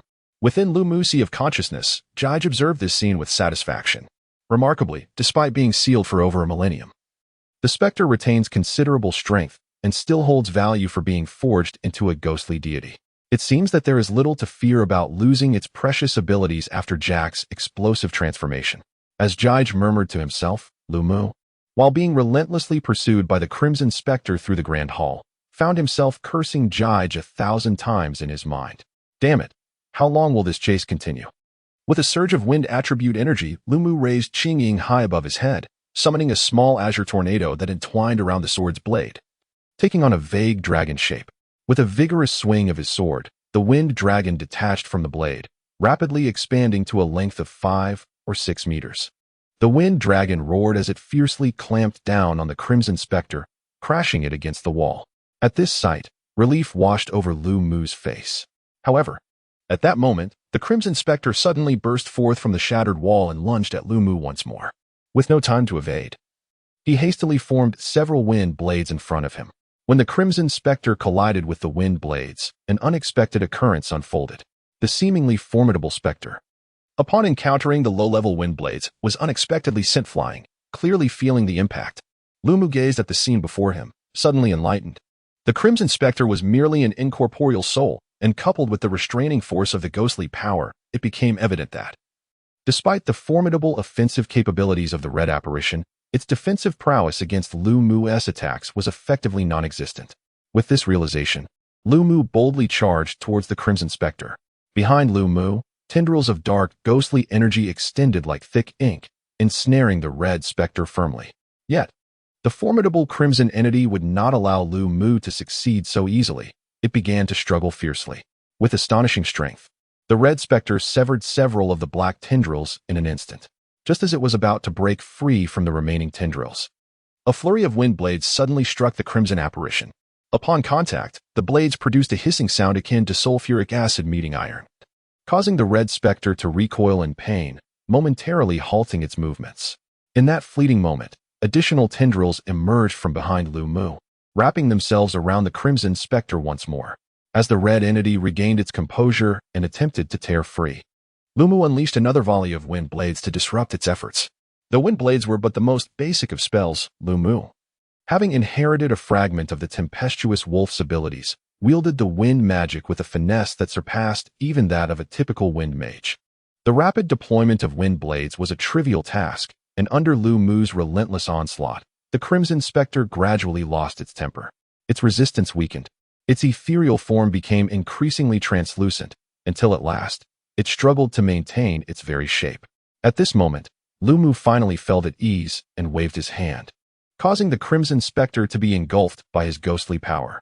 He then settled into a meditative posture, commencing the creation of the explosive artifact known as Jack. Consequently, the Grand Hall descended into an eerie silence, interrupted only by the aimless drifting of oblivious specters before Lu Mu. 2 days later, A figure cloaked in black entered a blacksmith shop, approaching a robust man reclining leisurely in a chair. "I have come to retrieve the custom order," the cloaked figure announced, lifting the hood to reveal a youthful visage. This individual was none other than Lu Mu, who, after successfully crafting the explosive artifact, had seamlessly acquired its explosive capabilities. Furthermore, he had inherited a fragment of its archery skills, which enabled Lu Mu to ascend to the rank of a high-level swordsman. The sole lingering regret was that Jack, being a deity, possessed an array of formidable martial techniques, perhaps due to this being merely a fragment of his soul. Lu Mu could only grasp a partial martial art concerning archery, named the Ninefold Explosive Arrow. It was said to be Jack's signature technique, based on the principle of layering arrow feathers to amplify attacks, whether through physical strength, mental prowess, or the ethereal essence of will and belief. When these elements converge, their power escalates to a terrifying extent. It is said that when 9 arrow feathers are stacked into one, the force could even rival that of the sun itself. Thus, it is also referred to as the ninefold sun extinguishing arrow. However, as previously mentioned, the technique Lu Mu obtained is incomplete, with a conservative estimate allowing for only 3 to 4 arrows to be layered. Upon catching sight of Lu Mu's visage, the burly man slowly rose to his feet, stifling a yawn. "Ah, so it's you," he remarked. "The items you commissioned are complete. Come in and retrieve them." As he spoke, he stepped through the inner door, with Lu Mu following closely behind. The man approached Lu Mu, bearing a substantial bundle of arrow fletchings. These 30 arrows were crafted from refined iron, infused with all manner of energy crystals. Among them, 5 red arrows contained magical materials, forged from the essence of a large energy crystal. The man then produced 5 additional arrow fletchings and subsequently opened a box, revealing a singular silver arrow fletching. Lu Mu merely glanced at the red arrows before fixating on the silver one.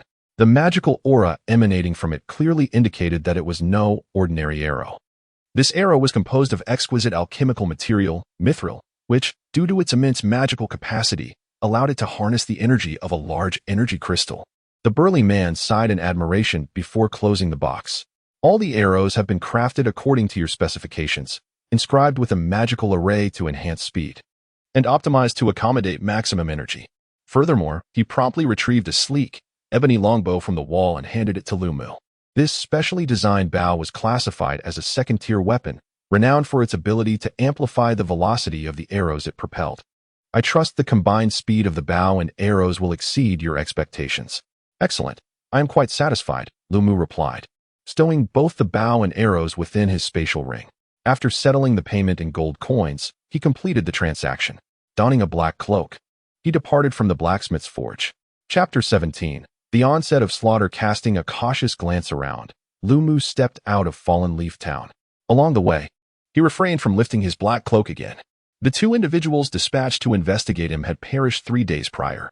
Even for the Ghost Leopard mercenary group, their reactions would be sluggish. By now, the streets were likely teeming with lurking spies, and Lu Mu had no desire for his plans to be prematurely unveiled. Before long, Lu Mu arrived at the designated grove, where a fellow figure clad in black appeared within his line of sight. This individual was neither Angus nor a practitioner. He was merely an ordinary person. It seemed Angus was wary of making an appearance, lest he heighten the risk of exposure. Once the man confirmed Lu Mu's identity, he handed over a parcel and, without a backward glance, hurriedly departed. Upon opening the package, Lu Mu discovered it contained 5 energy crystals, a sly smile gracing his lips. He swiftly stored the parcel within his spatial ring and exited the grove, making his way toward the ruins. As he re-entered the ruins, Lu Mu inhaled deeply and promptly retrieved a jumble of assorted materials from his spatial ring.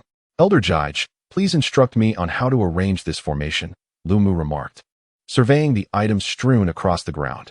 "Indeed, the materials are sufficient, and the energy crystals required for the formation are present. We may commence," Jige replied languidly.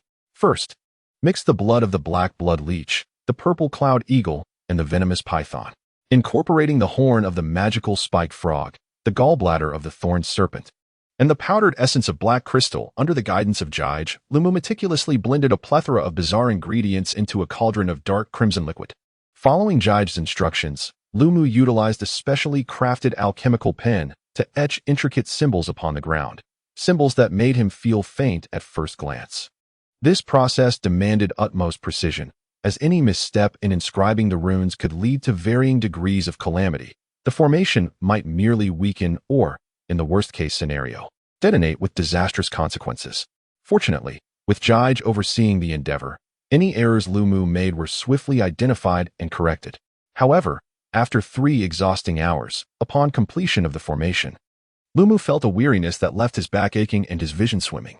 Shaking his head to dispel the fatigue, he approached the area dense with runes, the heart of the formation. From his spatial ring, he retrieved 4 colossal energy crystals and placed them within the focal point. In an instant, the runes illuminated, rising from the ground to transform into chains of symbols soaring through the air.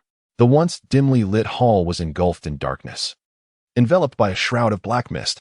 The only illumination came from the blood-red glow of the rune chains, as an inexplicable chill pervaded the atmosphere. Strange, eerie sounds echoed in his ears, fearful screams and desperate howls, enhancing the hall's ominous ambience. Lu Mu gazed around, realizing that his vision had diminished to a mere 5 or 6 meters, while his perception sensed a profound shift in the environment. All the spectral figures had vanished completely. Even those that had appeared before him were beyond Lu Mu's perception. Thus, he recited an incantation, and in an instant, he found himself connected to the formation. The obscured sensation of his spiritual awareness finally dissipating, the phantoms now clearly emerged within his perception, and to his astonishment, he discovered that he could effortlessly manipulate them with his thoughts. After orchestrating a few simple maneuvers with the apparitions, Lu Mu contentedly ceased the formation.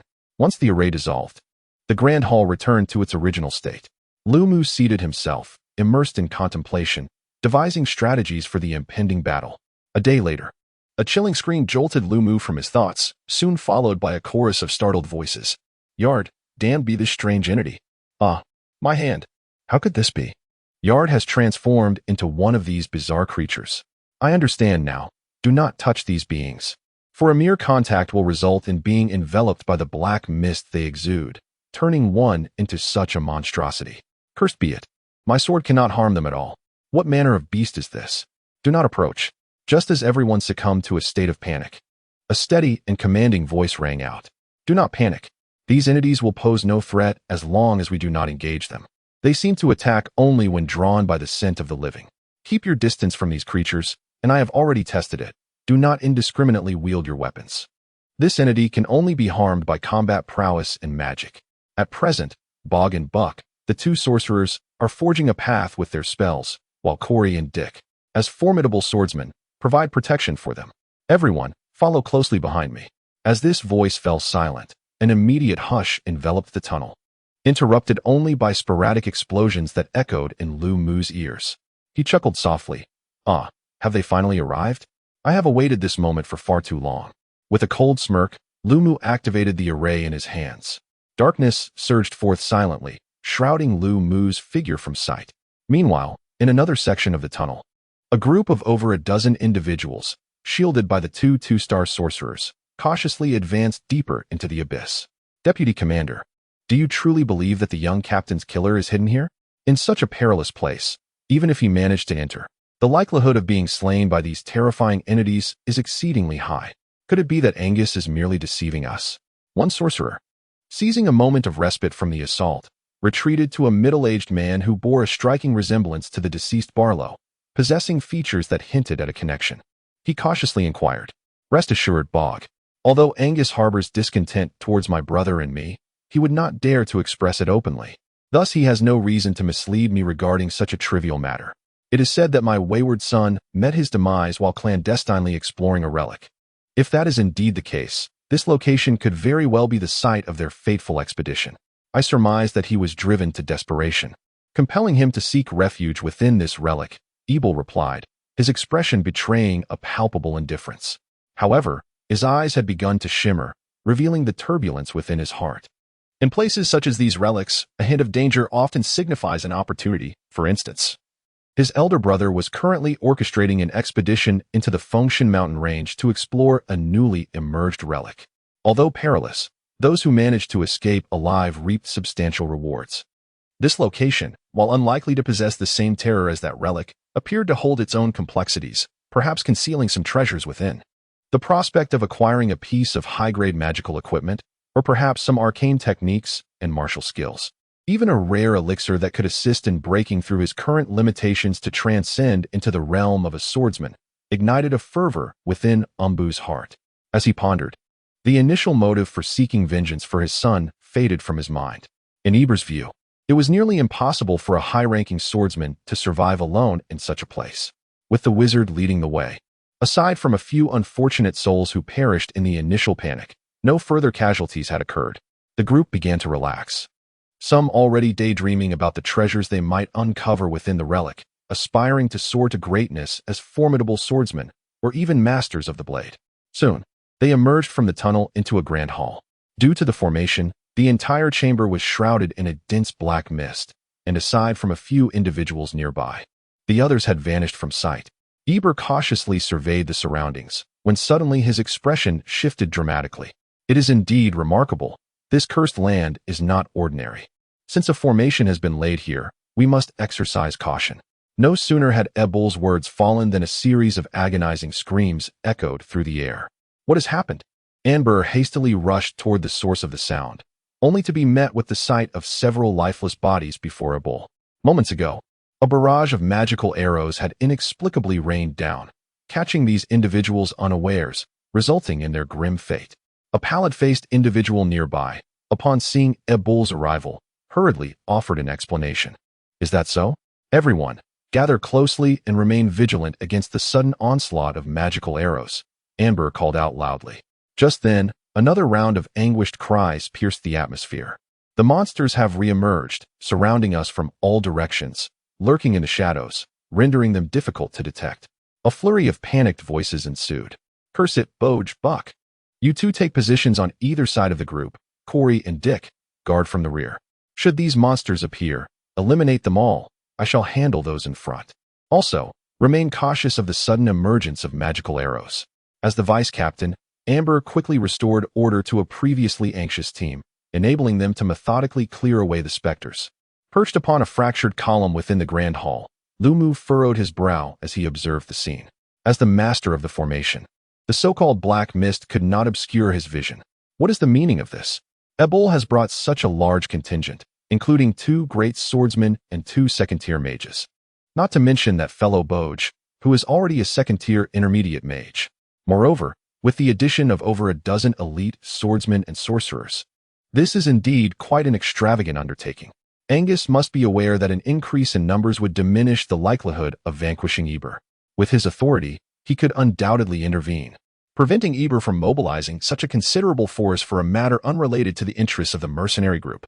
What Lumu is unaware of is that Eber's ability to gather so many individuals is entirely a result of Angus's machinations. To put it plainly, Angus remains skeptical of Lumu's capabilities. In his eyes, Lumu's talents might only yield unexpected results. As long as Eber remains unscathed at the outset, Lumu would find it exceedingly challenging to succeed against a now wary Eber, given his limited prowess. Hence, he encourages Eber to bring all his loyal followers, believing that, regardless whether Lumu manages to eliminate one or many, the explosion he orchestrates would result in the same outcome. Thus, even if Lumu fails to slay Eber, the demise of Eber's confidence would still be a favorable outcome for Angus. Lumu, of course, remains oblivious to Angus's ulterior motives. Clearly, Angus has misjudged the explosive power due to the energy crystal from the earlier explosion. He is unaware that Lumu can no longer conjure such a potent detonation. Nevertheless, even in the face of a greater number of adversaries than anticipated, Lumu harbors no fear. A magical arrow is already knocked, its tip aimed at a seemingly terrified elite swordsman. In the pitch darkness, a crimson specter suddenly materializes behind Lumu, resembling the Grim Reaper as it quietly raises the scythe of death in its hand. Thus, the slaughter begins. Chapter 18. The might of the magical arrow heart pressed closely against his companions, his trembling hands gripping a hefty blade, vigilantly scanning the surroundings. Heaven help him. He had never witnessed such a horrifying spectacle, a living person's body dissipating before his very eyes. Every strand of hair, every ounce of flesh, even the bones vanished without a trace, ultimately transforming the soul into a grotesque fiend. Hart watched in horror as his acquaintance, Yade, was the first to metamorphose into a monster. That creature, once Yade, rampaged through the crowd, impervious to swords and daggers, until Lord Bogue obliterated it with a fiery ball, leaving not even a trace of ash behind. How could such a scene not instill terror within Hart? In mere moments, a vibrant human had evaporated as if into thin air, leaving nothing behind. Now, surrounded by encroaching darkness, he could see those abominations continuously surging forth from the shadows, as if they were an unending tide. Just a single misstep could lead to his own transformation into one of those monstrosities, ultimately to be slain by his own comrades, disappearing without a trace. This place resembled hell itself, were it not for the companions at his back and the presence of Lord Dick before him. Ha! Hart, are you frightened? I can feel your body quaking. A wizard, grotesquely thin and resembling a simian, chuckled from behind him. Bah, are you not afraid? Those creatures are utterly malevolent. A mere touch could spell doom, Hart retorted, swallowing hard, his irritation evident. I harbor no fear, as long as I remain untouched. It is worth noting that monsters are particularly averse to magic. Do not forget, I am a master of advanced fire magic. The emaciated monkey magician gazed proudly at Hart. You boast so eloquently, yet why do you cower behind me? The esteemed warriors Dick and Corey stand before us. I am of no assistance. Why not utilize your ranged magic? Hart scoffed. Very well, since you assert that my assistance is futile, you shall remain behind me. This time, I shall protect you, declared the emaciated monkey magician, retreating to a position behind Hart. You rascal, Hart chuckled resignedly, a flicker of warmth igniting within him, the fear dissipating significantly. Despite his outwardly obstinate demeanor, this fellow proved reliable in critical moments. Your expression suggests you are suddenly filled with admiration for me, perhaps even moved. Why not acknowledge me as your elder brother? I am indeed. Can you refrain from becoming overly self-satisfied? Wait, what is happening? Hart was about to address the boastful lad when a piercing sound sliced through the air. Before he could comprehend the situation, he heard a muffled grunt. A warm, sickly sweet liquid splattered across his face.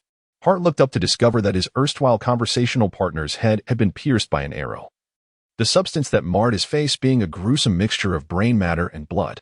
At that moment, several more piercing sounds echoed, followed by a series of anguished cries that resonated in the ears of all present. Be cautious, the magical arrows are approaching once more, Eber exclaimed urgently.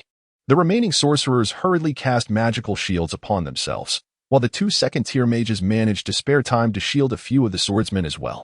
Consequently, the magical arrows aimed at Borg and Buck were swiftly thwarted by the protective barriers. On the other side, the formidable swordsmen, Corey and Dick, though lacking magical shields, effortlessly deflected all incoming arrows with their sheer strength. Aha, I comprehend now. Although these magical arrows travel at an astonishing speed, their offensive power is quite feeble. As long as one remains vigilant, they pose no threat to me, Corey declared, wielding his great sword with ease as he blocked an arrow that was directed at him. In the shadows, Lumu's eyes glimmered upon hearing this. He retrieved 3 arrows from his spatial ring and knocked them onto his bowstring. Despite his inexperience with archery, Lumu had synthesized the abilities of the explosive Jack, acquiring a fragment of Jack's prowess. The Dark Elf's archery expertise, even in a diminished form, rendered Lumu's skills formidable. With the 3 arrows aimed squarely at Corey, Lumu drew back the bowstring. Whoosh! The arrows shot forth like lightning from 3 distinct angles. Lumu had inscribed a miniature wind magic array upon each arrow, resulting in an astonishing velocity. Is that sound returning once more? Be cautious, Corey.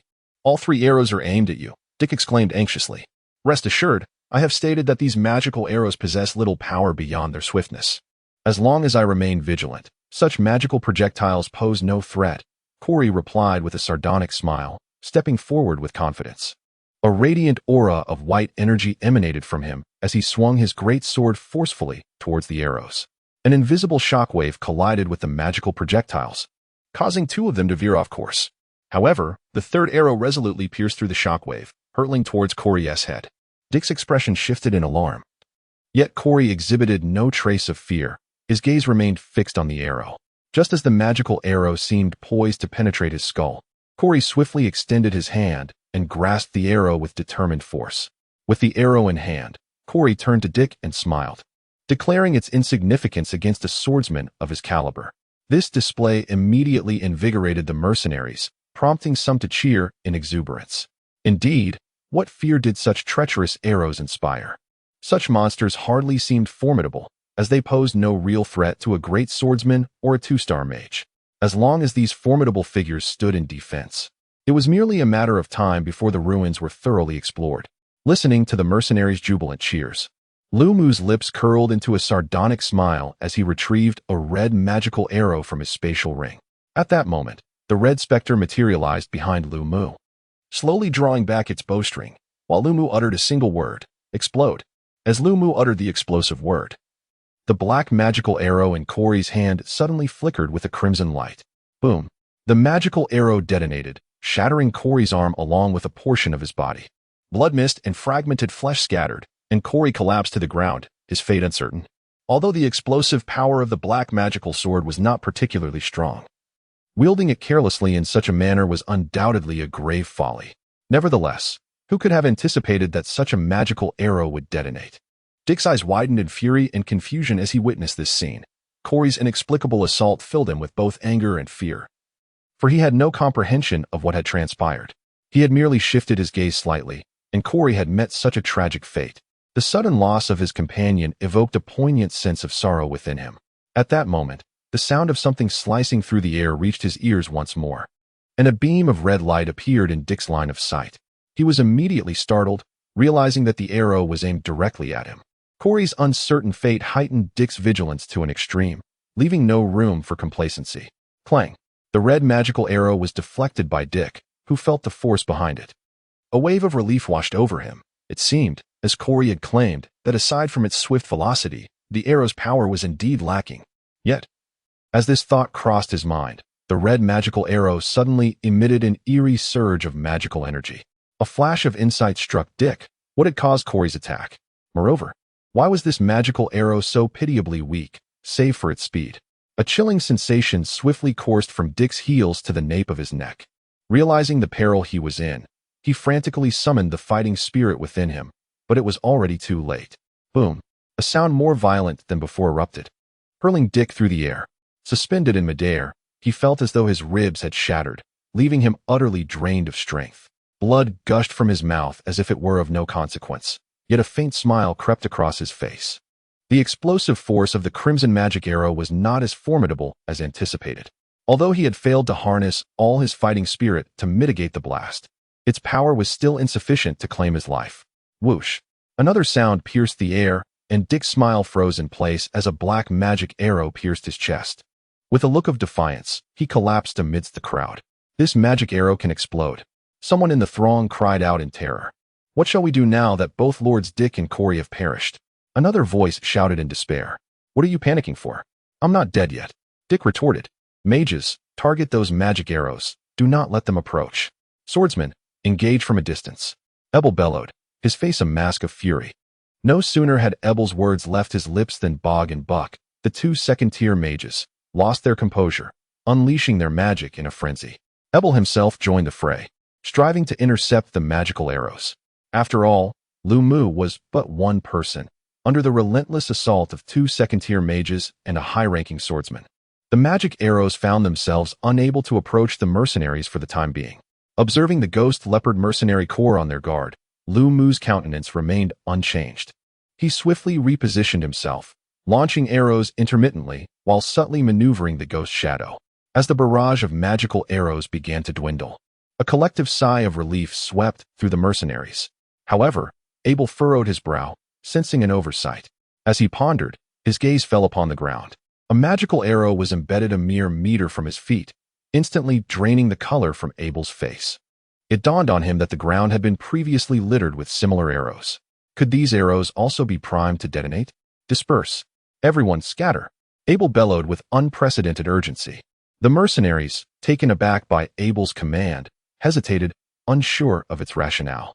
Dispersing in such a perilous environment seemed suicidal. Clinging together offered a modicum of survival. Upon hearing Abel's frantic warning, Lu Mu smirked, a chilling glint in his eyes. So, they've discovered it? Then, let the explosions commence. Boom, boom. A series of detonations erupted within the mercenary ranks, triggered by arrows embedded in the ground, and those piercing the corpses of fallen comrades. A chorus of anguished cries filled the air as the explosion's shockwaves engulfed the group. Aside from Abel and two other second-tier mages, The remaining mercenaries were caught in the blast radius. Several, having unwisely huddled near their deceased companions, were instantly obliterated. Chapter 19. This is hell. As night descended, the company, having advanced for a full day, finally began to set up camp, erecting tents on the spot. The mercenaries, having battled monstrous beasts throughout the day, appeared exceptionally weary. Save for those assigned to keep watch. Most had already retreated into their tents, seeking rest. At this moment, Lumu was seated in his own tent, commencing his cultivation. Just then, the sound of the tent flap being drawn open broke the silence, and a figure peered inside. Lumu opened his eyes, recognizing Yanyu. What does she want with me? He wondered. Has the matter of the little furball pilfering magic cores been discovered? Is she here to settle accounts? The thought made Lumu feel somewhat guilty. Seeing Lumu's apprehensive demeanor, Yanyu frowned. Qing Shui instructed me to relay a message to you, you incorrigible rogue. She wishes to see you. With those words, Yanyu departed the tent, seemingly unwilling to linger for even a moment. Sister Shui wants to see me? What could be the matter? Lumu pondered, his head lowered in thought. Haha, what else could it be? She's definitely planning to use you as cannon fodder. Geiger remarked gleefully in the sea of consciousness. If I'm finished, do you think you'll fare any better? Lumu retorted, rolling his eyes. He then exited his tent and headed toward the central tent. In comparison to his own, Qing Shui's tent was considerably larger, serving not only as her residence but also as a meeting hall. As Lumu entered, he found 3 individuals already seated inside. One was naturally Qing Shui, and the other 2 were none other than Shuangyu and Yanyu. Ah, Xiaomu has arrived. Please, take a seat.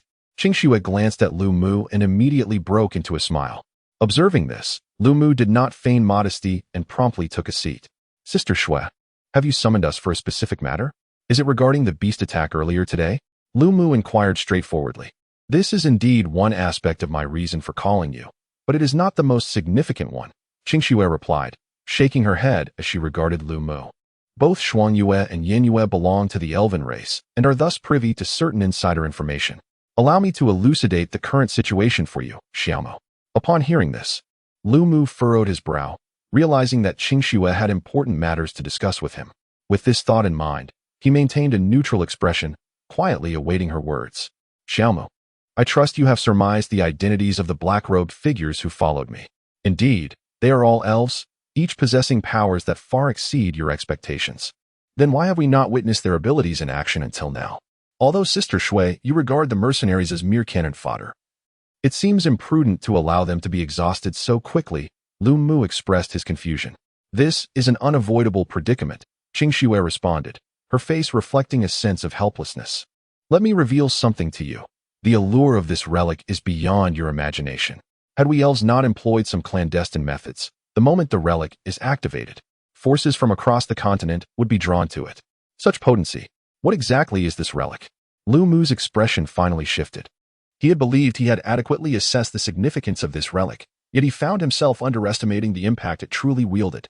In response to Lu Mu's inquiries, Qing Shui did not provide an answer, but continued.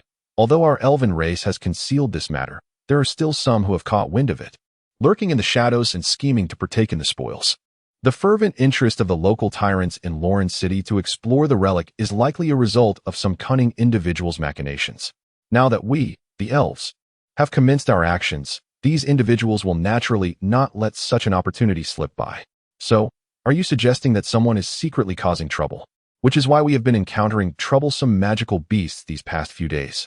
Lu Mu, not lacking in intelligence, quickly pieced together the situation. Indeed, these individuals are unaware of the true extent of our elven strength. Hence they are resorting to harmless provocations as a means of testing us. However, we cannot recklessly deploy our formidable warriors. Otherwise, we would be playing into their hands. Sister Shui, after all you've said, do you mean for the 3 of us to eliminate these troublemakers? Not only that, Qing Shui smiled. I also wish for you to venture out at night to gather intelligence. Sister Shui, surely you jest. If the adversary dares to snatch food from the jaws of our elven kin, they must possess considerable strength. You expect us to probe them? Lu Mu's countenance turned grave. This felt like a march towards certain death. If Qing Shui did not provide a compelling justification, Lu Mu was resolute in his refusal to comply. Xiaomu, do not be overly excited. Both Shuangyue and Yinyue hold considerable status within our clan. Even if I were to make you a sacrificial pawn, it would not involve them. Qing Shui promptly clarified. Lumu glanced at the two sisters beside her, observing the confusion etched on their faces. Her expression softened significantly as she patiently awaited Qingshue's elucidation. In truth, you need not fret about those ancient beings pursuing you. After all, they are not united in purpose. In the quest for the relics, everyone becomes an adversary. And they are wary of acting recklessly. Revealing their own strength too soon and incurring the ire of our elven clan would only benefit a third party. No one would willingly engage in such thankless endeavors, Qingxue remarked, a sardonic smile gracing her lips. Of course, to err on the side of caution, I present you with this. With a flourish of her hand, 3 jade slips floated gracefully before the trio. This is a defensive jade slip, imbued with my power. Once activated, its protective capabilities are sufficient to withstand a full-force strike from a saint realm. As long as fortune does not turn against you too drastically, you should remain unharmed. Xiaomu, consider this your reward. I trust this will put your mind at ease, Qingxue said, looking at Lumu. Lumu remained silent, instead calling out to Jige in her mind. Enough with the calling. This item is indeed genuine, and this elven girl is surprisingly generous, Jige's languid voice responded. Hearing Jige's words, Lumu finally breathed a sigh of relief and offered Qingxue an apologetic smile. Since Sister Shui has said so, I shall certainly not disappoint her expectations. Upon hearing Lumu's words, Qingxue shifted her gaze towards Shuangyue and Yanwei. For the sake of the elven race, my sister and I will not hesitate to do whatever is necessary, Shuangyue affirmed resolutely. Indeed, Sister Qingxue, rest assured, I will vanquish all those troublesome individuals, Yanwei declared spiritedly, brandishing her wand. You are precisely the one I am most concerned about, you simpleton. Qingxue thought to herself with a helpless sigh as she gazed upon the silly girl. Very well, I have conveyed all that I needed to. Now, hasten your departure. I can vaguely sense subtle fluctuations of martial energy and magical power in several directions. Proceed towards those directions, Qingxue instructed, gesturing towards the various points. Lumu exited the tent, fixed his gaze upon a particular direction, and silently disappeared into the darkness. As he cautiously traversed the swamp, Lumu initiated a conversation with Jige within his sea of consciousness. Senior, previously you expressed uncertainty regarding the location of the ruins. But now you should be able to confirm it with greater certainty, shouldn't you? I have ascertained it. The location is within the Mount Function range. And given the solemn attitude of the lass, there is no doubt. TSK, the ruins of the Holy War, and the final resting place of the Sixth Apostle. Sirocco the Illusionist. The elves are truly undertaking a grand endeavor this time, Jige remarked with great interest. The Holy War. The Sixth Apostle, Lumu exclaimed, his face etched with astonishment. I never imagined the origins of these ruins would be of such magnitude. Naturally, Lumu could not have been ignorant of such an epic event. Indeed, within every mercenary and across the continent, one can hear the wandering bards recounting the tales of the Holy Demon War, narrating the heroic deeds of the illustrious figures who rose amidst the chaos of war. This saga can be traced back 5 millennia, when the continent of Arad was far more prosperous than it is today. The 4 dominant races, the elves, beasts, dragons, and humans, coexisted. Although the humans, despite their formidable strength, were still vastly inferior to the other 3 races. Naturally, there were countless races even weaker than the humans. At this juncture, a monumental event unfolded that would alter the continent's landscape forever. The demon realm opened a portal to Arad, launching an invasion. Initially, each race fought independently, but they were swiftly overcome by the relentless onslaught of the demons. Within a matter of months, half of the continent fell under the dominion of the demon realm. Faced with the formidable threat of the invaders, the races finally resolved to unite. Thus commenced a protracted conflict lasting several decades, the genesis of the Holy Demon War.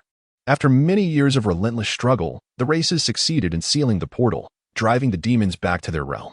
Although Arad emerged victorious, it was a Pyrrhic victory. Each race suffered grievous losses, with countless weaker races facing extinction, and the beast race nearly annihilated. The dragon race chose seclusion, retreating to Dragon Island, where sightings of their kind have become exceedingly rare over the millennia. The elves, too, experienced significant decline, taking refuge in the Lauren forest to recuperate. Only the humans found themselves presented with an opportunity. Despite their own heavy toll during the Holy Demon War, their remarkable capacity for reproduction became evident. In just a brief century, a new generation, having endured the ravages of war, has successfully risen to prominence, and henceforth, humanity has become the sovereign of the continent of Arad. The The so-called apostles are the titles bestowed upon the strongest beings of the demon realm, of which there are 9 in total. It is said that the invasion of the demon realm was orchestrated by these apostles. With this knowledge laid bare, I shall refrain from further elaboration. My young friend, though I remain unaware of the reasons behind the elves' decision to awaken the relics, it undoubtedly presents a significant opportunity for you. It is up to you to seize it. Gig laughed as he spoke. Rest assured, I shall not let this golden opportunity slip by. A smile graced Lu Mu's lips, his eyes reflecting unwavering determination. Chapter 20. Crisis of the Formation. Observing the frenzied and boisterous Buck, Lu Mu's expression darkened. Although this man appeared to be somewhat deranged, his strength seemingly intensified. Even the crimson magic arrows failed to inflict harm upon him, revealing a moment of negligence. Indeed, a 2-star sorcerer should not be underestimated, Lu Mu sighed, a bitter smile gracing his lips. Buck continued to roar wildly within the grand hall, yet the magic arrows did not reappear, leaving him momentarily stunned despite his readiness for a fierce battle. As he began to regain his composure, an overwhelming wave of fear quietly crept into his heart. The surroundings lay shrouded in silence, darkness enveloping everything. Despite the absence of wind, a chilling breeze whispered past him. Aside from the scattered remains of heart on the ground and the pools of blood, there was nothing else. With the threat of lethal attacks dissipated, a flicker of hope ignited within Buck's heart. Thoughts of survival consumed him, and he yearned to escape this place. Yet, therein lay his despair. The exit of the tunnel had been blocked by those monstrous creatures. Buck pondered, if he were being pursued by these fiends, he would undoubtedly fight them to the bitter end. However, seeking them out was an entirely different notion. Buck wished to avoid encountering these monsters once more. The mere thought of meeting a gruesome fate at their hands, his body entirely consumed by black mist, his soul transformed into a mindless abomination, sent waves of terror surging through him. Yet, should he choose not to seek out these creatures, he would remain trapped, uncertain of when the next wave of assault might descend upon him. Though he had successfully repelled the attack this time, the inherent dangers loomed large in Buck's mind. He could not ascertain whether he would be able to stave off another assault. The adversary was so enigmatic. Who could predict the nature of the next strike? Would he be able to evade it? Death itself was not the terrifying prospect. Rather, it was the harrowing experience of waiting for death in a realm devoid of hope. This sensation drove Buck nearly to madness. He would rather engage fiercely in battle with his foes than endure this agonizing wait, allowing fear and despair to consume him. Curse it! Come on, attack me, you monsters! Are you afraid? He shouted maniacally, seeking to alleviate the terror that gripped his heart. In an uncanny twist, his challenge was met. From the darkness, a specter lunged towards him. Had it finally arrived? Annihilate them, eliminate them all. Buck brandished his wand, conjuring several ice shards that shattered the specter into oblivion. Yet, just as he vanquished one, more phantoms emerged, all rushing toward him. Buck, however, felt no trepidation. Instead, he embraced a wild exhilaration. For a mage of 2nd rank, summoning ice spikes, a low-tier water spell, was an effortless feat. Dozens of ice shards simultaneously materialized around him, piercing through all the specters.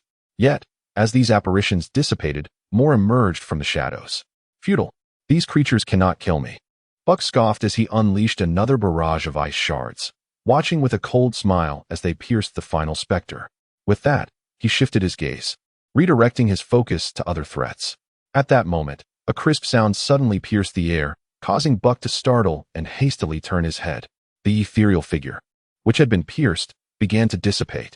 However, at that very instant, another shadow enveloped in black mist surged forth from behind the ghostly apparition. Its speed was several times that of a typical specter, and given that it was merely 3 or 4 meters away from Buck, it reached him in an instant. Through the swirling black fog, a youthful face materialized before Buck. He was taken aback and swiftly summoned the magical energy within him. Yet just then, an excruciating pain shot through his heart, as if pierced by some foreign object, causing him to collapse towards the ground, drained of all strength. You devil, you shall surely face retribution. Buck coughed up blood as he uttered his final words. Devil? Retribution?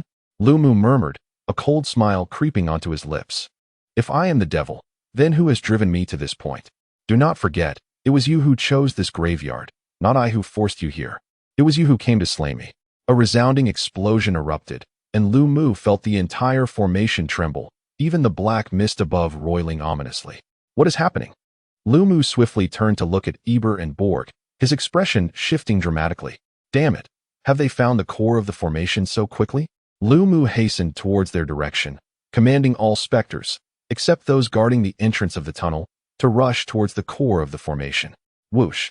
Before Lu Mu arrived, 2 magical arrows had already been shot forth. Borg disdainfully regarded the arrows, flicking his fingers to conjure 2 fireballs that collided with the arrows.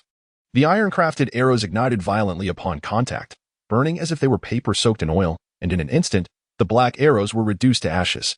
More magical arrows approached, and it seemed that Buck was indeed in grave peril. Borg sighed, a hint of melancholy and guilt crossing his features. Not necessarily. Perhaps the hidden adversary is aware that we intend to breach the formation, and in a moment of desperation, has abandoned Buck to come directly for us. If that is the case, then Buck should be safe, Eber consoled. Enough of that. This must be the core of the formation. If we can dismantle it, the fates of both our enemies and Barlow will be revealed, Borg replied, shaking his head as he observed the chains composed of dark red runes before him. Under Borg's recent magical assault, these concealed chains had suddenly come to light. First, let's dismantle the formation and trace the source of these chains. That should lead us to the heart of the array, Eber remarked thoughtfully, gazing at the rune-laden chains. In the brief span of their conversation, phantoms had emerged from the shadows, surrounding the 2 men. Now, this is troublesome. These monsters have arrived, Borg said, a serious expression settling on his face as he regarded the encroaching specters. It appears that a fierce battle is imminent. Bog, bestow upon me your magical shield, while I provide cover for your spell casting. As we engage these creatures, we must also strive to strike the crimson chains, if my intuition serves me correctly. The more chains we sever, the more unstable the formation shall become, thereby revealing vulnerabilities and exposing the core of the array. Ebel, being a master swordsman, quickly devised a strategy to counter the formation. Bog nodded in agreement, and with a flourish of his wand, 2 red magical shields materialized around them. Seeing the protective barriers before him, Ebel erupted into laughter and charged towards the phantoms. The phantoms, devoid of intellect, were naturally unafraid. Upon sensing a being reeking of vibrant life rushing toward them, they roared and surged towards Ebel. Yet, faced with these specters, Ebel showed no sign of fear. His crimson aura surged forth, fervently infusing his magical sword, igniting it with the essence of fire. Spirit Slash. Ebel swung his sword fiercely at the approaching phantoms, unleashing a sweeping wave of fiery energy that engulfed them. Whoosh! The sound of piercing air echoed as 2 black arrows hurtled towards Ebel's face. However, he showed no inclination to evade. The flame-imbued sword collided with the dark projectiles. Boom! Boom! The arrows detonated instantly, forcing Ebel to stagger back a few steps. Yet, as if unaffected, he swiftly dispatched a phantom behind him. Flame Serpent Dance. Borg, who had been incessantly chanting incantations, abruptly ceased his murmurs and raised his wand high. A colossal serpent of fire coalesced above his head, swirling ominously. With a flick of his wand, the fiery serpent let out a menacing hiss, obliterating all spectral phantoms in its path. Simultaneously, every rune-bound chain it traversed shattered into fragments. The very fabric of the array quivered under this influence. As if on the brink of dissolution, the scene turned decidedly one-sided. Though the specters were eerie, their defenses against the martial magic were woefully inadequate. Under the relentless assault of a high-ranking great swordsman and a 2-star mage, their demise was all but assured upon contact. Li Mu, witnessing this, exhibited a look of urgency. As he observed Borg once again preparing to unleash a wide-ranging spell, his expression darkened. The mage must be silenced. However, to eliminate this sorcerer, he first had to contend with the guardian, Eber. As a high-level great swordsman, breaching Eber's defenses was no trivial task for Li Mu, even with his considerable prowess. Drawing forth the last 3 or 4 black-feathered arrows, Li Mu inhaled deeply, casting a cold glance at Eber. Summon the Gale of Knock, he bellowed. Instantly, a massive azure wolf silhouette materialized behind him, its ethereal glow capturing the attention of both Eber and Borg. You, the one lurking in the shadows and striking from ambush. The array is on the verge of collapse, and you've finally lost your composure and revealed yourself. Eber laughed heartily. Enough with the prattle. Prepare to meet your end. Wind Tornado. A cerulean wind dragon emitted a low, resonant roar as it lunged towards Eber. It appeared formidable, yet it was feeble, a mere gust. Eber sneered and stepped forward, wielding a sword enveloped in flames, delivering a powerful slash towards the wind dragon. Instantly, a torrent of wild flames surged forth from the blade, engulfing the dragon. With a mournful cry, the dragon dissipated into nothingness. To his dismay, it seemed the hidden assailant was so weak. Witnessing this, Eber scoffed. Just as this thought crossed his mind, several ebony magical arrows suddenly struck the ground near his feet. Eber's expression shifted abruptly. What were these arrows? Was the imposing wind dragon merely a ruse? Before he could ponder further, a chilling voice resonated beside him. Explode. Boom. The explosion engulfed Eber. Chapter 21. Breaking the formation and inflicting heavy damage. Lu Mu was well aware that such an explosion could not possibly vanquish a high-level great swordsman. He commanded the ghost shadows to entangle Eber, while he transformed into a fleeting azure silhouette, charging fiercely towards Borg. Before his arrival, several foot-long blades of wind coalesced before him. Go! Lu Mu waved his hand, and the wind blades surged rapidly towards Borg. Upon witnessing the approaching wind blades, Borg's expression grew grave. He sought to evade them. However, the magic had only just begun to coalesce, severely restricting his mobility and rendering him unable to escape the oncoming onslaught. Glancing at the crimson magical shield before him, Borg's countenance darkened. He resolved to disregard the wind blades and instead focused intently on hastening his incantation, hoping to shorten the spell's casting time. The wind blades collided with the magical shield, producing a crisp sound akin to shattering glass as they fragmented in succession. The magical shield, under the impact of the wind blades, began to wane, appearing as though it might vanish entirely at any moment. But that was not the end.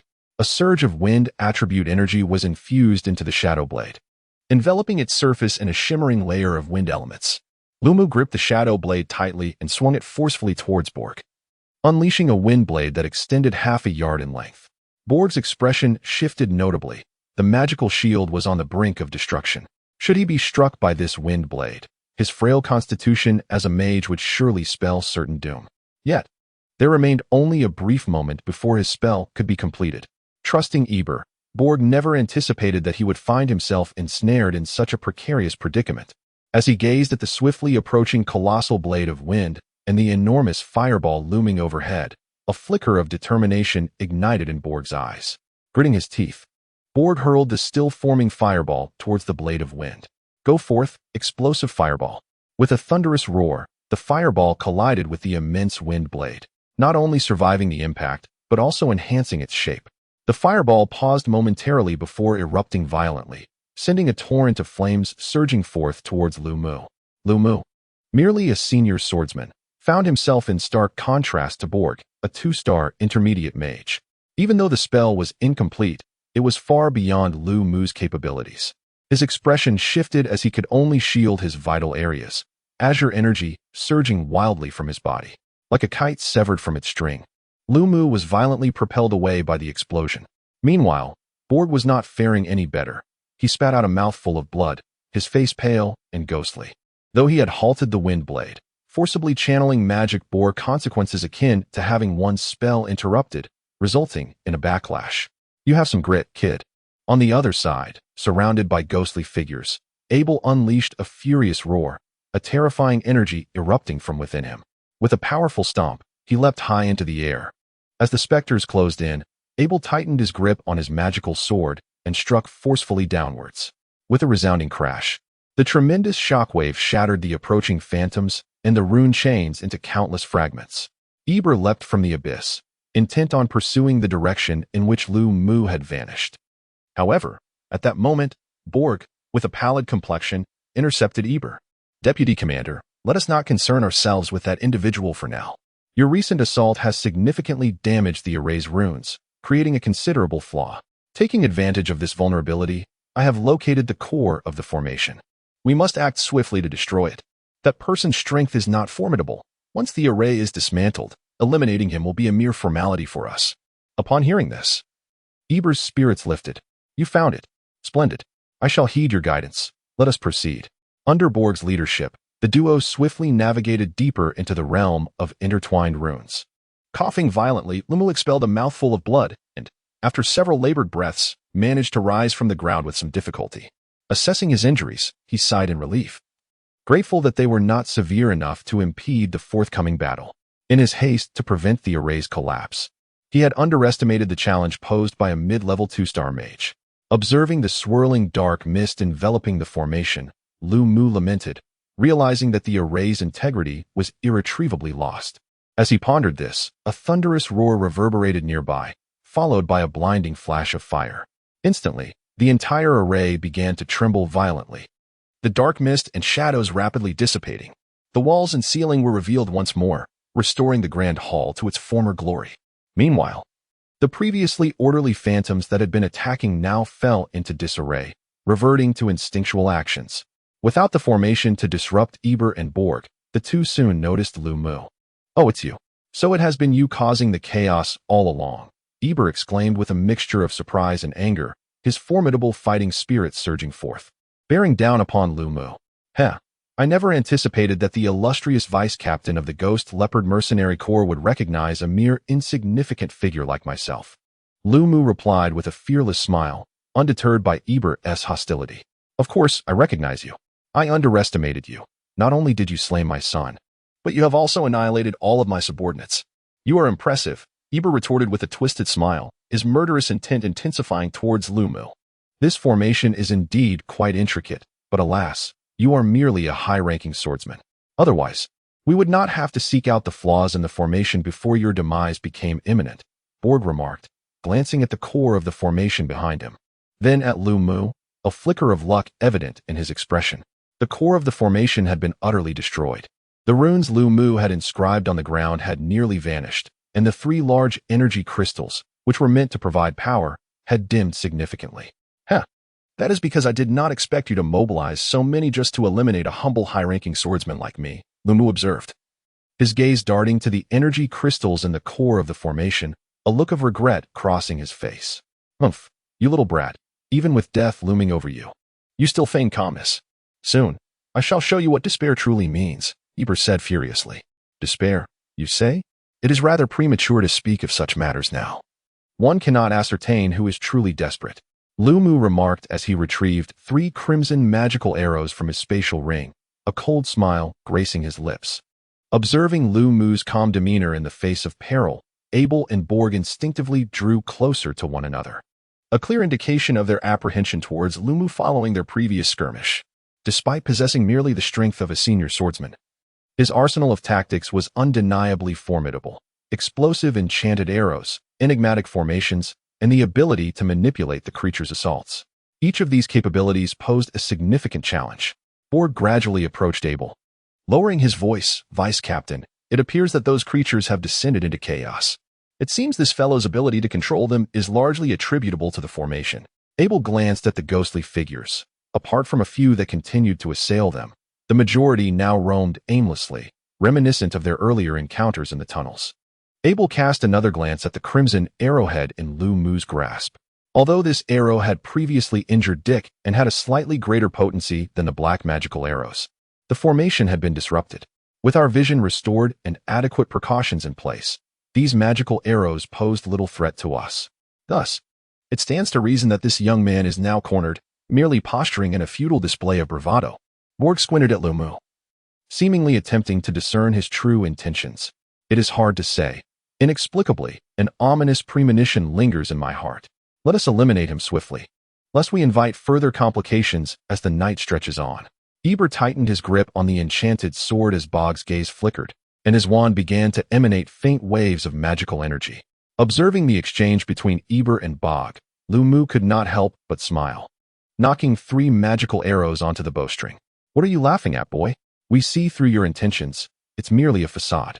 Watch as I reduce you to mere fragments," Eber remarked, raising an eyebrow. For reasons unknown, the sight of Lu Mu's smile intensified Eber's unease. Struggling to suppress his apprehension, Eber took a step forward, poised to charge at Lu Mu. In response to Eber's words, Lu Mu's smile widened, laced with a hint of derision and a chilling intent to kill. "Have you truly seen through my ruse? Then I wonder if you can perceive this move." With a low exclamation, Lu Mu commanded, "Explode." At that moment, the 3 energy crystals at the core of the formation flickered with a crimson glow, releasing an unusual wave of magical energy. Eber and Bog's expressions changed drastically as they sensed this surge of magical power. Having experienced it numerous times, They were acutely aware of what this energy fluctuation signified. How can this be? These energy crystals are not magical arrows. They cannot explode. Bog exclaimed in disbelief. Yet reality swiftly answered this grim question. In an instant, the three energy crystals, which had appeared as ordinary as before, now radiated a blinding light. With a thunderous roar, the ensuing explosion surpassed the intensity of any previous detonation by several magnitudes. Though Eberl was a distinguished great swordsman and Borga a 2-star intermediate mage, they were both caught off guard, akin to kites severed from their strings, sent soaring into chaos. At that moment, a piercing sound sliced through the air, while airborne. Borga caught a fleeting glimpse of a crimson flash before a searing pain erupted in his chest. His expression morphed into one of disbelief as 3 red magical arrows lodged themselves into his torso. Upon witnessing Borga's demise before him, Eberl's face contorted with a mix of shock and fury. Lumu lowered his magical bow, sneering as he shouted, "You should be more concerned about your own fate." Boom. The 3 red magical arrows embedded in Borga detonated simultaneously, and in an instant, his body was reduced to mere fragments. The explosion engulfed Eberl along with the remnants of Borga. No. Eberl's face was a portrait of terror, having endured 2 successive cataclysmic blasts. He had previously relied on his formidable fighting spirit as a great swordsman to withstand the first explosion without sustaining grave injuries. However, this time, he was left to confront the full force of the devastation. Chapter 22. Confrontation with the senior great swordsman. What a close call. Had I not previously infused the energy of the explosive jack into those colossal energy crystals, it would have been a grueling battle against not just one, but both of them. The artistry of explosion. In an instant, the tide of battle turned, and I found myself enamored with the sheer power of detonation. Lumu squinted, reveling in the series of explosions. Young man, you possess great talent. You have effortlessly annihilated a mercenary squad capable of contending with swordsmen, truly earning the title of genius, provided, of course, that you manage to emerge from this ordeal alive. As the dust from the explosion settled, the figure of Eber emerged, a stark contrast to his previously formidable appearance. Now, he was rendered utterly disheveled. His left hand was grotesquely contorted, and his upper garments lay in tatters. Shards of rock, both large and small, were embedded in his flesh, with blood gushing forth like a fountain from his wounds. His breath became erratic, clearly indicating the severity of his injuries. Observing Eber, Lumu's expression darkened momentarily, yet he soon broke into a grin. The strength of a senior great swordsman is indeed formidable. Such explosions could not claim your life, yet you now struggle merely to stand, let alone wield your full potential. In response to Lumu's provocation, Eber surprisingly adopted a calm demeanor. There is no need to incite my wrath further. The situation has escalated beyond that point. However, do not presume that you are the only one with a trump card. Suppressing a fierce urge to kill, Eberly coldly smirked as he retrieved a glass vial filled with golden elixir from his spatial ring. This small bottle of diluted holy water was originally meant for my brother's protection, yet it seems fate has dictated that it be used on you, a high-ranking swordsman. You should feel honored, Eberly proclaimed, then downed the vial of holy water in one swift motion. Almost instantly, the wounds on Eberly's body began to staunch and heal, his aura gradually stabilizing. To think you possess such a precious item. No wonder you have a powerful mercenary group backing you, Lumu sighed. Fully aware of the miraculous properties of holy water, which is imbued with a potent essence of light, this elixir is renowned for its extraordinary healing capabilities. Capable of reviving even the most grievously wounded, naturally occurring holy water is exceedingly rare in the land of Arad, and upon its appearance, it is swiftly seized by various factions. The Church, the sole authority capable of producing holy water, maintains stringent control over its distribution. Thus, Eberly's acquisition of even a diluted vial is remarkably rare. However, do not let your pride swell too much. This vial of holy water has been heavily diluted, has it not? Otherwise, your injuries would not have only healed to this extent. Observing the scabbed wounds on Eberly's body, Lumu narrowed his eyes. Even if you have imbibed the elixir of life, how much of your true strength can you truly wield? At these words, Eberly's smile faltered, yet he retorted, "Even if my power is diminished, it is more than sufficient to end your life." With a thunderous roar, Eber unleashed a torrent of crimson flames, surging fiercely towards Lumu. Attribute energy is not solely your domain. Summon the Gale of Nock. A spectral wolf, cloaked in azure, materialized behind Lumu. as the ghostly power enveloping him transformed into ethereal wind element energy. Clang! The scarlet magic sword clashed against the cerulean blade, each energy force pressing against the other.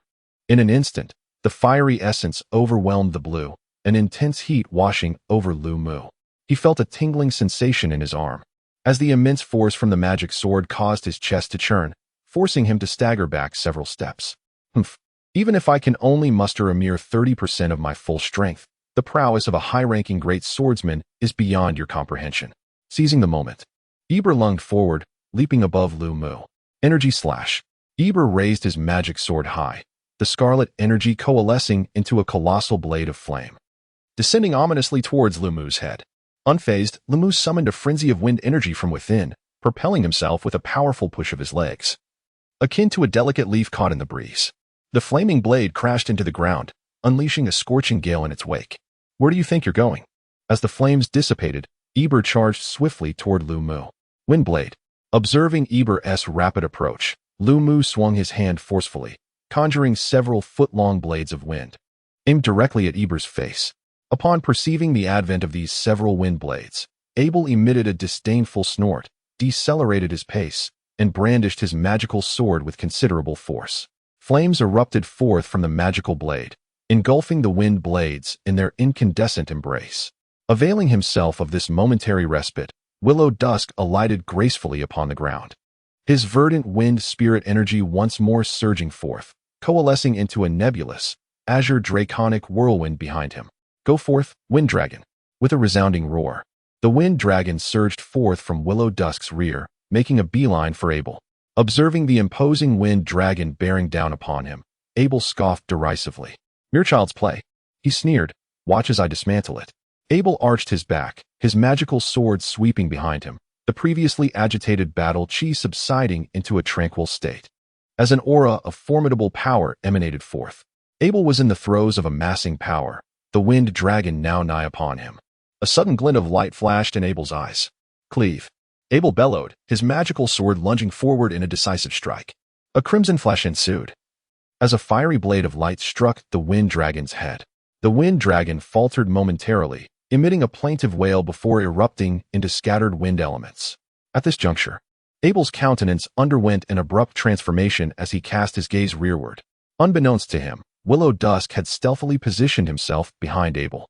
A shimmering silhouette, radiating a soft glow, arced towards Abel's neck, prompting Abel to swiftly contort his body, his magical sword held horizontally before his chest. A resounding clang reverberated as the two magical swords clashed. Simultaneously, Willow Dusk's spectral wolf form subtly merged into his being, as azure battle chi pulsated within Willow Dusk's left hand, congealing into a viridescent wolf's claw. Reaching for Abel's neck, he watched as the claw formed from battle energy. Abel instinctively sensed a trace of danger. If he were caught, he would surely die. Abel quickly made a fist with his left hand and punched out. The claw and fist collided, and the sound of bones breaking was heard.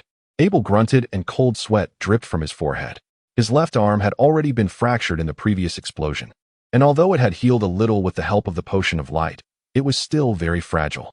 This time, in such a collision, Abel's left hand was already twisted out of shape, and sharp bone spurs even protruded from the flesh. It seemed that even if he could get out alive, his left hand would be useless. Seeing this, Lu Mu was naturally overjoyed. The wolf claw blurred for a while, and soon a wolf's head was formed. The wolf's head grew its big mouth, and the sharp teeth that grew an inch were embedded in the flesh of Abel's left hand, tearing it hard.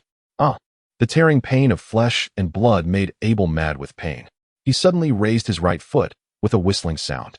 Abel's right foot was like a whip, kicking Lu Mu in the abdomen.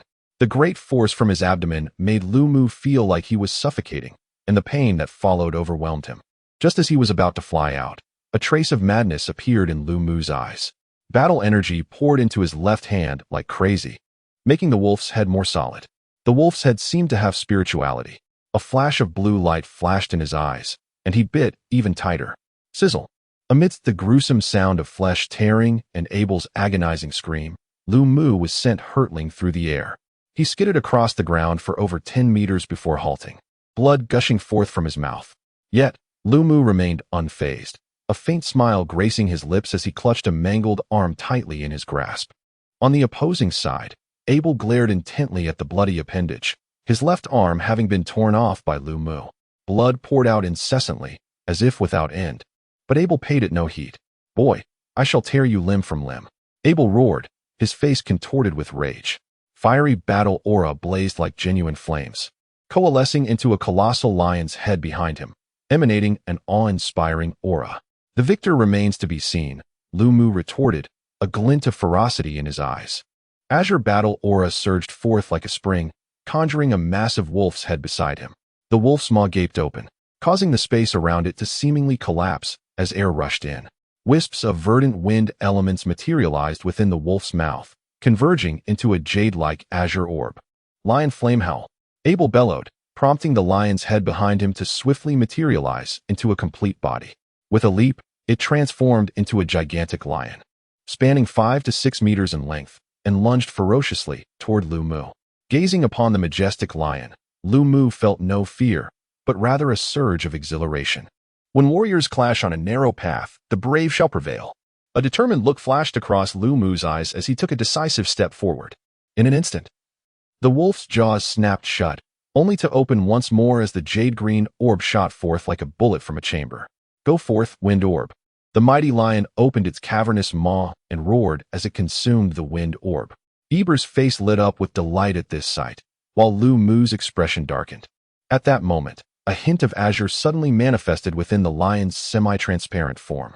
The lion's belly swelled dramatically, and a massive azure orb materialized within it, causing the lion's body to expand to the brink of its limits. Suddenly, several wind blades erupted from the lion's body, and after a mournful howl, it violently exploded. The flames of burning fighting spirit intertwined with the wind blades formed from elemental air, creating a fierce amalgamation of blue and red. As the explosion resounded once more, a terrifying shockwave surged forth, sweeping towards the two individuals. Witnessing the oncoming wave of fire and wind blades, Lu Mu's Expressio Chapter 23, Abel's Despair Ahem. Willow Dusk coughed up several mouthfuls of blood before laboriously rising from the ground. He hadn't anticipated that even with the employment of an advanced martial technique, the outcome would be merely a Pyrrhic victory. It appeared that the martial technique Abel had executed was also of considerable caliber. Upon assessing the extent of his injuries, Willow Dusk couldn't help but offer a wry smile. Several ribs were fractured, and his leg bones were severely dislocated, rendering each step an agony. To compound matters, his battle chi was nearly depleted due to the successive release of martial techniques. However, upon casting his gaze upon Abel, Willow Dusk felt a knot forming in his heart. Abel had already risen to his feet, appearing even more disheveled than before, yet seemingly unscathed by any significant harm. As if sensing Willow Dusk's gaze, Abel glanced at him, revealing a hint of surprise.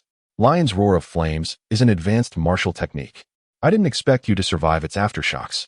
It seems the technique you employed was also of considerable rank.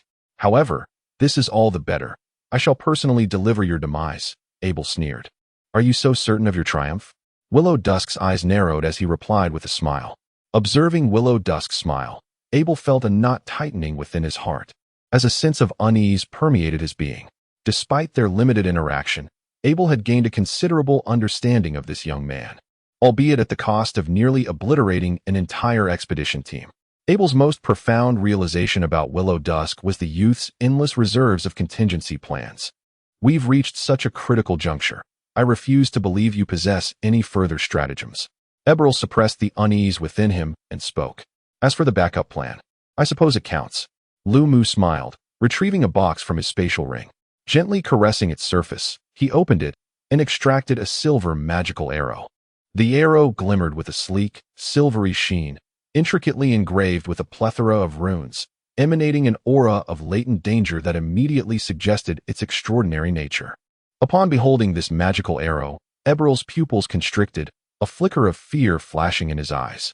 However, he quickly regained his composure and burst into laughter, exclaiming, "Ha ha, truly, fortune favors me. I must admit, this silver magical arrow instills a sense of peril within me. It stands to reason that its explosive power surpasses that of the previous red arrow. Indeed, at my current strength, I would likely struggle against even a great swordsman. Should this silver arrow find its mark, my demise would be inevitable. But let us not forget, you are not as formidable as before. I dare say, In your present condition, even drawing the bow must be a considerable challenge for you. Do you truly believe you can strike me? Lu Mu, upon hearing this, did not retort but instead offered a wry smile. Indeed, in my current state, I would hardly compare to an ordinary individual. Even drawing the bow once more poses a significant strain. The likelihood of hitting you is quite slim. Eberl, upon hearing Lu Mu's words, revealed a hint of amusement on his face. Just as he anticipated Lu Mu to concede or make a desperate attempt, Lu Mu shifted the conversation. However, it seems that fortune smiles upon me a bit more than it does upon you. It appears that fate has not been inclined to assist you. What does this mean? Upon hearing Lu Mu's words, Abel's previously suppressed unease surged forth once more, and with even greater intensity. Amidst this disquiet, Abel felt an instinctive urge to glance back. The moment he did so, his countenance turned ashen. It is impossible. The formation had clearly been breached, so how can you still exert control over these apparitions? Abel shouted in a fit of exasperation, his gaze involuntarily drifting towards the ominous throng of phantoms slowly approaching from behind, his face a mask of terror and disbelief. In stark contrast to Abel's frantic demeanor, Lu Mu maintained an air of calm. You are correct. The formation has indeed been dismantled, and I can no longer command these specters. However, do not overlook a particular trait of these phantoms. They are drawn to the essence of the living. Abel was momentarily taken aback, almost blurting out, indeed. Lu Mu shrugged, surveying the surroundings. To preempt your escape, I had nearly confined half of the phantoms at the entrance of the tunnel, where they remained docile under my control of the formation. Yet now that the formation has dissipated, they are free to act according to their instincts. Just moments ago, this grand hall witnessed the demise of several individuals. Although they are no longer alive, as long as their corpses have not decayed, they will emit the essence of the living. Furthermore, I had previously reduced some bodies to mere fragments and blood mist. Saturating after your arm was broken, your body was almost drenched in blood, and the scent of life was overwhelmingly potent. To those phantoms, your allure was simply irresistible. Listening to Eberl, who wore a grim expression, Lu Mu let out a light laugh, yet suddenly offered words of comfort to him. You need not worry excessively. Without my control, the inherent power of those phantoms is significantly diminished. Although you are gravely injured, it is possible that these specters may not be able to harm you, allowing you a chance to escape. Of course, this is contingent upon your ability to prevent me from finding an opportunity to unleash this arrow. As Lu Mu spoke, he readied a silver magical arrow, aiming it at Eberl. Is this your trump card? Given the extremity of your actions, what advantage do you seek? Are you not afraid of these monsters? You must understand how dire the consequences are if they were to lay a hand upon you. To annihilate a force capable of contending with sword masters using only the strength of a high-ranking swordsman is a feat of genius. Do you truly wish to perish here with me? Eberl said anxiously. He believed that if they combined their efforts, there might still be a chance to escape the clutches of these creatures. However, if Lu Mu intended to engage in a mutual destruction scenario, then their hope of fleeing would be utterly extinguished. Upon hearing Eberl's words, Lu Mu shook his head. I certainly do not wish to meet my end alongside you here. Eberl's heart leaped with joy. As long as the other party did not wish for death, he could extend various promises and inducements to persuade Lu Mu. After all, as long as they could escape from this place, the subsequent events would surely fall under his control. However, just as Eberl was about to offer counsel to Lu Mu, the latter's ensuing words plunged him into an icy abyss. I believe you are gravely mistaken, and it is indeed a significant error. Firstly, these phantoms were not part of my premeditated scheme. The silver magical arrow was merely my final resort. I am not a deity, and it is beyond my capacity to anticipate every detail. These apparitions are merely a coincidence. Secondly, you are mistaken in thinking that I ever contemplated our mutual destruction. After all, I have assured someone that I would return. However, I have no intention of collaborating with you, for Lu Mu, limping slightly, approached one of the phantoms and placed a hand behind it. Instantly, a dark mist enveloped Lu Mu's hand. Eberl's expression shifted, yet the anticipated scene did not unfold. The dark mist lingered momentarily on Lu Mu's hand before ceasing its advance, while tendrils of black vapor began to emanate from Lu Mu's being. As the dark mist enveloped Lu Mu, the phantom halted in its tracks, disregarding Lu Mu and instead advancing towards Eberl. Although I can no longer control them, they cannot harm me, Lu Mu remarked with a smile, waving his hand as the dark mist dissipated in an instant. You scoundrel, this is impossible. I will kill you. Staring in disbelief as the black mist vanished from Lu Mu's hand, the last thread of Eberl's composure snapped, and despair swept over him like an unstoppable tide. All while he beheld the hint of a smile on Lu Mu's face. A chilling wave swept over Eber, and he felt as though it were the very smile of the devil. Indeed, he must be a demon. How else could I have faltered? Eber, consumed by a frenzied outcry within, lamented that the foe before him was merely a high-ranking swordsman. Suddenly, a surge of crimson energy erupted from within him. His face contorted with madness as he charged towards Lu Mu, intent on tearing him to shreds. Yet, alas, the manifestation of his energy only heightened the spectral presence surrounding him. In an instant, Eber found himself encircled by shadowy apparitions. Clear the way. Energy slash. Eber roared, resembling a wounded beast cornered and fighting its last desperate battle. Meanwhile, Lu Mu stood aloof, observing with a detached gaze. It is over, Lu Mu intoned, tightening the bowstring as he aimed at the frenzied Eber entangled in combat with the phantoms. The silver magic arrow shot forth like a bolt of white lightning, slicing through the air with a resounding whoosh. Eber, lost in his madness, barely comprehended the unfolding events before he felt a sharp pain in his chest. Gazing down at the silver arrowhead embedded in his torso, he was momentarily stunned. At that moment, a cold voice echoed in his ears. Explode. Outside the ruins, a deep, muffled sound resonated from a concealed opening, causing several stones to tumble from the low cliff in response to the tremor. Then, all returned to an eerie silence. Chapter 24. The Fall of Leaf Town in the Ruins. Gazing at the shattered remnants of Abel, Lu Mu let out a sigh of relief and collapsed to the ground. It truly was a stroke of luck to have vanquished Abel this time. Aside from that formation, the explosion orchestrated by Jack played a significant role. To triumph against the strong with the weak and to battle beyond one's rank. It is little wonder that Jige would elevate such an ability to the status of a deity. Well done, young one. Jige finally emerged after 2 days of silence, offering Lu Mu a lukewarm compliment. In response, Lu Mu could only chuckle awkwardly, thinking to himself, so your old self finally deigns to speak. If only you had lent a hand earlier, that formation wouldn't have been so easily breached. I mentioned this was a test for you. If you cannot even pass this, then you are unworthy of collaborating with me, Jige replied lazily. A test, you say? What score do you think I earned? Lu Mu asked, somewhat exasperated. Well, you barely managed to qualify, Jige answered nonchalantly, his eyes flickering in the sea of consciousness. If someone were to observe Jige at that moment, they would catch a fleeting smile upon his face. Indeed, this was a trial for Lu Mu, from beginning to end. Aside from assisting him in setting up the formation and balancing the stark disparity in strength, Jige had left nearly all other tasks to Lu Mu alone. From gathering intelligence to collaborating with Angus, and through the intricate scheming within the ruins, Lu Mu performed admirably.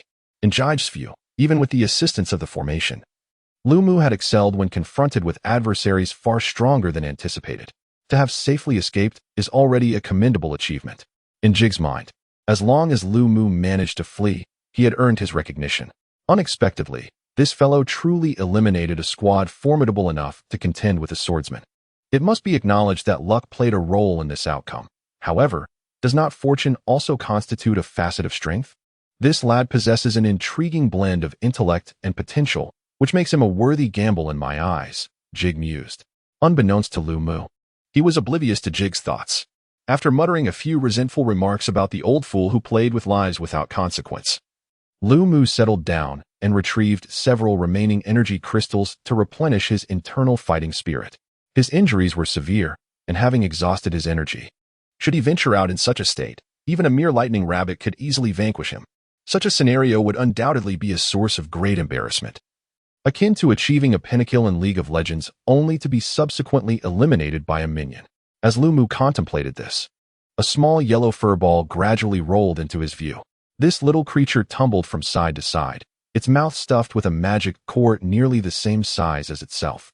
The little furball struggled valiantly, its eyes rolling back in apparent distress, as though it were on the verge of choking. Observing this peculiar chick, Lu Mu felt a surge of frustration. You wretched chick, where were you during the battle? Now that I've emerged victorious, you decide to show yourself. How utterly heartless. I am, after all, your master. Lu Mu grasped the little furball's tiny paw and shook it vigorously. Observing its struggle, he sighed and prepared to extract the magical core. However, When Lu Mu attempted to pull it out, he found it utterly unyielding. In a state of panic, the little fur ball desperately swallowed the core. With a determined push of its mouth, it consumed the core entirely. Yes, entirely. Moreover, in its fervent effort, it inadvertently gulped down half of Lu Mu's index finger. Perhaps sensing the unusual texture or feeling the weight of Lu Mu's bewildered gaze. The little chick dangling from Lu Mu's finger cast a flirtatious glance his way, adorning its face with a sycophantic grin, reminiscent of a traitor encountering the commander of the Imperial Army. Had this transpired during the years of resistance, it would have undoubtedly been met with swift retribution, devoid of any semblance of injustice. With an expressionless demeanor, Lu Mu detached the peculiar little chick from his hand and regarded it with a bemused glance. How on earth did you manage to consume that magical core? Wait, from where did you acquire it? Lu Mu's eyes widened as this critical question dawned upon him. Upon hearing Lu Mu's inquiry, the little furball let out a relaxed chirp. Through their established contract, Lu Mu easily deciphered its meaning. So, you indeed obtained it from those mercenaries. Tell me, how many have you consumed in total? A sudden sense of foreboding surged within Lu Mu's heart as he hurriedly pressed for an answer. The little fluffball lay lazily upon Lu Mu's hand, letting out a squawk while contentedly stretching its wings and patting its belly. Indeed, you have forgotten to scavenge all the corpses, my magic core. Lu Mu lamented with a cry, casting an indignant glare at the chick before giving it a firm squeeze. How did you grow to be this size? You were scarcely the size of a fist, and the tiniest magic core is larger than your head. How on earth did you manage to swallow it without choking? Yet, that is of little consequence. Speaking of which, having consumed so many magic cores, how is it that you remain so diminutive? Or have all the magic cores gone? Are you, perchance, the infamous bug summoned by some unscrupulous author? Lu Mu tugged and pulled at the chick as if it were a puppet. Yet he could not uncover the whereabouts of the magic course. The chick's body was remarkably soft and resilient, yielding no foreign objects upon inspection. After enduring Lu Mu's relentless tugs, the chick finally grew irate. With a sudden kick, it flapped its wings and soared toward Lu Mu's head. The little fluffball transformed into an enraged little bird. Ah, pardon me, it should be an angry little chick.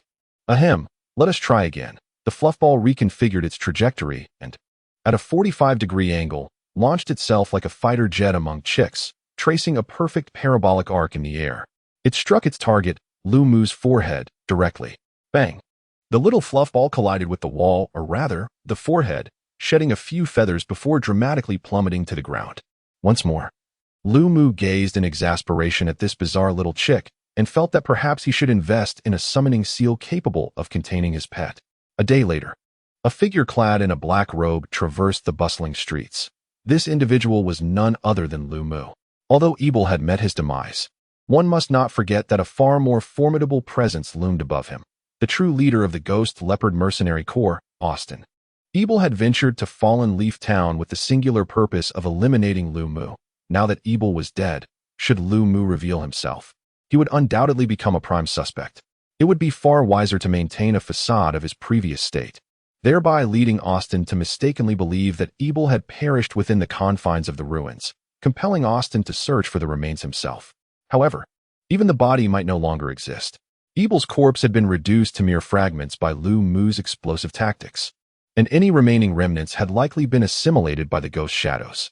It is somewhat lamentable that Ebel's potential was squandered, possessing fire attribute martial energy. His soul would have served splendidly in the creation of the Infernal Flame card. Yet, with the body obliterated, Lu Mu could scarcely hope to retrieve the soul. Fortunately, Lu Mu had stumbled upon Ebel's spatial ring. Truly, as the vice-captain of the Ghost Leopard Mercenary Corps, Ebel was affluent. His possession contained no less than 5,000 or 6,000 gold coins, along with 2 or 3 second-tier magical weapons. The weapon he wielded was particularly impressive, a third-tier magical sword, coupled with several hundred energy crystals for cultivation. This windfall somewhat alleviated Lu Mu's sense of loss. As he walked through the streets, Lu Mu initially feared that his black robe would draw undue attention. To his surprise, he discovered that he was not alone. Numerous others donned similar attire, some acting independently while others moved in groups. The individuals hurried past. Even those familiar with one another exchanged only a few words before swiftly departing. Regardless of which of the two it was, they shared a common trait, immense strength. Lu Mu sensed the aura of these individuals, judging by the magical fluctuations they emitted. The weakest among them had already attained the level of a high-ranking swordsman, while others possessed power comparable to that of Eberl. There were also some whose presence was so restrained that it was imperceptible. However, it could be inferred that they were not weak either. Who were these people? It seemed that something significant had transpired in the past few days, Lu Mu pondered. At that moment, another figure cloaked in black passed by Lu Mu. Habitually, he attuned his senses to the magical fluctuations of this individual. Instantly, a tremendous pressure assailed him, as if a legendary beast had locked its gaze upon him, and a wave of lethal intent enveloped him. Under this oppressive aura, Lu Mu felt as though he were adrift on a small boat amidst a sea of blood, where even the slightest shift could lead to his submersion. Fortunately, the lethal intent was fleeting. Once it dissipated, clarity returned to Lu Mu's eyes. It was only then that he realized his back had become drenched in cold sweat in the brief moment. Despite the brevity, he felt more exhausted than after a confrontation with Eberl. Lu Mu sensed his body was utterly drained, nearly causing him to lose his balance and fall. An overwhelming terror spread through his heart. What kind of strength did this person possess? It was truly terrifying. What kind of power was this? A swordsman, perhaps? It is absolutely impossible. Even the sword sect could not achieve such a feat with this thought in mind. Lu Mu could not help but glance back at the person. At that moment, Jai's urgent voice suddenly exploded in Lu Mu's mind. Whatever you do, do not turn around. Remain where you are and do not move. If you wish to live, follow my instructions. Hearing Jai's words, Lu Mu's body stiffened, and he stood frozen in place, afraid to make a single move. Time passed slowly, and as he observed the people around him casually strolling by, Lu Mu had never felt time drag on so agonizingly. After a while, Jai's voice came again. It's all right now. He has left. Lu Mu instantly felt a wave of relief wash over him. Reflecting on the earlier scene, he could no longer restrain his curiosity and yearned to inquire about the strength of that individual. However, before he could utter his question, Jai interrupted him. I know what you wish to ask, but it is best that you remain ignorant. This person's power is beyond your current comprehension. It would be wise for you to keep your distance and focus on your cultivation. With that, Jai fell into silence. Upon hearing Jai's words, Lu Mu felt a shiver run down his spine. If even the typically carefree and indifferent Jai was so earnest in his warning, it was prudent to heed his advice. Suppressing a flicker of fear, Lu Mu found himself puzzled. What could such a formidable being possibly seek in this remote town? Surely, it could not be as simple as just passing through. Chapter 25. Gathering storm. As Lu Mu pondered, several mercenaries ambled by, deep in discussion. Due to Lu Mu's proximity, they made no effort to conceal their words, which he easily overheard. There's been a noticeable increase in mysterious individuals these past few days, and they're all quite powerful. I wonder where they're coming from. Haven't you heard? The War Dragon mercenary, renowned as the foremost in Lorraine, has announced an expedition to explore the ruins within the Divine Sealing Mountains. These people are likely drawn by the prospect of profiting from the venture. It's not just the War Dragon mercenary. I've also heard that the esteemed Bryan family, one of Lorraine's leading clans, intends to explore the ruins as well. Otherwise, the War Dragon mercenary alone wouldn't attract such a crowd. Indeed, if these two prominent forces are taking the initiative, perhaps we should consider. The mercenaries' voices faded into the distance, leaving Lu Mu to contemplate. So, the ruins in the Divine Sealing Mountains are about to be unveiled? Could that robed figure's presence here be related to the ruins as well? No, he thought. Jig had advised him to keep his distance from that individual. It's best not to dwell on this matter, and instead focus on the present situation. Come to think of it, the unveiling of the ruins is actually welcome news. Austin is also scheming for these ruins. This should divert much of his attention in the short term. However, the specific circumstances remain unclear. It would be best to consult with Shuejia. With this in mind, Lu Mu headed towards the mercenary guild. On the other side, a figure cloaked in black strolled nonchalantly down the street. This was none other than the extraordinary powerhouse who had previously sent Lu Mu into a cold sweat. Beneath the dark robe, an aged yet malevolent visage emerged. Humph, what an oblivious young fool, he mused. Merely a high-ranking swordsman, and yet he dares to offend me. Were it not for my intent to remain inconspicuous this time, I would certainly teach this brat a lesson. The old man in black cast a glance towards the distant, majestic mountain range, a flicker of greed flashing in his eyes. Ah, the Fengshan mountain range, it must be there. Humph. These despicable ants believe that relic is within their reach. I have risked so much to sneak out. Whatever lies within that relic is rightfully mine.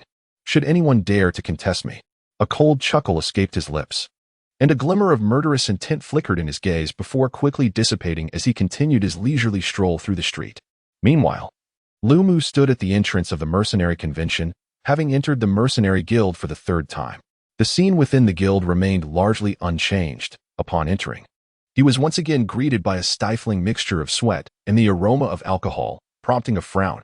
A large group of burly men gathered, either unwinding after their tasks or quietly conspiring about something.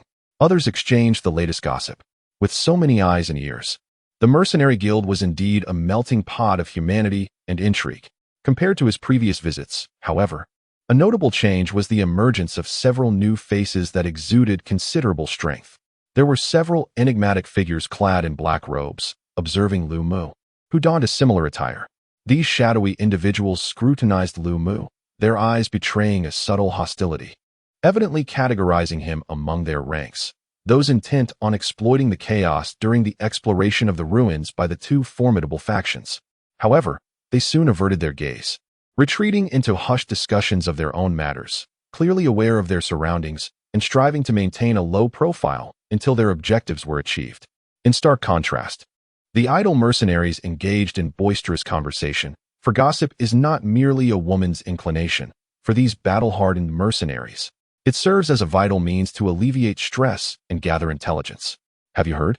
The War Dragon Mercenary Corps is mobilizing in full force, even bringing their emblematic beast into the ruins. The emblematic beast? You mean that Earth Dragon? TSK, I've heard its strength has reached the pinnacle of Tier 3. Moreover, infused with a trace of dragon blood, it could rival several high-priced sword masters without faltering. One individual mused, it is largely due to their commander, Eaton, fortuitously capturing this Earth Dragon that the War Dragon Mercenary Corps ascended to the status of the premier mercenary group in Lowland City. Shoo, do not speak carelessly. The members of the War Dragon Mercenary Corps are expected to arrive in this town shortly. Do not invite trouble upon yourself. They are not to be trifled with. Another quickly interjected, silencing the first. Since the Dragon Mercenary Corps has resorted to such a trump card, it appears that they stand to gain the most from this venture. Another individual scoffed at this remark, dismissing it with a disdainful huff. Huffed, it's merely a ground dragon, is it not? I have heard that the Bryan family has seemingly drawn upon their deep reserves and summoned an ancient being of the sword sect. What? How could that be possible? If such a formidable entity has indeed emerged, this relic must be extraordinary, beyond the comprehension of mere mortals like us, one person sighed. The others, upon hearing the term sword sect, displayed expressions of awe. Such an existence was far beyond their imaginings. Let us not despair. Who can ascertain the truth of this information? It could very well be the machinations of those with ulterior motives stirring the waters. We must remember that relics of this magnitude are rare, occurring only once in a century. Are you truly willing to let this opportunity slip by? One of the earlier speakers suddenly rose, expressing their discontent.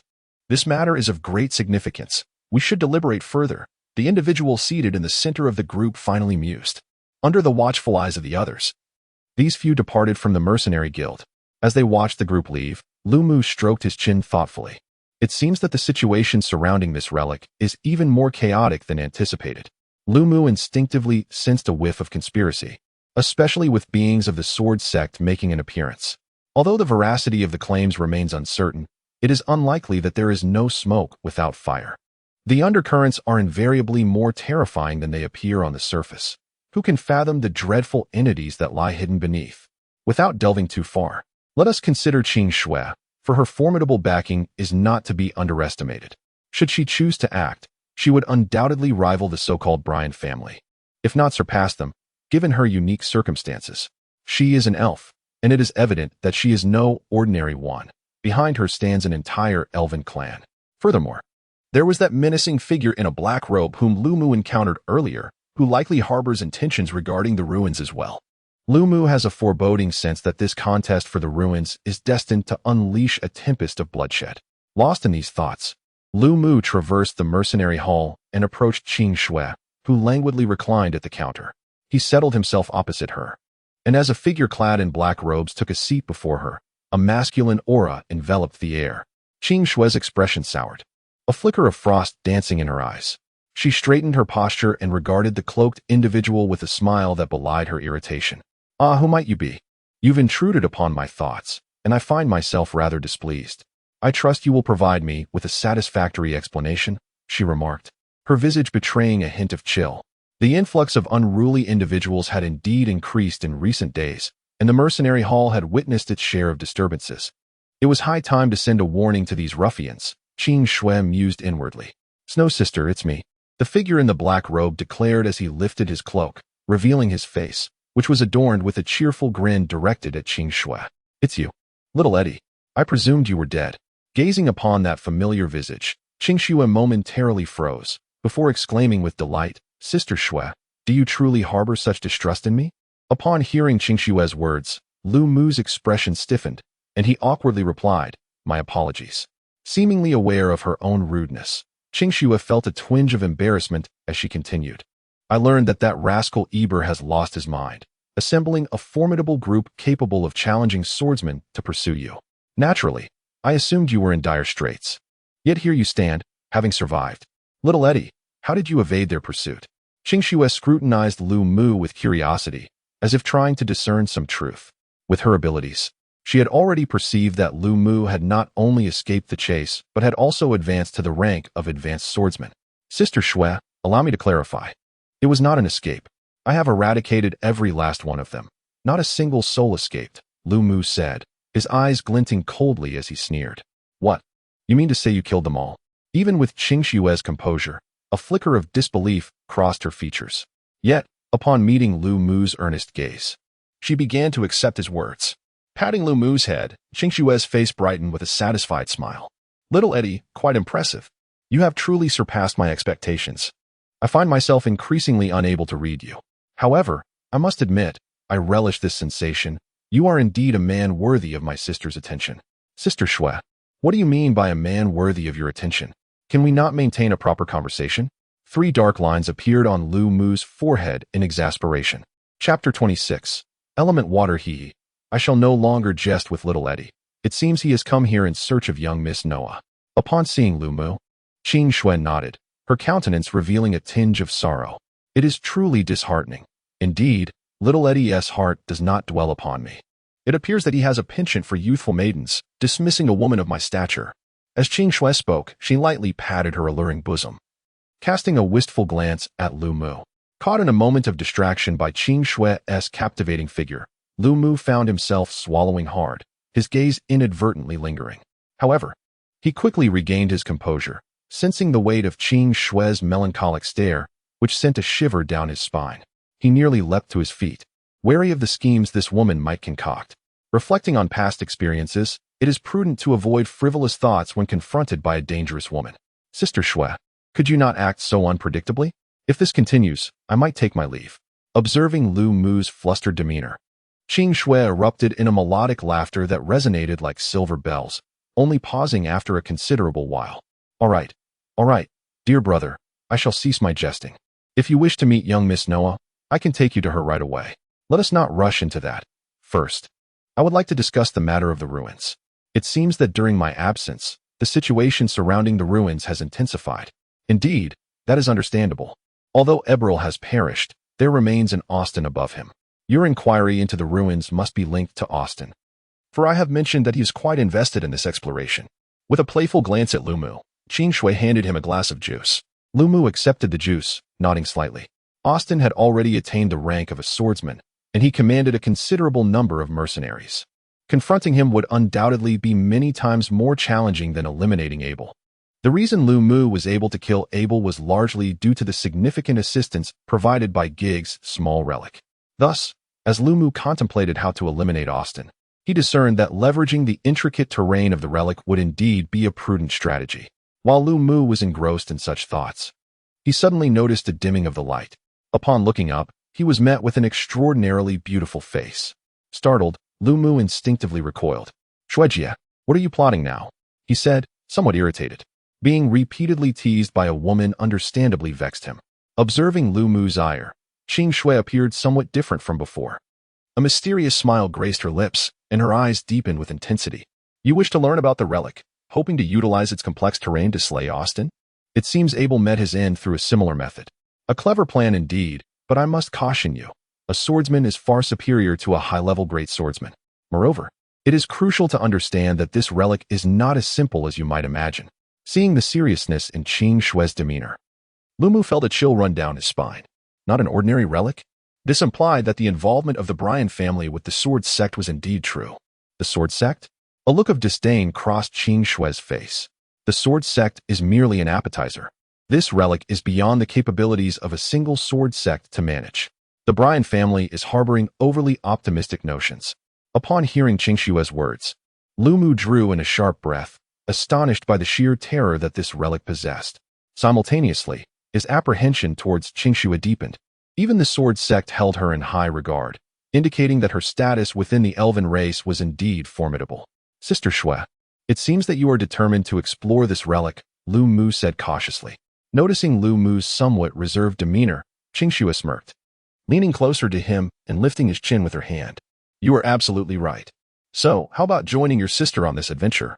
There will be plenty to feast upon, she teased, leaning in slightly, her ample bosom almost brushing against him. Lu Mu, caught off guard by Qing Shue's sudden shift from seriousness to playful banter, felt a wave of embarrassment wash over him. Sister Shue, please, no jokes, he replied, his eyes drawn to the enticing glimpse of white beneath her neckline, accompanied by the profound allure it concealed. He gulped, hastily pushing her away. Goodness, this is quite an overwhelming situation. I assure you, I am not jesting, Qing Shue said earnestly. For certain reasons, I require the assistance of some mercenaries. Thus, I am currently recruiting capable individuals. How about little Eddie? Proving your strength by defeating Abur would certainly showcase your prowess. Join me. And while I may not assist you in vanquishing the Ghost Leopard mercenary group, I can guarantee that Austin will not trouble you. Qing Shue gazed at Lu Mu with an expression filled with hope. However, Lu Mu displayed a conflicted expression and shook his head in response. Shuejie, I am well aware of my own capabilities. The opportunity to vanquish Eber was largely a stroke of luck. From what you previously mentioned, this relic is fraught with peril. I fear that, despite my status as a high-ranking swordsman, I still fall short. Oh, so that is your concern. I had thought it was something else. Qing Shue smiled, and with a flick of her wrist, a small vial appeared in her hand, which she tossed to Lu Mu. What is this? Lu Mu inquired, examining the glass vial containing a vibrant, multicolored liquid. This liquid was evidently extraordinary, as Lu Mu could sense a profound surge of magical energy emanating from it. This is elemental water, a unique treasure of our elven race, immensely beneficial for breaking through one's limitations. Although this vial contains a diluted version, it should effortlessly facilitate your advancement to a grand swordsman in a short period. Consider this as the payment for your services. I wish to present it to you now. What? This can aid in my ascension to grand swordsman?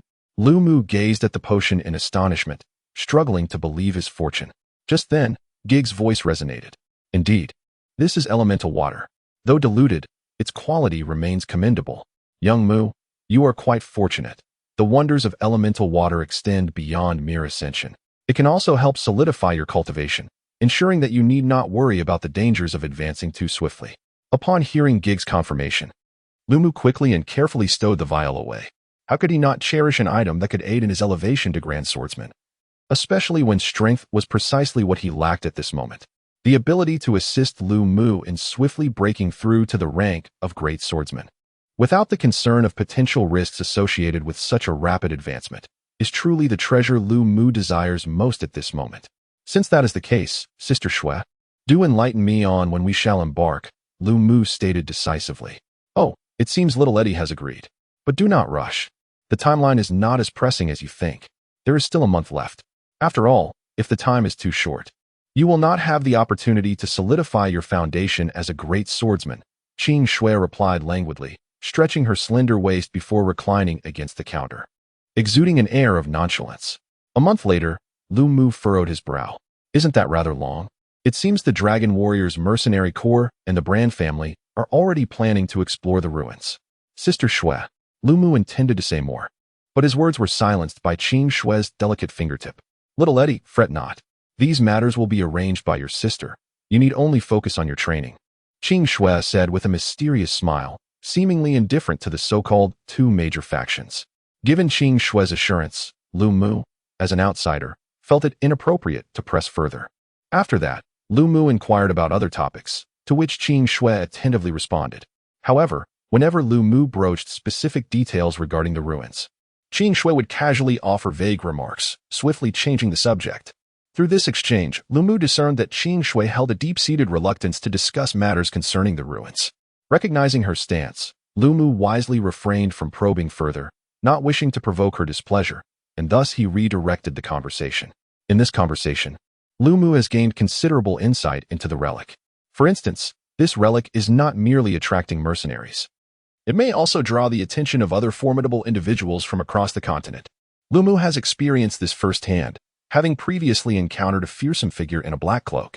Furthermore, those who seek to explore the relic typically converge upon Liyue Town, as it serves as a crucial passageway to the relic.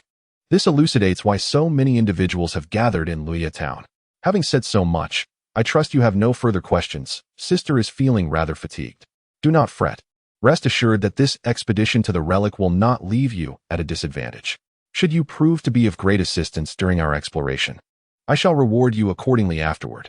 Moreover, if you should come across any treasures within the relic, Sister will not claim them for herself, Qing Shui reiterated.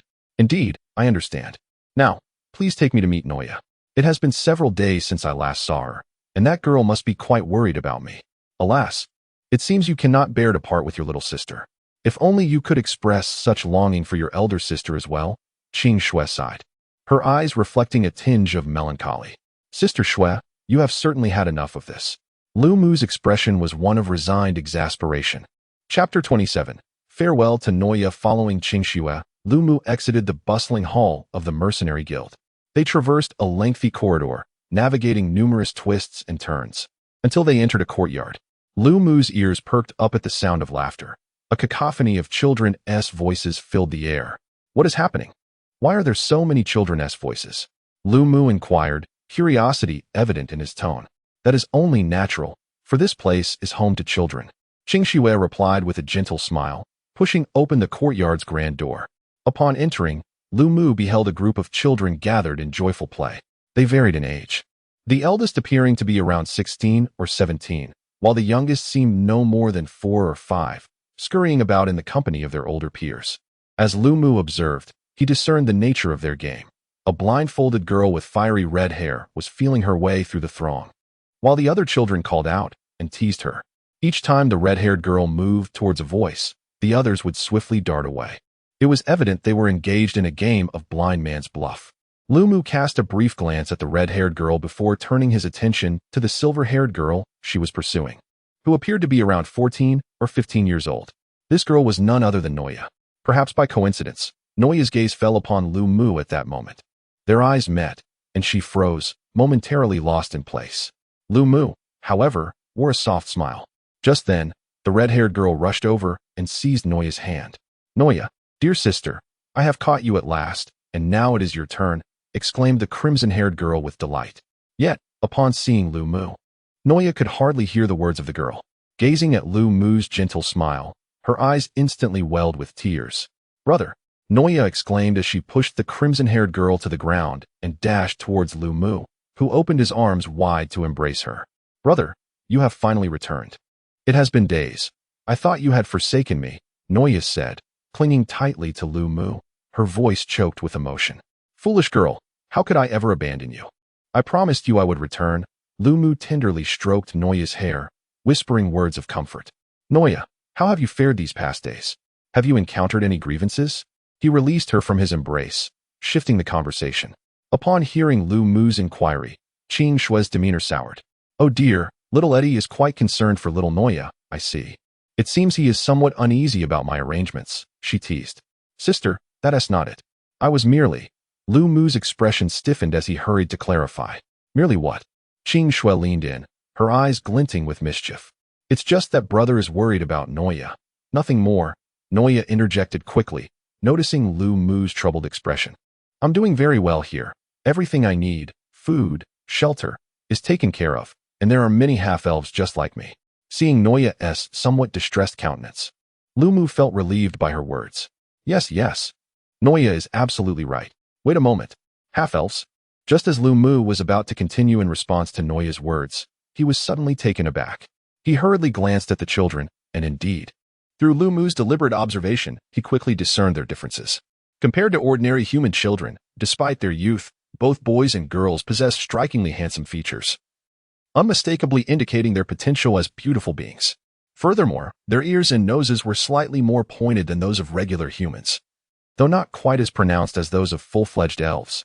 Additionally, their hair colors and the hues of their irises were almost non-existent among humans. Lu Mu finally confirmed that these children were indeed all half-elves.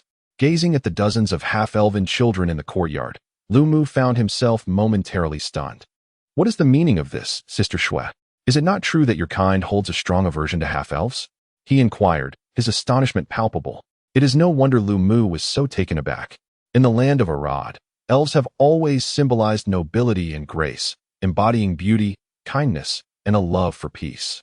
Consequently, they are exceedingly esteemed across the continent, with many from other races considering it a privilege to wed an elven maiden.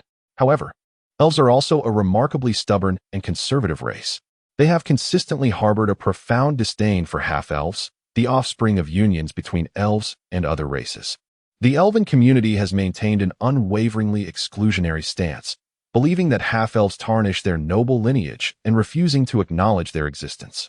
Furthermore, those elves who marry outside their kind face expulsion from their communities. Such outcasts, devoid of the elves' protection, may find themselves vulnerable to the predatory gaze of those with ill intentions, especially if their partners lack sufficient strength. Due to the ethereal beauty and nobility of the elves, many aristocrats are eager to possess an elven slave, merely to satiate their vanity. However, when it comes to the elven race, they dare not harbor any ambitions, for they cannot withstand the wrath of the elves. In contrast, the plight of those elves who have lost the protection of their kin, as well as the half-elves who are shunned by the elven society, presents a different narrative altogether. Thus, in the realm of Arad, the lineage of half-elves is often marked by tragedy, and the elven race shows no inclination to offer them any form of protection. Now, as Lu Mu unexpectedly encounters these half-elves, his curiosity is piqued. In response to Lu Mu's inquiry, Qing Shui remained silent for a considerable time before solemnly replying. I understand your thoughts. This is a secret of my clan. I can only disclose that the exclusion of half-elves is a reluctant decision made to preserve the purity of our elven bloodline, a situation that is soon to be altered. Upon hearing this, Lu Mu wisely chose to remain silent, aware that curiosity can lead to peril. The enigmatic secrets of the elven race are not for him to grasp. Although Qing Shui appears to be amiable towards him, he harbors no doubt that should he learn something he ought not to, she would not hesitate to eliminate him. The atmosphere grew tense as the exchange between Lu Mu and Qing Shui unfolded. Just then, a crimson figure suddenly lunged towards Lu Mu. The swiftness of the movement caused Lu Mu, momentarily distracted, to change color. By the time he regained his composure, the red figure had firmly embraced him. At this moment, Lu Mu discerned the figure cloaked in red, and it was indeed the crimson-haired maiden, Hao Ran. Haha, little sister Nuaya, you were clearly in my grasp just now. Since you dare to play tricks, you are still caught by me. This time, I will absolutely not let you escape. The red-haired maiden laughed heartily, tightening her grip around Lu Mu's arm. Wait, something seems amiss. Nuaya, it appears you have grown taller, and the scent about you is rather peculiar. The red-haired maiden remarked with a hint of confusion as she leaned in closer, her pointed nose brushing against Lu Mu's face as she inhaled deeply. Witnessing this scene, Lu Mu was momentarily taken aback, rendered speechless. Staring at the crimson-haired girl before him, he felt his breath quicken. Previously, due to his relationship with Nuya, he had not paid much attention to this enchanting maiden. Yet now, at such proximity, he discovered that she was a striking beauty, rivaling the likes of Qing Shui. Gazing at her, with ruby lips and skin as smooth as cream, a delicate nose, and fiery red hair contrasting beautifully with her swan-like neck, she formed a captivating visage. Everything about her was so perfect.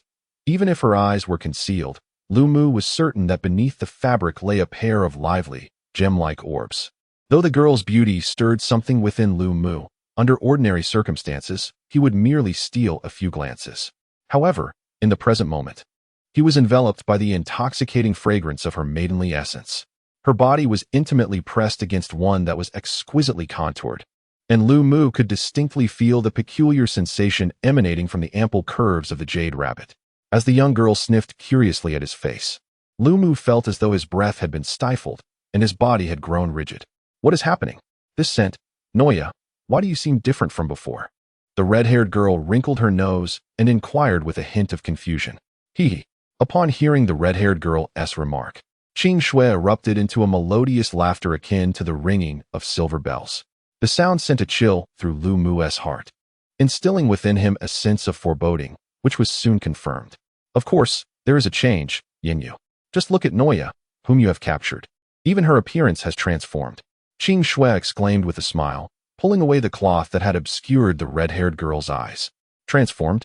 As the cloth was removed, Lu Mu beheld a pair of sparkling eyes, radiant like rubies, gazing at him in bewilderment. Chapter 28. Fiery Moon. A profound silence enveloped the scene as Lu Mu and the crimson-haired maiden found themselves frozen in disbelief. Only Qing Shui continued to smirk mischievously, seemingly eager for the unfolding drama. Suddenly, the girl emitted a piercing scream, forcefully pushing Lu Mu away, and retreated in haste, gazing upon the man before her. Memories of their previous encounter flooded her mind, prompting her to clasp her hands over her chest, her face a vivid tapestry of shame and anger.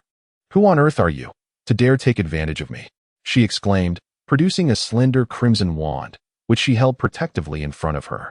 This wand, measuring barely half a meter in length, shimmered brilliantly, resembling an exquisite piece of glasswork. To most observers, it would appear less as a weapon and more as a work of art. However, Lu Mu was not so easily deceived.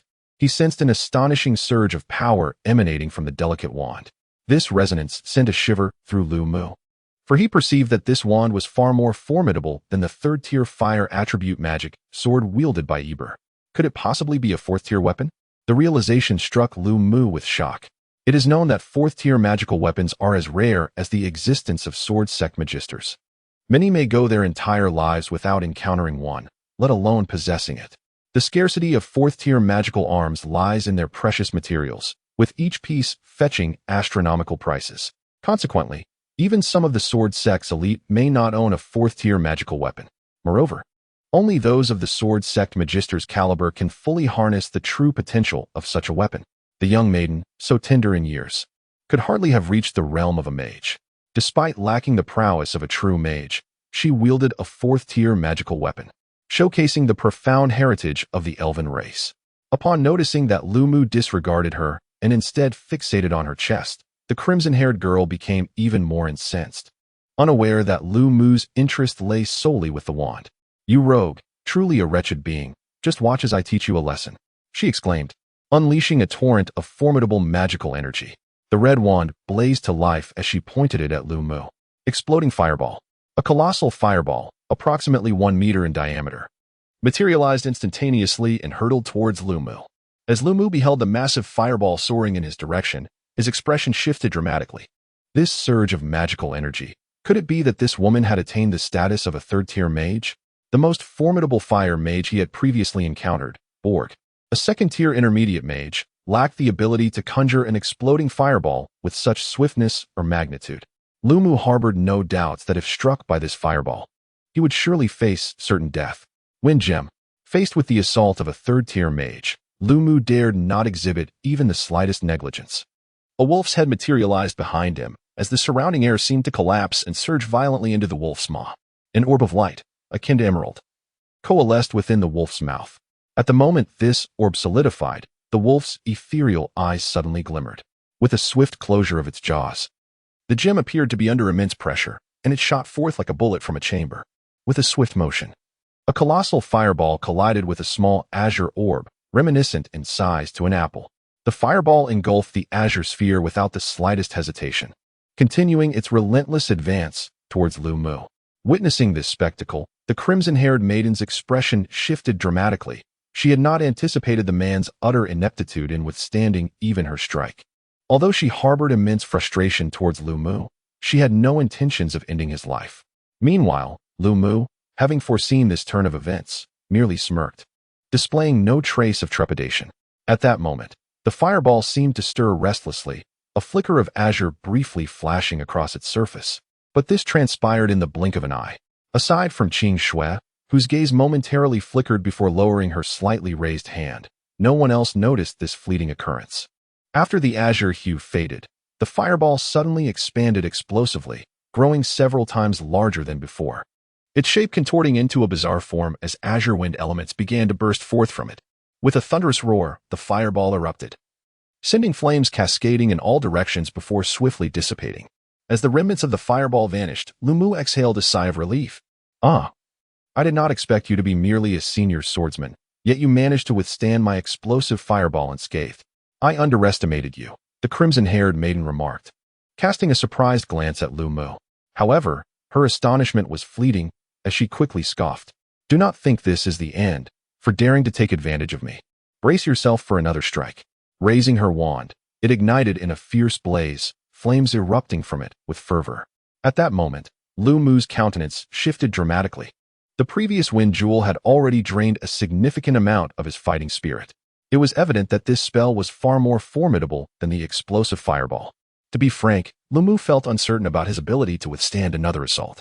Suddenly, Noya stepped protectively in front of Lumu, exclaiming with unwavering conviction, "Sister Yinyu, I forbid you from harming my brother."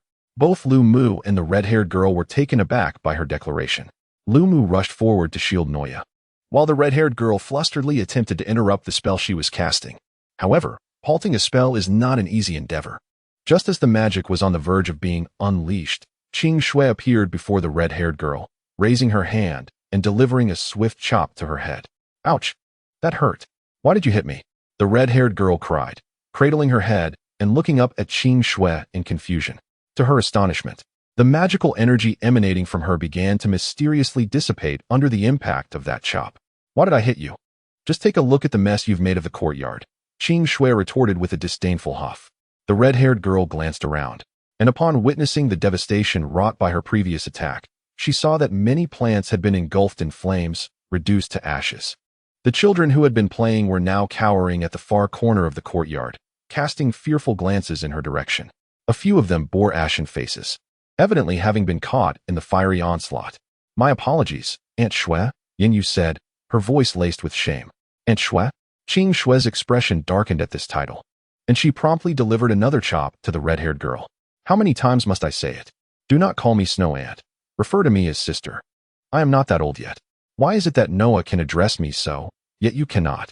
Yinyu raised her head, revealing a pair of aggrieved eyes. Is there any basis for comparison here? Noah is but a child, whereas you have lived far longer, Qing Shui retorted with a frown. Observing the interaction between Qing Shui and the red-haired maiden, Lumu could not help but chuckle. Despite her youthful appearance of merely 17 or 18, the elven race boasts a significantly longer lifespan and a more gradual maturation process. Thus, it is not at all surprising that the red-haired maiden is over a century old. Hey, you rogue over there, what are you laughing at? Just moments ago, you took advantage of me, and now you seem to be courting another beating, Yinyu said, her irritation palpable as she ground her teeth in threat. Taking advantage of you? Can you truly blame me? You were the one who flung yourself at me. Lumu replied with a wry smile. Indeed, it is all Yinyu's fault.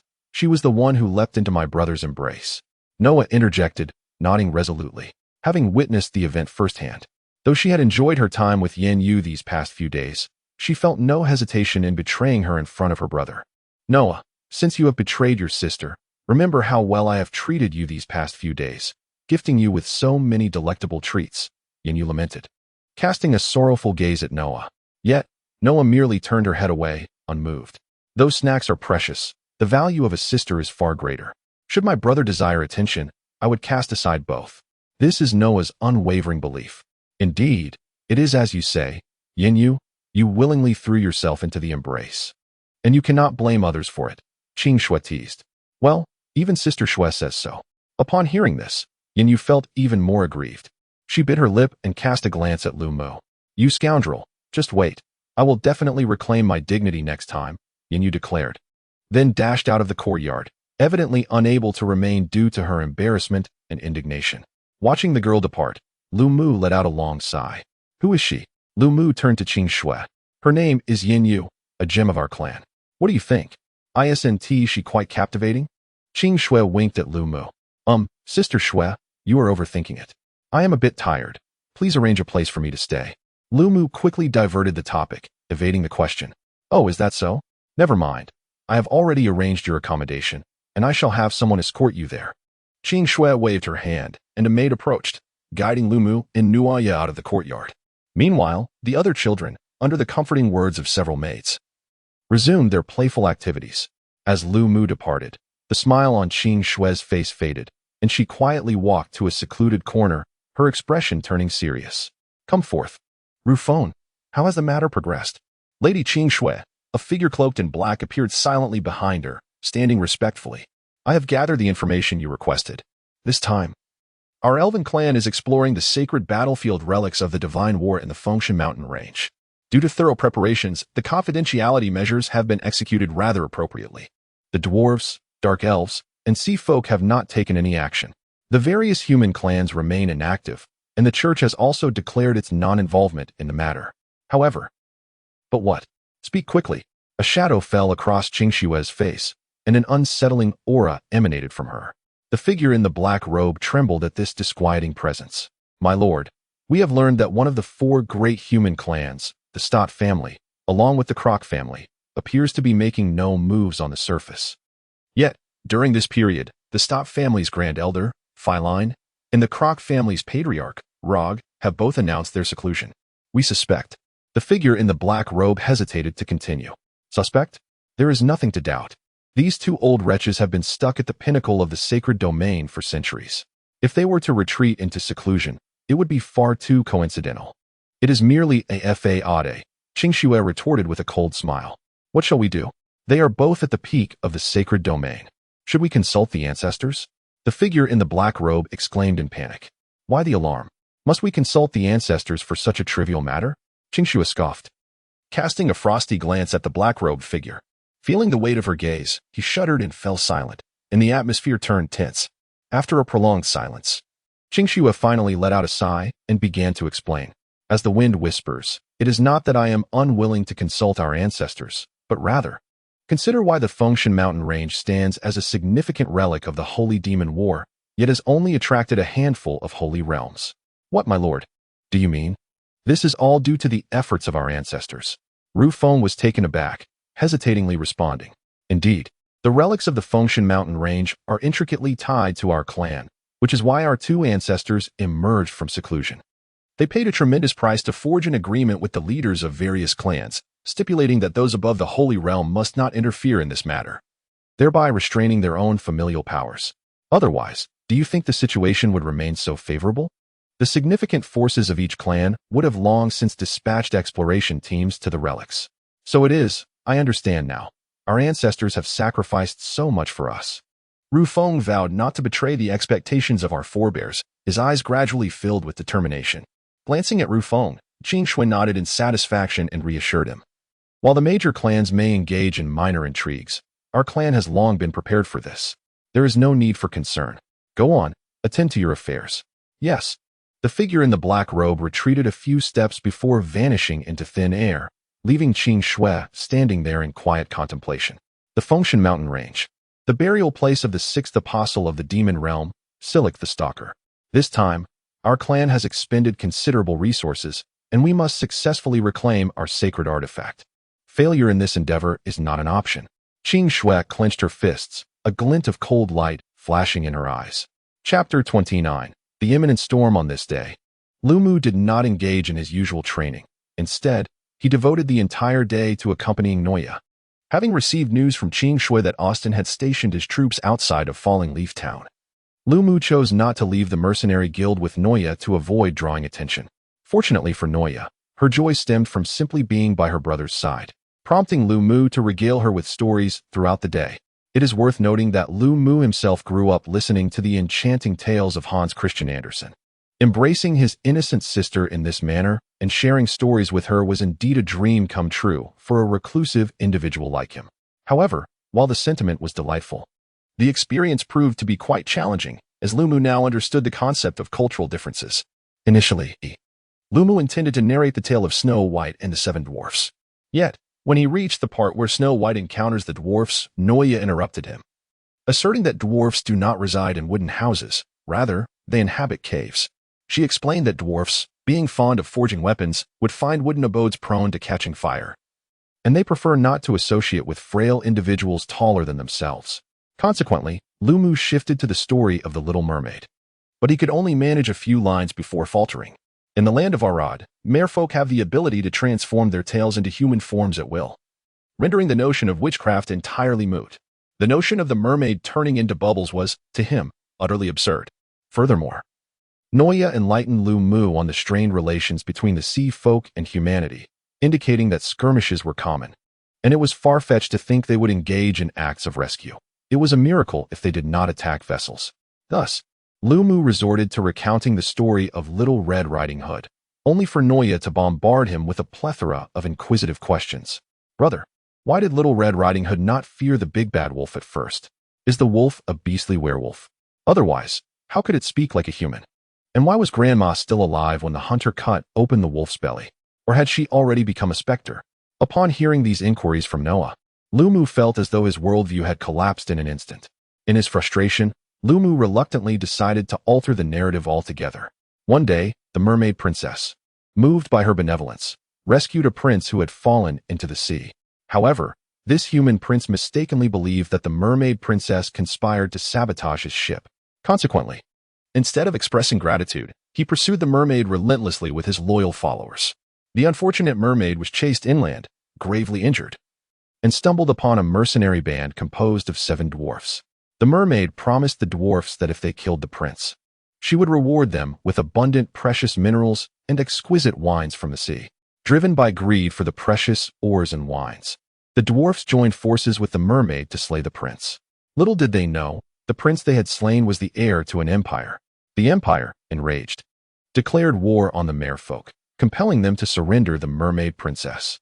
Fearful of returning to her kin, the mermaid found herself betrayed by the dwarfs, who sought to deliver her to the empire in exchange for their promised reward. In this dire moment, a valiant beastly werewolf emerged, defeating the avaricious dwarfs. Thus, the mermaid princess and the werewolf fell in love and lived a blissful life together. Decades later, the mermaid princess became the grandmother of a granddaughter named Little Red Riding Hood. At long last, this narrative resonated with Noah's values, and she listened with great relish. Noah expressed her desire to hear more such captivating tales from her brother in the future, while a distraught Lu Mu, whose worldview had been shattered, could only nod in tearful agreement. After a day of frolicking with Noah, Lu Mu finally found respite in the evening. Seated upon his bed, Lu Mu retrieved the elemental water given to him by Qingshued during the day. With Austin's arrival in Leaf Fall Town, Lu Mu recognized that while Qingshue's protection was valuable, it was ultimately an external force. True strength lay within himself. Thus, Lu Mu resolved to break through to the Grand Swordsman realm immediately. He imbibed the elemental water in one gulp. As the liquid entered his system, Lu Mu felt a surge of warmth emanate from his core. In a matter of moments, the sensation coursed through his limbs, enveloping his entire being in a comforting heat. Even his complexion flushed with a rosy hue. An invisible vortex materialized around him. The elemental water granted its user an immeasurably heightened affinity for elemental energies for a brief period. Consequently, Lu Mu had become a veritable magnet for the energies of the world, incessantly drawing them into his body. Lu Mu channeled his cultivation techniques and the arcane ghost mystery art, transmuting the absorbed energies into ghost power. Silence descended upon the room, broken only by the subtle but steady augmentation of Lu Mu's aura. Lu Mu remained sequestered in his chamber for 3 days, a significantly longer duration than previous breakthroughs.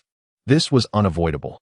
After all, Lu Mu's strength had only recently reached the advanced swordsman level, and the qi within his body had yet to accumulate sufficiently.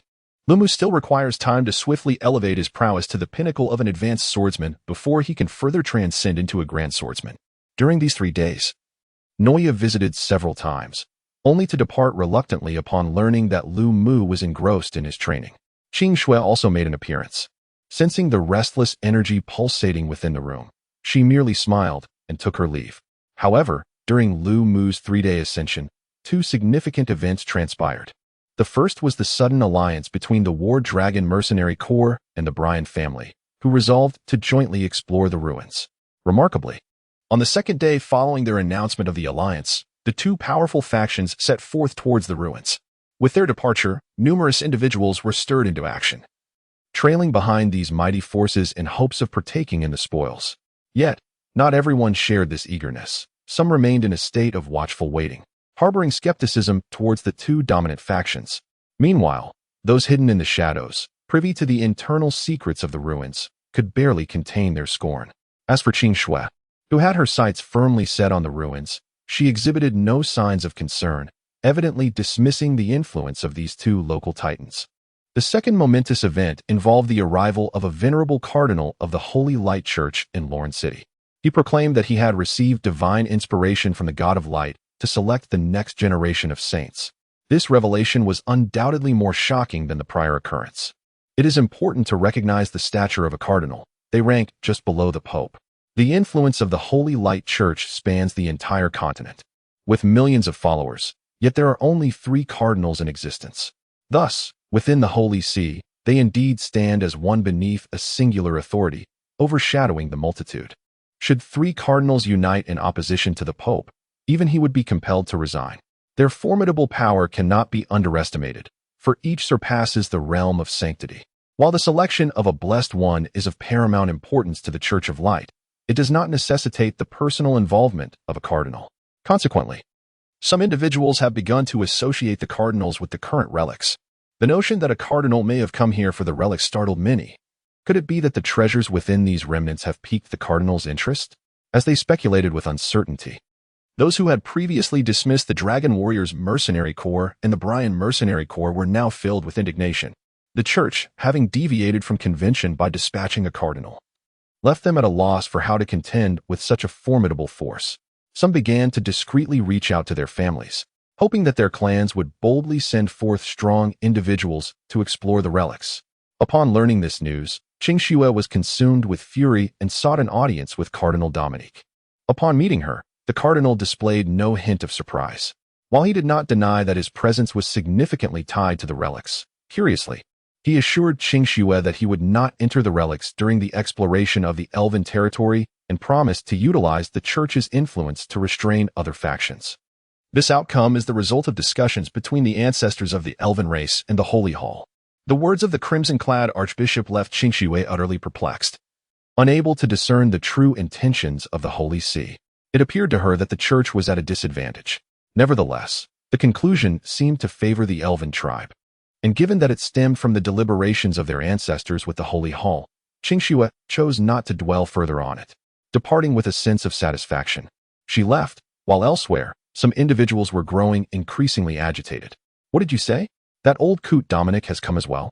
A somber voice resonated within a high-end inn in Luoye town, where 2 individuals were engaged in a discussion. One was a diminutive middle-aged man whose eyes flashed with intensity, his physique robust and muscular, evidently a dwarf, who sat brooding in a comfortable chair. The other, though of imposing stature, kept his head bowed low, showing signs of deference. Indeed, I have received word that one of the 3 crimson-clad archbishops of the Holy See, Dominic, is currently selecting holy sons and daughters across various regions. He is expected to arrive in Lowland City in approximately half a month. Humph. Does the selection of holy sons and daughters warrant the personal involvement of an archbishop? How shameless of the Holy See to audaciously interfere with the relics. The mysterious dwarf's expression darkened, his fingers tapping rhythmically on the table. Suddenly, he lifted his gaze to regard the trembling human before him. Austin, how's the recruitment of the mercenary group progressing? Upon hearing the enigmatic dwarf's inquiry, Austin hastily replied, reporting to Lord Kuroki, I have commenced the reorganization of the various mercenary factions in Lawrence City. Thus far, the progress has been relatively smooth, although what? Speak quickly. Do you intend to conceal something from me? Kuroki's expression darkened as he admonished. My lord, I assure you there is nothing I wish to hide. However, although the so-called foremost mercenary group in Lawrence City, the Dragon Warriors, has departed, 2 other formidable factions remain that cannot be underestimated. Each of these groups boasts powerful swordsmen, rendering them indifferent to my recruitment overtures. Thus, might it be possible for you to? Austin hesitated, lifting his gaze in hope towards Kuroki. I know what you wish to convey. Tell me the names of these 2 mercenary factions. I have stated before that should you successfully accomplish the task I assigned, elevating you to the position of leader of Lawrence City's premier mercenary group is certainly within the realm of possibility. Even ascending to the sword sect is not beyond reach. Kuroki discreetly dangled a tremendous temptation. Is that truly so? Thank you, my lord. Austin exclaimed with delight, subsequently revealing the names of the 2 mercenary factions to Kuroki. Upon hearing them, Kuroki's countenance remained unchanged as he waved Austin away. Alone in the chamber, a faint smile crept upon Kuroki's face. Gathering the various mercenary groups of Lawrence City could be deemed somewhat useful. I eagerly anticipate the relics of the Holy Demon War. In another dimly lit chamber, a hoarse roar reverberated. Cursed be these damned dogs of the church for meddling in affairs that do not concern them. The prowess of Dominic is not to be underestimated. I must hasten to locate the hidden pawn left behind by my superiors. Otherwise, the risk of exposure during the exploration of the ruins is exceedingly high. And the church has never shown mercy towards someone like me, a creature of the abyss.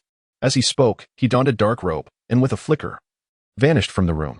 Had Lumu been present, he would undoubtedly recognize this figure as the elderly man in the black robe who once held his life in the balance. Chapter 30. Breaking through to the great swordsman 3 days later, within the confines of Lu Mu's chamber, he sat serenely on his bed, his expression tranquil.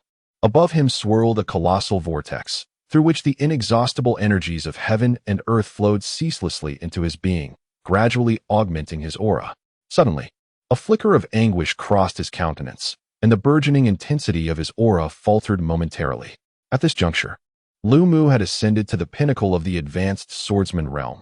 His fighting spirit had reached its utmost limit, brushing against the threshold of the great swordsman. Unless he could surmount this barrier, his fighting spirit would remain stagnant. This moment had been long anticipated. A solemn expression enveloped Lu Mu's features as the techniques and arcane arts within him surged fervently, refining the energies of the cosmos and transmuting them into a power of the abyss.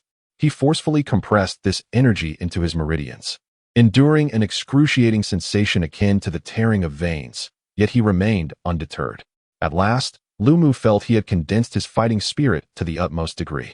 With a sudden, sharp exhalation, he opened his eyes wide, unleashing a thunderous shout. The flow of his fighting spirit underwent a dramatic transformation, converging towards his dantian. The highly compressed fighting spirit found its release, akin to the force of a high-pressure water jet, surging into his dantian.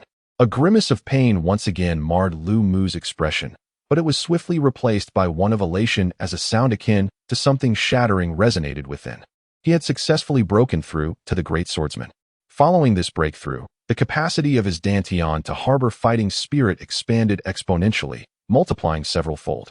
The previously saturated energy within the meridians swiftly converged into the dantian, causing the almost vanishing vortex to re-emerge, now magnified several times over. The surrounding energies of heaven and earth surged wildly into Lu Mu's body once more. The breath that had nearly stagnated began to swell again. Lu Mu, having just experienced a breakthrough, closed his eyes anew, requiring a moment to solidify his cultivation. Half a day later, before Lu Mu's door, Noya sat languidly on the steps, gazing into the distance with a sense of ennui. Little Furball, when do you think brother will emerge? Noya glanced at the yellow chick basking lazily in the sun on the steps. Upon hearing its name, the little fur ball chirped leisurely, continuing to soak up the sunlight. Freed from Lu Mu's oversight, it appeared exceptionally content. In just a few days, the little furball's plumage seemed even more lustrous than before during Lu Mu's seclusion, indicating that it was enjoying a rather splendid existence. Little one, I am addressing you. Noya's face showed signs of displeasure as she reached into her embrace, retrieving a magic core and waving it enticingly before the little furball. Chirp. Upon sighting the magic core, the little furball sprang to life like a beggar who had not eaten for 3 days upon spotting a roasted chicken, eagerly chirping at Noya in excitement. You gluttonous little creature, here you go. Noya chuckled, covering her mouth as she tossed the magic core toward the leaping yellow chick. As the magic core approached, the little furball displayed a satisfied smile, embodying an almost human-like delight. Licking her lips, the little furball opened her mouth wide, eagerly awaiting the descent of the magical core into her jaws. At that moment, however, she suddenly noticed the surrounding light dimming, as a large hand intercepted the magical core that was meant to fall into her mouth. Oh, Noah, where did you acquire this magical core? Lu Mu inquired, curiously examining the core in his hand. With his keen eyesight, he could easily discern that it was a second-tier magical core, leaving him to wonder how Noah could possibly possess such a treasure. Brother, you finally emerged, Noah exclaimed, enveloping Lu Mu in a warm embrace. Her head nestled against him as she nuzzled affectionately, resembling a playful kitten. All right, I apologize for causing you worry these past few days. In the coming days, I shall devote my time to you. But first, do enlighten me about the origin of this magical core, Lu Mu reassured, gently stroking Noah's head. This magical core? It was given to me by the little fur ball, Noah replied nonchalantly. The little fur ball, you mean Mau Mau? Yes, that name suits her well, Lu Mu remarked, shifting his gaze towards the yellow chick, who was glaring at him in indignation for not receiving the magical core. Mau Mau, where did you acquire this magical core? I recall that you had already consumed my last one, Lu Mu questioned. Chirping incessantly, the little fur ball ignored Lu Mu's inquiry, instead extending a wing to point at him, hopping and flapping as if to accuse him of wrongdoing. It appears that over the past few days, the little fur ball has frequently brought me magical cores to safeguard. Though Noah is unaware of their origins, Noah clarified, producing 5 or 6 more magical cores from her belongings. Lu Mu gazed intently at the magical cores before him, his expression sharpening as he realized that they were all second tier. What had this little creature been up to these past few days? With a sense of perplexity, Lu Mu took hold of the cores. At that moment, witnessing the infringement upon its sacred possessions, the small fur ball became anxious. A faint azure glow enveloped its fur, and in the blink of an eye, the creature vanished. Simultaneously, Lu Mu felt a flash of yellow light before him, and upon glancing down, he discovered that one of the magical cores had disappeared from his grasp. His countenance shifted, astonished by the creature's increased swiftness. Even as a grand swordsman, Lu Mu found it impossible to discern the movements of the little fur ball. As he pondered this, the yellow light flickered again, and yet another core had vanished from his hands. This insufferable little rascal, how audacious! Lu Mu's expression grew stern. He was determined to catch this little chicken.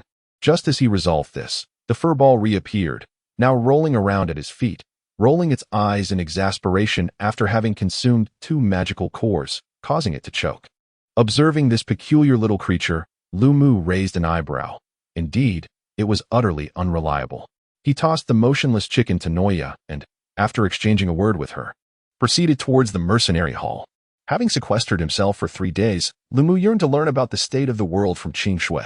At that moment, however, a piece of news regarding the little fur ball inadvertently reached his ears, causing Lu Mu to roll his eyes in disbelief. This impish creature certainly knew how to wreak havoc when left unattended for even a brief interval. During the time that Lu Mu was secluded in cultivation, this little creature had garnered quite a reputation within the mercenary guild, as the mercenaries lacked the strength to possess spatial rings. They typically carried magic cores on their persons upon returning from missions. It was precisely for this reason that these mercenaries, frequenting the guild hall, became the target of the little fluffball. Capitalizing on its astounding speed and diminutive size, it successfully executed its schemes time and again.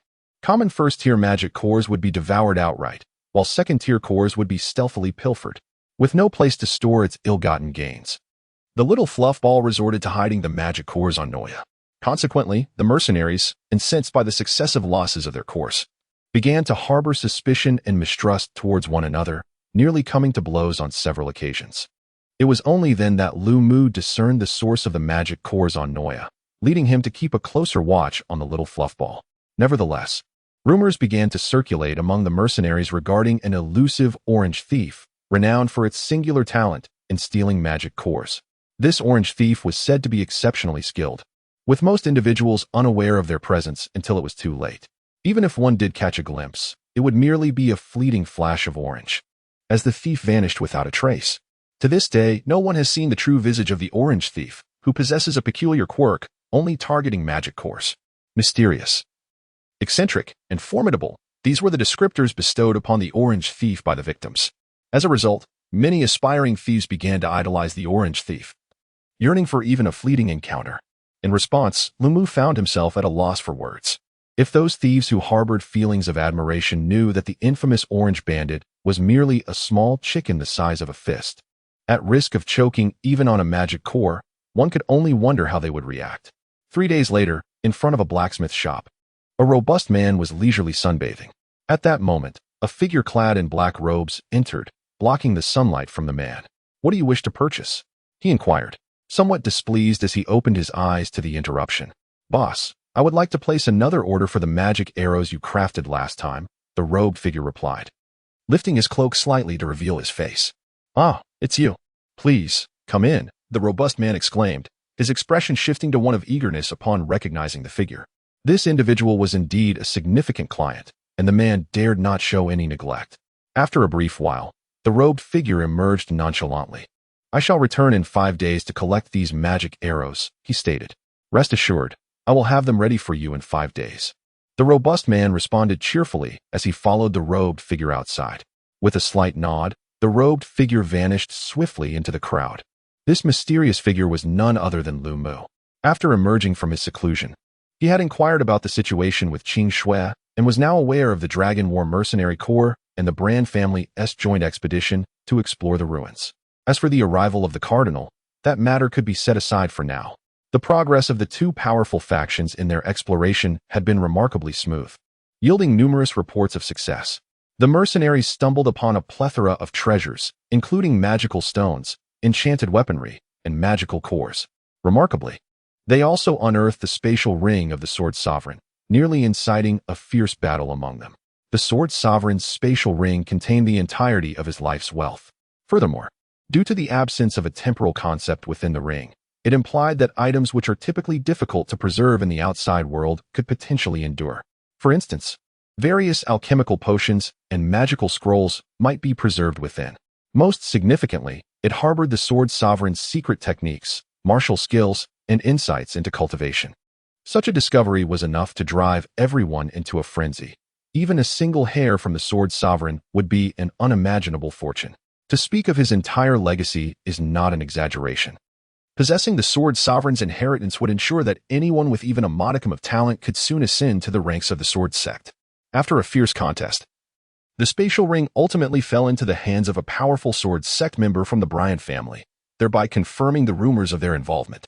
However, given that even the treasures of the Sword Sovereign had surfaced within the ruins, the allure of the site remained irresistible. Those who had previously hesitated now eagerly joined the exploration of the ruins. As news spread, more individuals flocked toward Falling Leaf Town, transforming the formerly unremarkable locale into a bustling hub of activity. Particularly, the inns that had been struggling now flourished with business, with prices skyrocketing to unprecedented levels, reaching a staggering 2 gold coins per night. The demand continues to far exceed supply, rendering accommodations exceedingly scarce. Due to the accommodation crisis, several instances of provocations and brawls have already occurred. As more individuals flock to Leaf Town, it has reached a point where not only inns, but even the homes of ordinary citizens are filled to capacity with adventurers drawn by the news. Those who arrived later have no choice but to accept their misfortune and camp outside the town. The sudden influx of adventurers has inevitably led to a mingling of various individuals, resulting in chaos and an increase in conflicts. Initially, everyone had come in pursuit of the relics, making them adversaries by nature, further exacerbated by the presence of those who simply do not see eye to eye with one another. In some instances, old foes would encounter each other, igniting intense animosity. It is not uncommon to witness groups embroiled in combat while strolling down the streets. Chapter 31. Preparations before departure. As the fervor surrounding the ruins escalated, Qin Shui remained unfazed, continuing her own path without revealing any inclination to explore the ruins in advance, as if the matter of the ruins were entirely irrelevant to her. While such behavior could be understood given her deep connections, the actions of Austin took Lu Mu by surprise. Austin, who had always shown keen interest in the exploration of the ruins, exhibited no signs of action. Instead, he was engrossed in assimilating numerous mercenary groups in Lorne City, rapidly augmenting his power. Within mere days, Austin had incorporated 2 major mercenary groups, second only to the Dragon Warriors, the Timber Mercenary Group and the Silver Wolf Mercenary Group. Had it not been for the fervent exploration of the ruins capturing the attention of the masses, this news would undoubtedly have sent shockwaves throughout Lorne City. Although these 2 groups lacked the strength to rival the Dragon Warriors, they still boasted swordmasters among their ranks, making their assimilation no simple feat as swordmasters. They could easily thrive in Lorne City, yet now they found themselves under the command of Austin, another swordmaster, which raised numerous suspicions. Lu Mu's apprehension towards Austin undeniably intensified.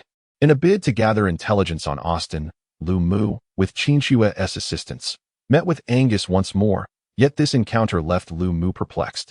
Originally, with Abel's demise at Lu Mu's hands severing Austin's right-hand man, Angus should have been pleased. However, Lu Mu observed that Austin appeared increasingly haggard in his absence. In response to Lu Mu's inquiries regarding the recent intelligence on Austin, Angus exhibited a profound reticence, opting instead to provide evasive answers. Conversely, he bestowed upon Lu Mu a sum of gold coins several times greater than before, along with energy crystals, and urged Lu Mu to employ any means necessary to eliminate Austin. He assured Lu Mu that should Austin meet his demise, he would generously reward him with even more gold. Angus appeared to be harboring some deep-seated fear, and when Lu Mu pressed for clarification, he remained tight-lipped, teetering on the edge of revelation, but ultimately refraining from disclosure. When Lu Mu departed, he was left in a state of confusion, pondering the peculiarities surrounding the Ghost Leopard Mercenary Corps. The strange behaviors of both Angus and Austin suggested an unsettling development had transpired within their ranks. Regardless of the nature of these occurrences, Lu Mu concluded that it could not bode well. Unable to extract further intelligence, he resolved to bolster his own strength. The experience with the explosive magic arrows had left him yearning for more. Thus, after receiving Angus's patronage, Lu Mu promptly visited the blacksmith to commission magical arrows. Following these endeavors, he returned to the mercenary guild, and after a brief encounter with Noya, he immersed himself in training once more. However, this time Lu Mu did not seek a breakthrough. Having recently ascended to the rank of great swordsman, he understood that further advancement within less than a month was implausible. Instead, he aimed to refine a specific martial technique, the Dark Elf Jack's most formidable skill, the ninefold explosive arrow. This technique, with its 9 layers of amplification, was said to possess the power to strike down even the sun itself. Such a potent martial art could indeed be considered divine. Regrettably, Lu Mu only obtained a fragmented version of the ninefold explosive arrow, which could barely accumulate 3 or 4 layers at most. However, given Lu Mu's current prowess, this sufficed. Yet, even this incomplete ninefold explosive arrow posed formidable challenges during his training, subjecting Lu Mu to considerable hardship. Throughout the process, mere muscle strains and damaged meridians were trivial concerns.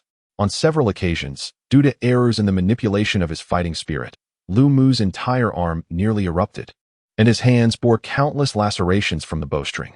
Fortunately, this was partly due to his prior experience with the explosive techniques of Jack and the guidance of Jige. Had he attempted to master the ninefold explosive arrow entirely on his own, the outcome would have been dire. The difficulty of mastering divine techniques is no jest. In the ensuing 20 days, apart from entertaining Nuya, Lu Mu devoted himself to the practice of the ninefold explosive arrow. After extensive and repetitive training, he finally grasped the rudiments of this formidable technique. During his experiments, the power he unleashed left Lu Mu exceedingly satisfied. Additionally, he retrieved the custom magic arrows he had ordered. With the financial backing from Eber and the generous support of Angus, Lu Mu's latest custom arrows had ascended to an entirely new tier. He discarded the black-feathered arrows, replacing them entirely with more potent red-feathered ones. He even commissioned 7 or 8 arrows adorned with silver feathers interwoven with mithril.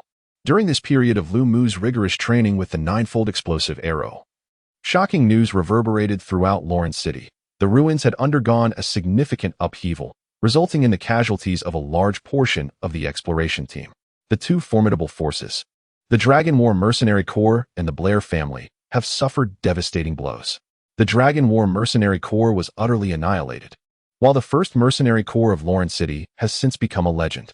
In a moment of crisis, the deeply rooted Blair family transmitted a message for rescue, prompting the family to deploy 2 sword masters for assistance. However, unexpectedly, these 2 sword masters not only failed to rescue others, but also found themselves ensnared.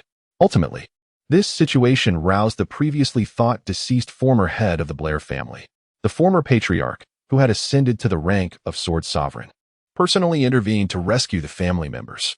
Nonetheless, despite this intervention, the Blair family still incurred significant losses, with 2 sword masters having perished. For those individuals already intoxicated by the treasures within the ruins, this served as a stark wake-up call.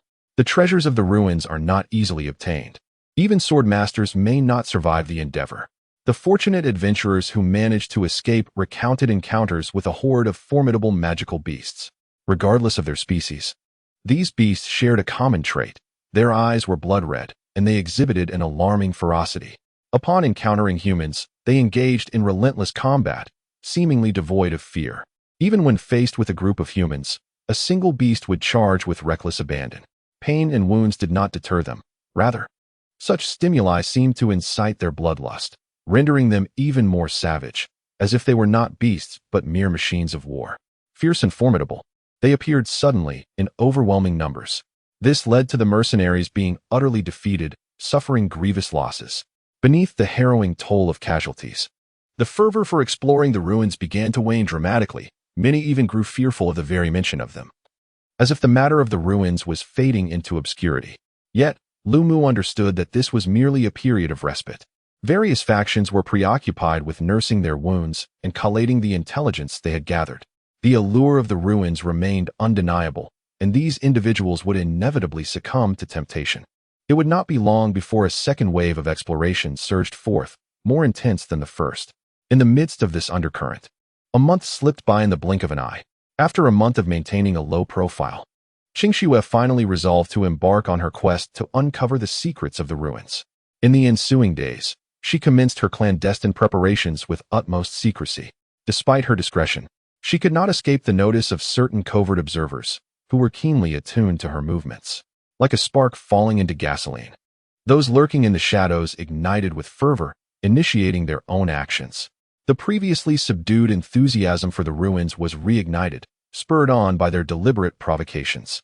Unlike the local powerhouses such as the Dragon Warriors Mercenary Corps and the Blair family, Qingxue represented the collective will of the entire elven race, boasting both strength and influence that far surpassed that of mere local factions. Furthermore, the pivotal role in this exploration rested squarely with the elven community.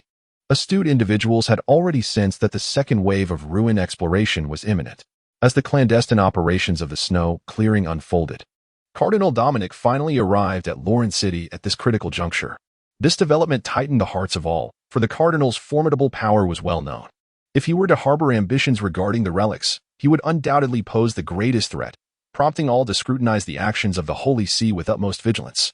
Yet, in an unexpected turn of events, the Holy See declared that its sole purpose was to select the next generation of saints, asserting that it would not engage in the exploration of the relics. This proclamation left many feeling perplexed, and in the ensuing days, the Holy See indeed adhered to its words, meeting with faithful followers throughout Lauren to choose devout young men and women. This news undeniably invigorated many lurking in the shadows. Though I cannot fathom the true intentions of that old rascal Dominic, his public declaration on behalf of the Holy See diminishes the likelihood of any backtracking. After all, the church is exceedingly concerned with its reputation, chuckled a dwarf in a tavern at Leaf Town. Beside him stood a towering man, none other than Austin. Indeed, not only did we uncover the agents left in Lauren City, but we also received such fortuitous news today. It appears fortune smiles upon us. Guffawed an elderly figure cloaked in black within a dimly lit basement. Before him stood three men, two of whom had already attained the realm of sword masters, bowing respectfully. The individual in the midst is truly remarkable, for his prowess has ascended to the legendary realm of the Sword Sovereign.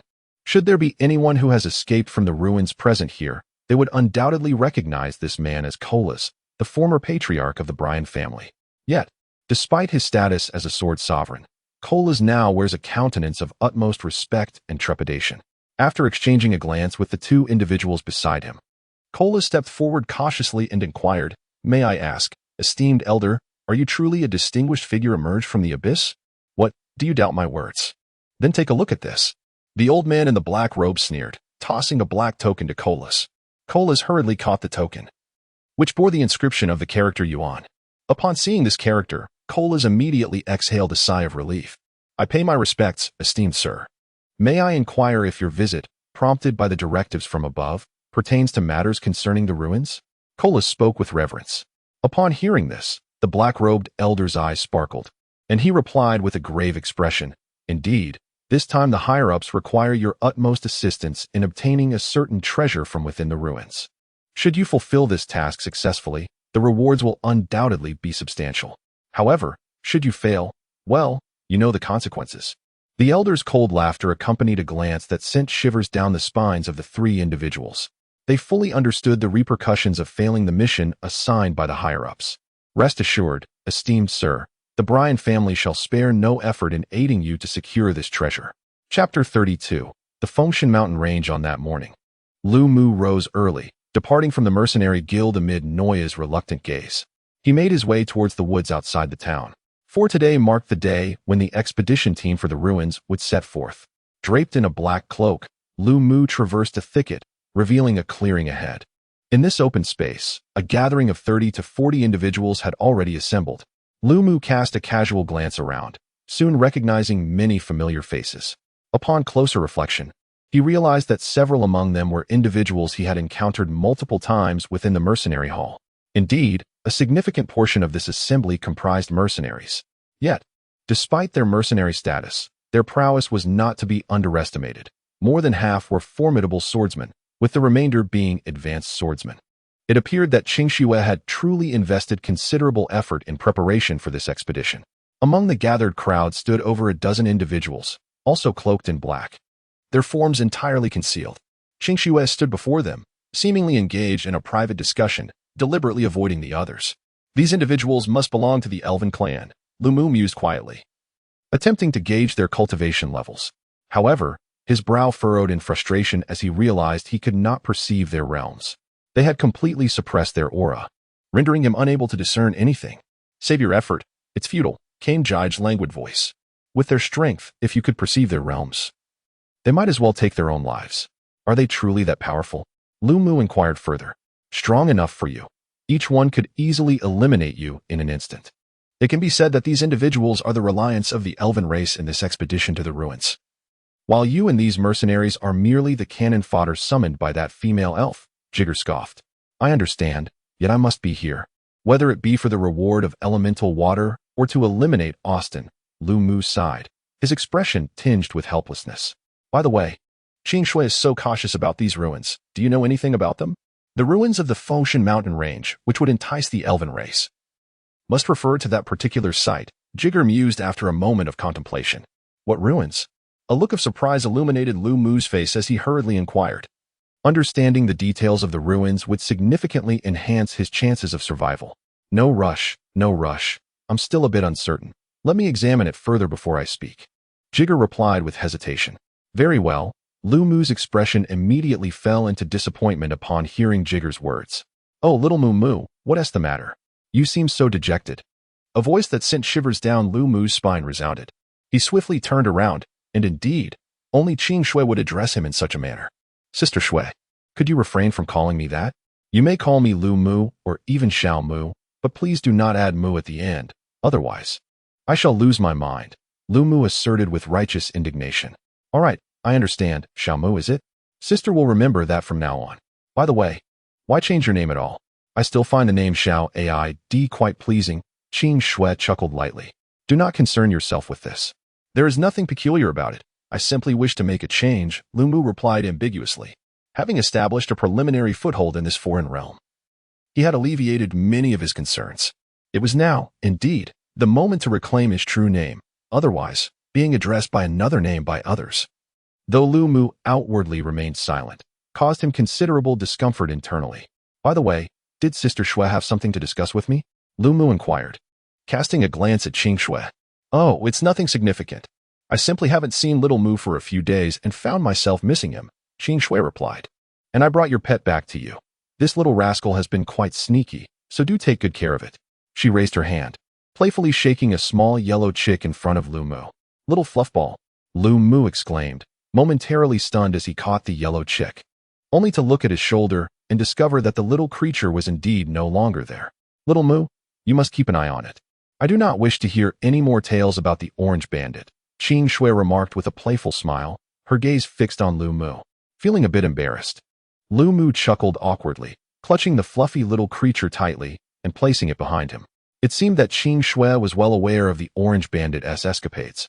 After handing the little fluffball to Lu Mu, Qing Shue moved towards the center of the group, intending to relay some matters, and Lu Mu followed suit. At that moment, however, Lu Mu suddenly felt a gaze filled with hostility fixated upon him. He quickly turned to the side and found himself face to face with the red-haired girl, Yanyu, from their previous encounter. Upon noticing Lu Mu's awareness of her presence, Yanyu let out a cold huff and turned her head away, while another girl standing beside her offered Lu Mu a friendly smile. Upon gazing at the girl, Lu Mu was momentarily taken aback.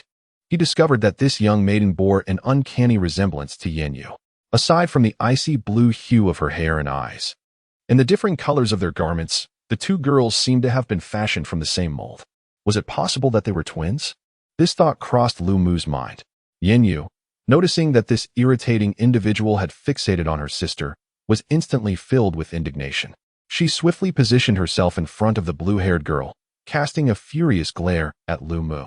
With a gesture reminiscent of a throat-cutting motion, she silently mouthed a few words directed at him. "You lecher, you are doomed."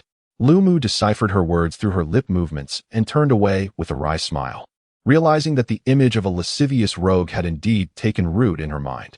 Meanwhile, Qing Shui was engaged in a lengthy discourse with everyone present. Lu Mu paid little attention, his interest waning. The essence of her speech revolved around expressing gratitude for everyone's support, assuring them that the elf clan would not treat them unfairly. She insisted on obedience, warning of consequences for disobedience, and reminded them that the treasures obtained from the ruins would belong to them, among other proclamations. After 10 minutes, Qing Shui concluded her speech without further ado, and everyone began their journey towards the Fengshan mountain range. The mountains stretched for hundreds of miles, characterized by a rugged and treacherous terrain. Within lay cliffs, caves, streams, ravines, and marshes aplenty. Although situated on the fringes of the Lauren forest, the area remained largely untouched by civilization, allowing the primordial jungle to thrive in its pristine state. Consequently, it was teeming with not only magical beasts but also a plethora of venomous creatures and miasmas. Upon entering, ordinary individuals may quickly lose their way and find it challenging to retrace their steps. The discovery of relics in such a place compels Lu Mu to admire the prowess of those who have located them. 3 days later, the group finally ventured into the Fengshan mountain range. As they delved deeper, the forest became increasingly primal. Magical beasts began to emerge incessantly, initially presenting only the occasional first-tier creature. Subsequently, second-tier beasts appeared with greater frequency, causing a slight deceleration in the team's progress. Fortunately, the group's formidable strength allowed them to handle a few low-tier magical beasts without significant trouble. However, this was merely a temporary reprieve, as everyone understood that the magical beasts of the Fengshan mountain range were far more formidable than they had encountered thus far. In the days that followed, as they had anticipated, the strength of the magical beasts they encountered escalated, transitioning from solitary creatures to swarming masses. Casualties began to emerge within the ranks, though fortunately, the losses remained manageable. On the 7th day, the dense, primordial forest transformed into a more open jungle. Just as the group began to relax, they were confronted with genuine peril. A flock of magical beasts descended from the sky. One member shouted in alarm, pointing upwards. "These flying beasts are troublesome. If they are silver-winged birds, we are in for trouble," another remarked, his expression darkening. Upon hearing this, Lu Mu also glanced skyward, furrowing his brow at the sight of the silver-winged birds, named for their shimmering silver feathers. These creatures measure no more than a foot in length and are classified as first-tier, low-level magical beasts. They may not seem particularly terrifying at first glance, but to the mercenaries, they posed a significant threat. They are far more terrifying than 3-tiered magical beasts, for the silver-winged birds are social creatures. Typically, a flock of silver-winged birds consists of no fewer than 100 and can swell to over 1,000. Individually, a single silver-winged bird poses little threat. Any person present could easily dispatch one. However, gazing up at the ominous mass in the sky, comprising at least 600 or 700 silver-winged birds, it is understandable that the mercenaries felt a heavy weight upon their hearts. The silver-winged birds, indifferent to the mercenaries' apprehensions, responded immediately to the sharp call of a second-tier leader. Like arrows released from a bow, they plummeted toward the ground with astonishing speed. This is bad. The beak of the silver-winged bird is its greatest weapon. One must not be struck by it. A voice cried out. Despite this warning, the expressions of the crowd revealed their helplessness. They wished to evade. Yet in such an expansive thicket, where could they possibly hide? In the blink of an eye, the silver-winged birds were upon them, and the mercenaries refused to surrender passively. Attack with full force, someone shouted, prompting the group to spring into action, unleashing an array of diverse combat techniques. Embrace your demise, Spirit Slash. Come forth, little birds, and feel the might of my mountain cleave. Behold my ultimate technique, Spirit Break Slash. Lu Mu was equally resolute, summoning a wind tornado that surged powerfully toward the silver-winged birds. A resounding crash echoed through the air, for those present were indeed the elite among mercenaries. The silver-winged birds in the forefront fell victim to the mercenaries' overwhelming might, their forms reduced to mere fragments of flesh in an instant. A fleeting smile graced the faces of the onlookers, yet this momentary joy was swiftly supplanted by dread. The demise of the leading silver-winged birds did not deter those that followed. Rather, it ignited their fury, propelling them through the chaos of the explosions with unrelenting speed towards the crowd. "Everyone get down," Lu Mu shouted urgently, having already thrown himself to the ground. The others, realizing the peril, hastily dropped to the earth as well. However, a few, caught off guard, found the silver-winged birds barreling toward them. Their expressions changed dramatically as they grasped their magical swords, desperately slashing at the oncoming avian assailants. Yet, before long, they were overwhelmed by the sheer number of silver-winged birds. The air filled with anguished cries as Lu Mu looked up to witness the tragic spectacle. These unfortunate souls were pierced by the silver-winged birds, their bodies torn asunder.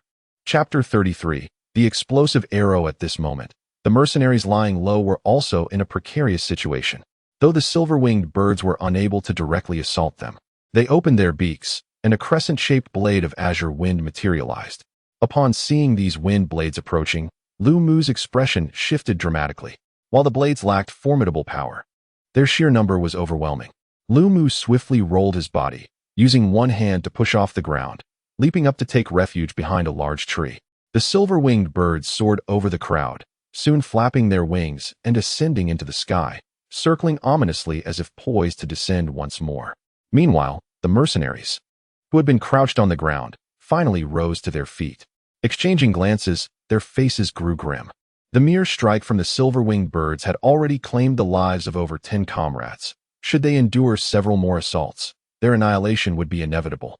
Tragically, they found themselves powerless to thwart the silver-winged birds, as most of the mercenaries were unable to reach them in the sky.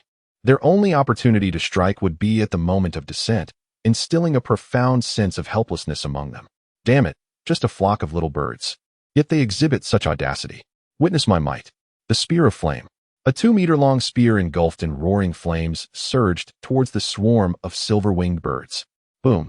The spear detonated amidst the flock, erupting into a massive inferno that engulfed dozens of silver-winged birds, reducing them to ashes. This sudden onslaught stirred a palpable restlessness among the remaining silver-winged birds. At that moment, countless ice shards materialized. The silver-winged birds, upon witnessing this, hurriedly flapped their wings in an attempt to evade the impending danger. However, it was too late, and a multitude of silver-winged birds were pierced through, plummeting like raindrops. Observing this scene, the crowd's expression shifted to one of delight, and they quickly turned their gazes behind them. 2 young maidens, dressed in contrasting attire yet bearing identical features, appeared before them, Yenyue and her sister. Noticing the wands in their hands and sensing the magical energy radiating from them, astonishment flickered across the faces of the onlookers. These 2 seemingly youthful girls were, in fact, third-tier sorceresses. Nonetheless, amidst the chaos, the crowd did not linger in thought, but gradually approached the 2 mages. The sudden loss of so many comrades seemed to incite the wrath of the silver-winged birds. Among them, the largest bird let out a piercing shriek. Instantly, all the silver-winged birds opened their beaks, unleashing a myriad of wind blades directed at the 2 maidens. "Protect these young ladies," shouted one of the mercenaries, positioning himself in front of the girls. The other mercenaries paused in surprise at this brave act, and quickly followed suit, shielding the sisters. These mercenaries were no fools. The ones present were elite warriors who understood that to vanquish the silver-winged birds, they must first safeguard the 2 maidens. As the wind blades were intercepted by the mercenaries, Yenyue and the blue-haired girl exchanged a glance, their eyes reflecting a hint of gratitude towards the warriors. Magic surged forth from both of them as they cast spells once more towards the silver-winged birds. At this moment, the silver-winged bird appeared to be prepared, emitting a series of sharp cries. The flock of silver-winged birds dispersed and regrouped in an orderly fashion, significantly reducing their casualties this time. As the magic dissipated, the silver-winged birds did not remain passive. The blades of wind descended once more, and a fierce exchange ensued between the silver-winged birds and the mercenaries, resulting in a deadlock. Lu Mu stepped out from behind the trees, his gaze fixed upon the largest silver-winged bird in the sky, a contemplative expression gracing his features. Among the flock, Only this particular silver-winged bird possessed the strength of the second tier, and it seemed that all the other silver-winged birds moved in concert around it. Regardless of how the flock shifted, dozens of silver-winged birds remained steadfast in their protection of their leader. Intriguing. Could this second-tier silver-winged bird be the leader of the flock? Lu Mu pondered the potential consequences of slaying it, a curious smile appearing on his face. He retracted his magical sword and placed his hand upon his spatial ring. A sleek black bow materialized in his grasp. Lu Mu retrieved a red-feathered arrow and aimed it at the second-tier silver-winged bird. With a swift motion, the magical arrow transformed into a brilliant streak, soaring toward its target. Just as the arrow was about to strike the second-tier silver-winged bird, another silver-winged bird seemed to sense the impending danger. It flapped its wings, intercepting the magical arrow, which struck it instead. Observing this, Lu Mu furrowed his brow. These silver-winged birds were akin to worker ants protecting their queen. As he gazed upon the fallen silver-winged bird, a flicker of sternness crossed Lu Mu's face. An explosion ensued.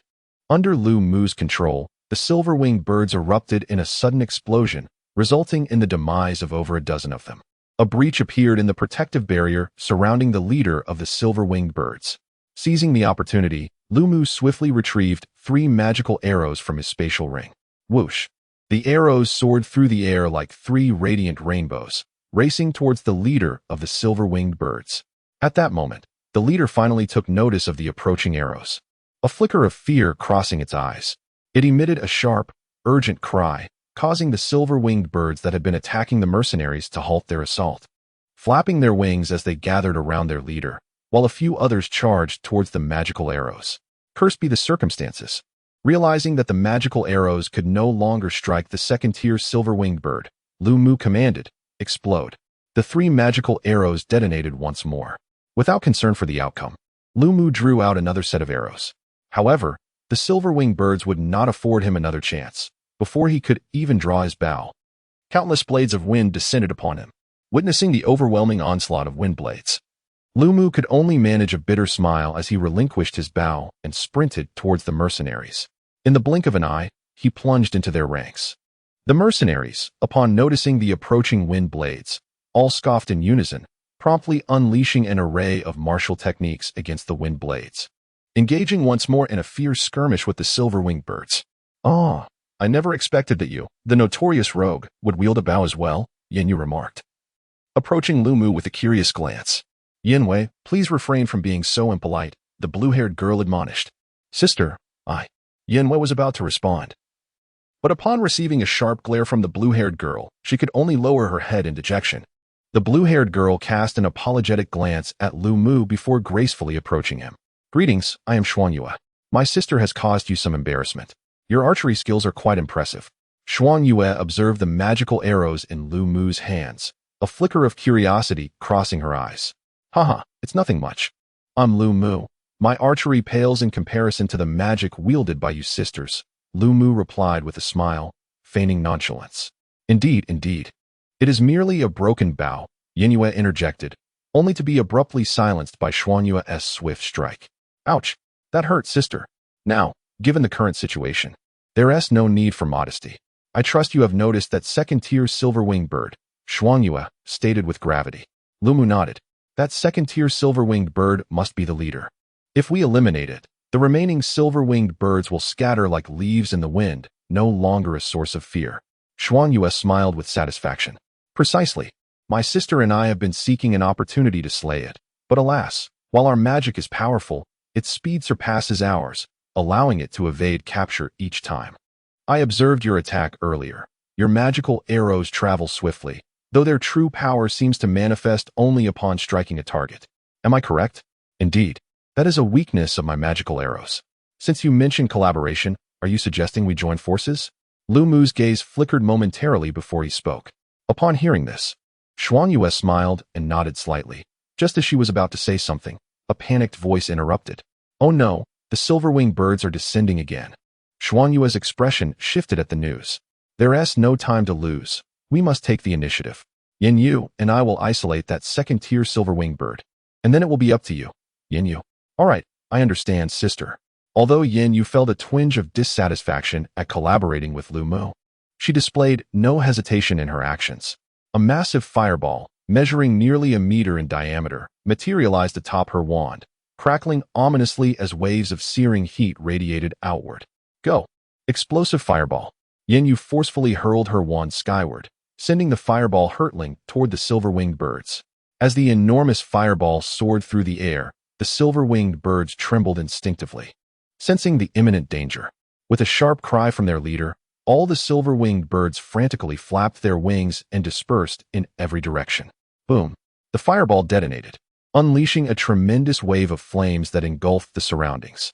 The explosive force of Yanyu's fireball far surpassed that of Borg. In the aftermath of the explosion, the silver-winged birds were torn asunder, scattered into several fragments. Observing a group of silver-winged birds, particularly the second-tier one, Xuanyue let out a cold chuckle as she raised her exquisitely crafted blue wand, identical to Yanyu's. Countless ice shards, each about a foot long and finger-thick, materialized behind her. 1,000 ice shards.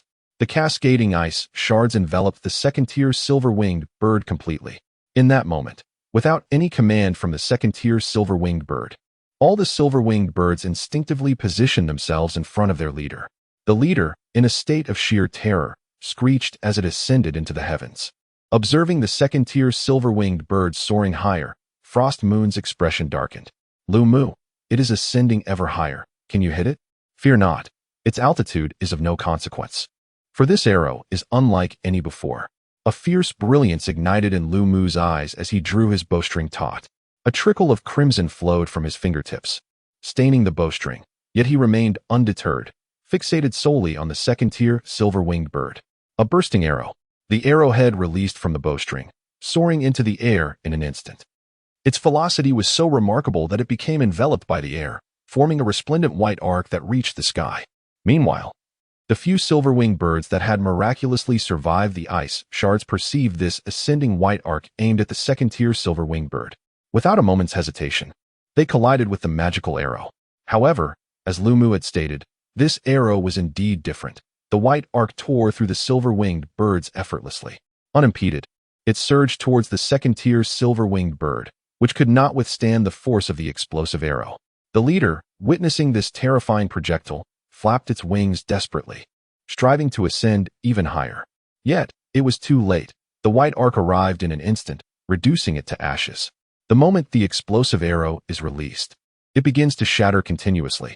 Yet, during this process of fragmentation, all the energy within the magical arrow is unleashed, culminating in a formidable destructive force.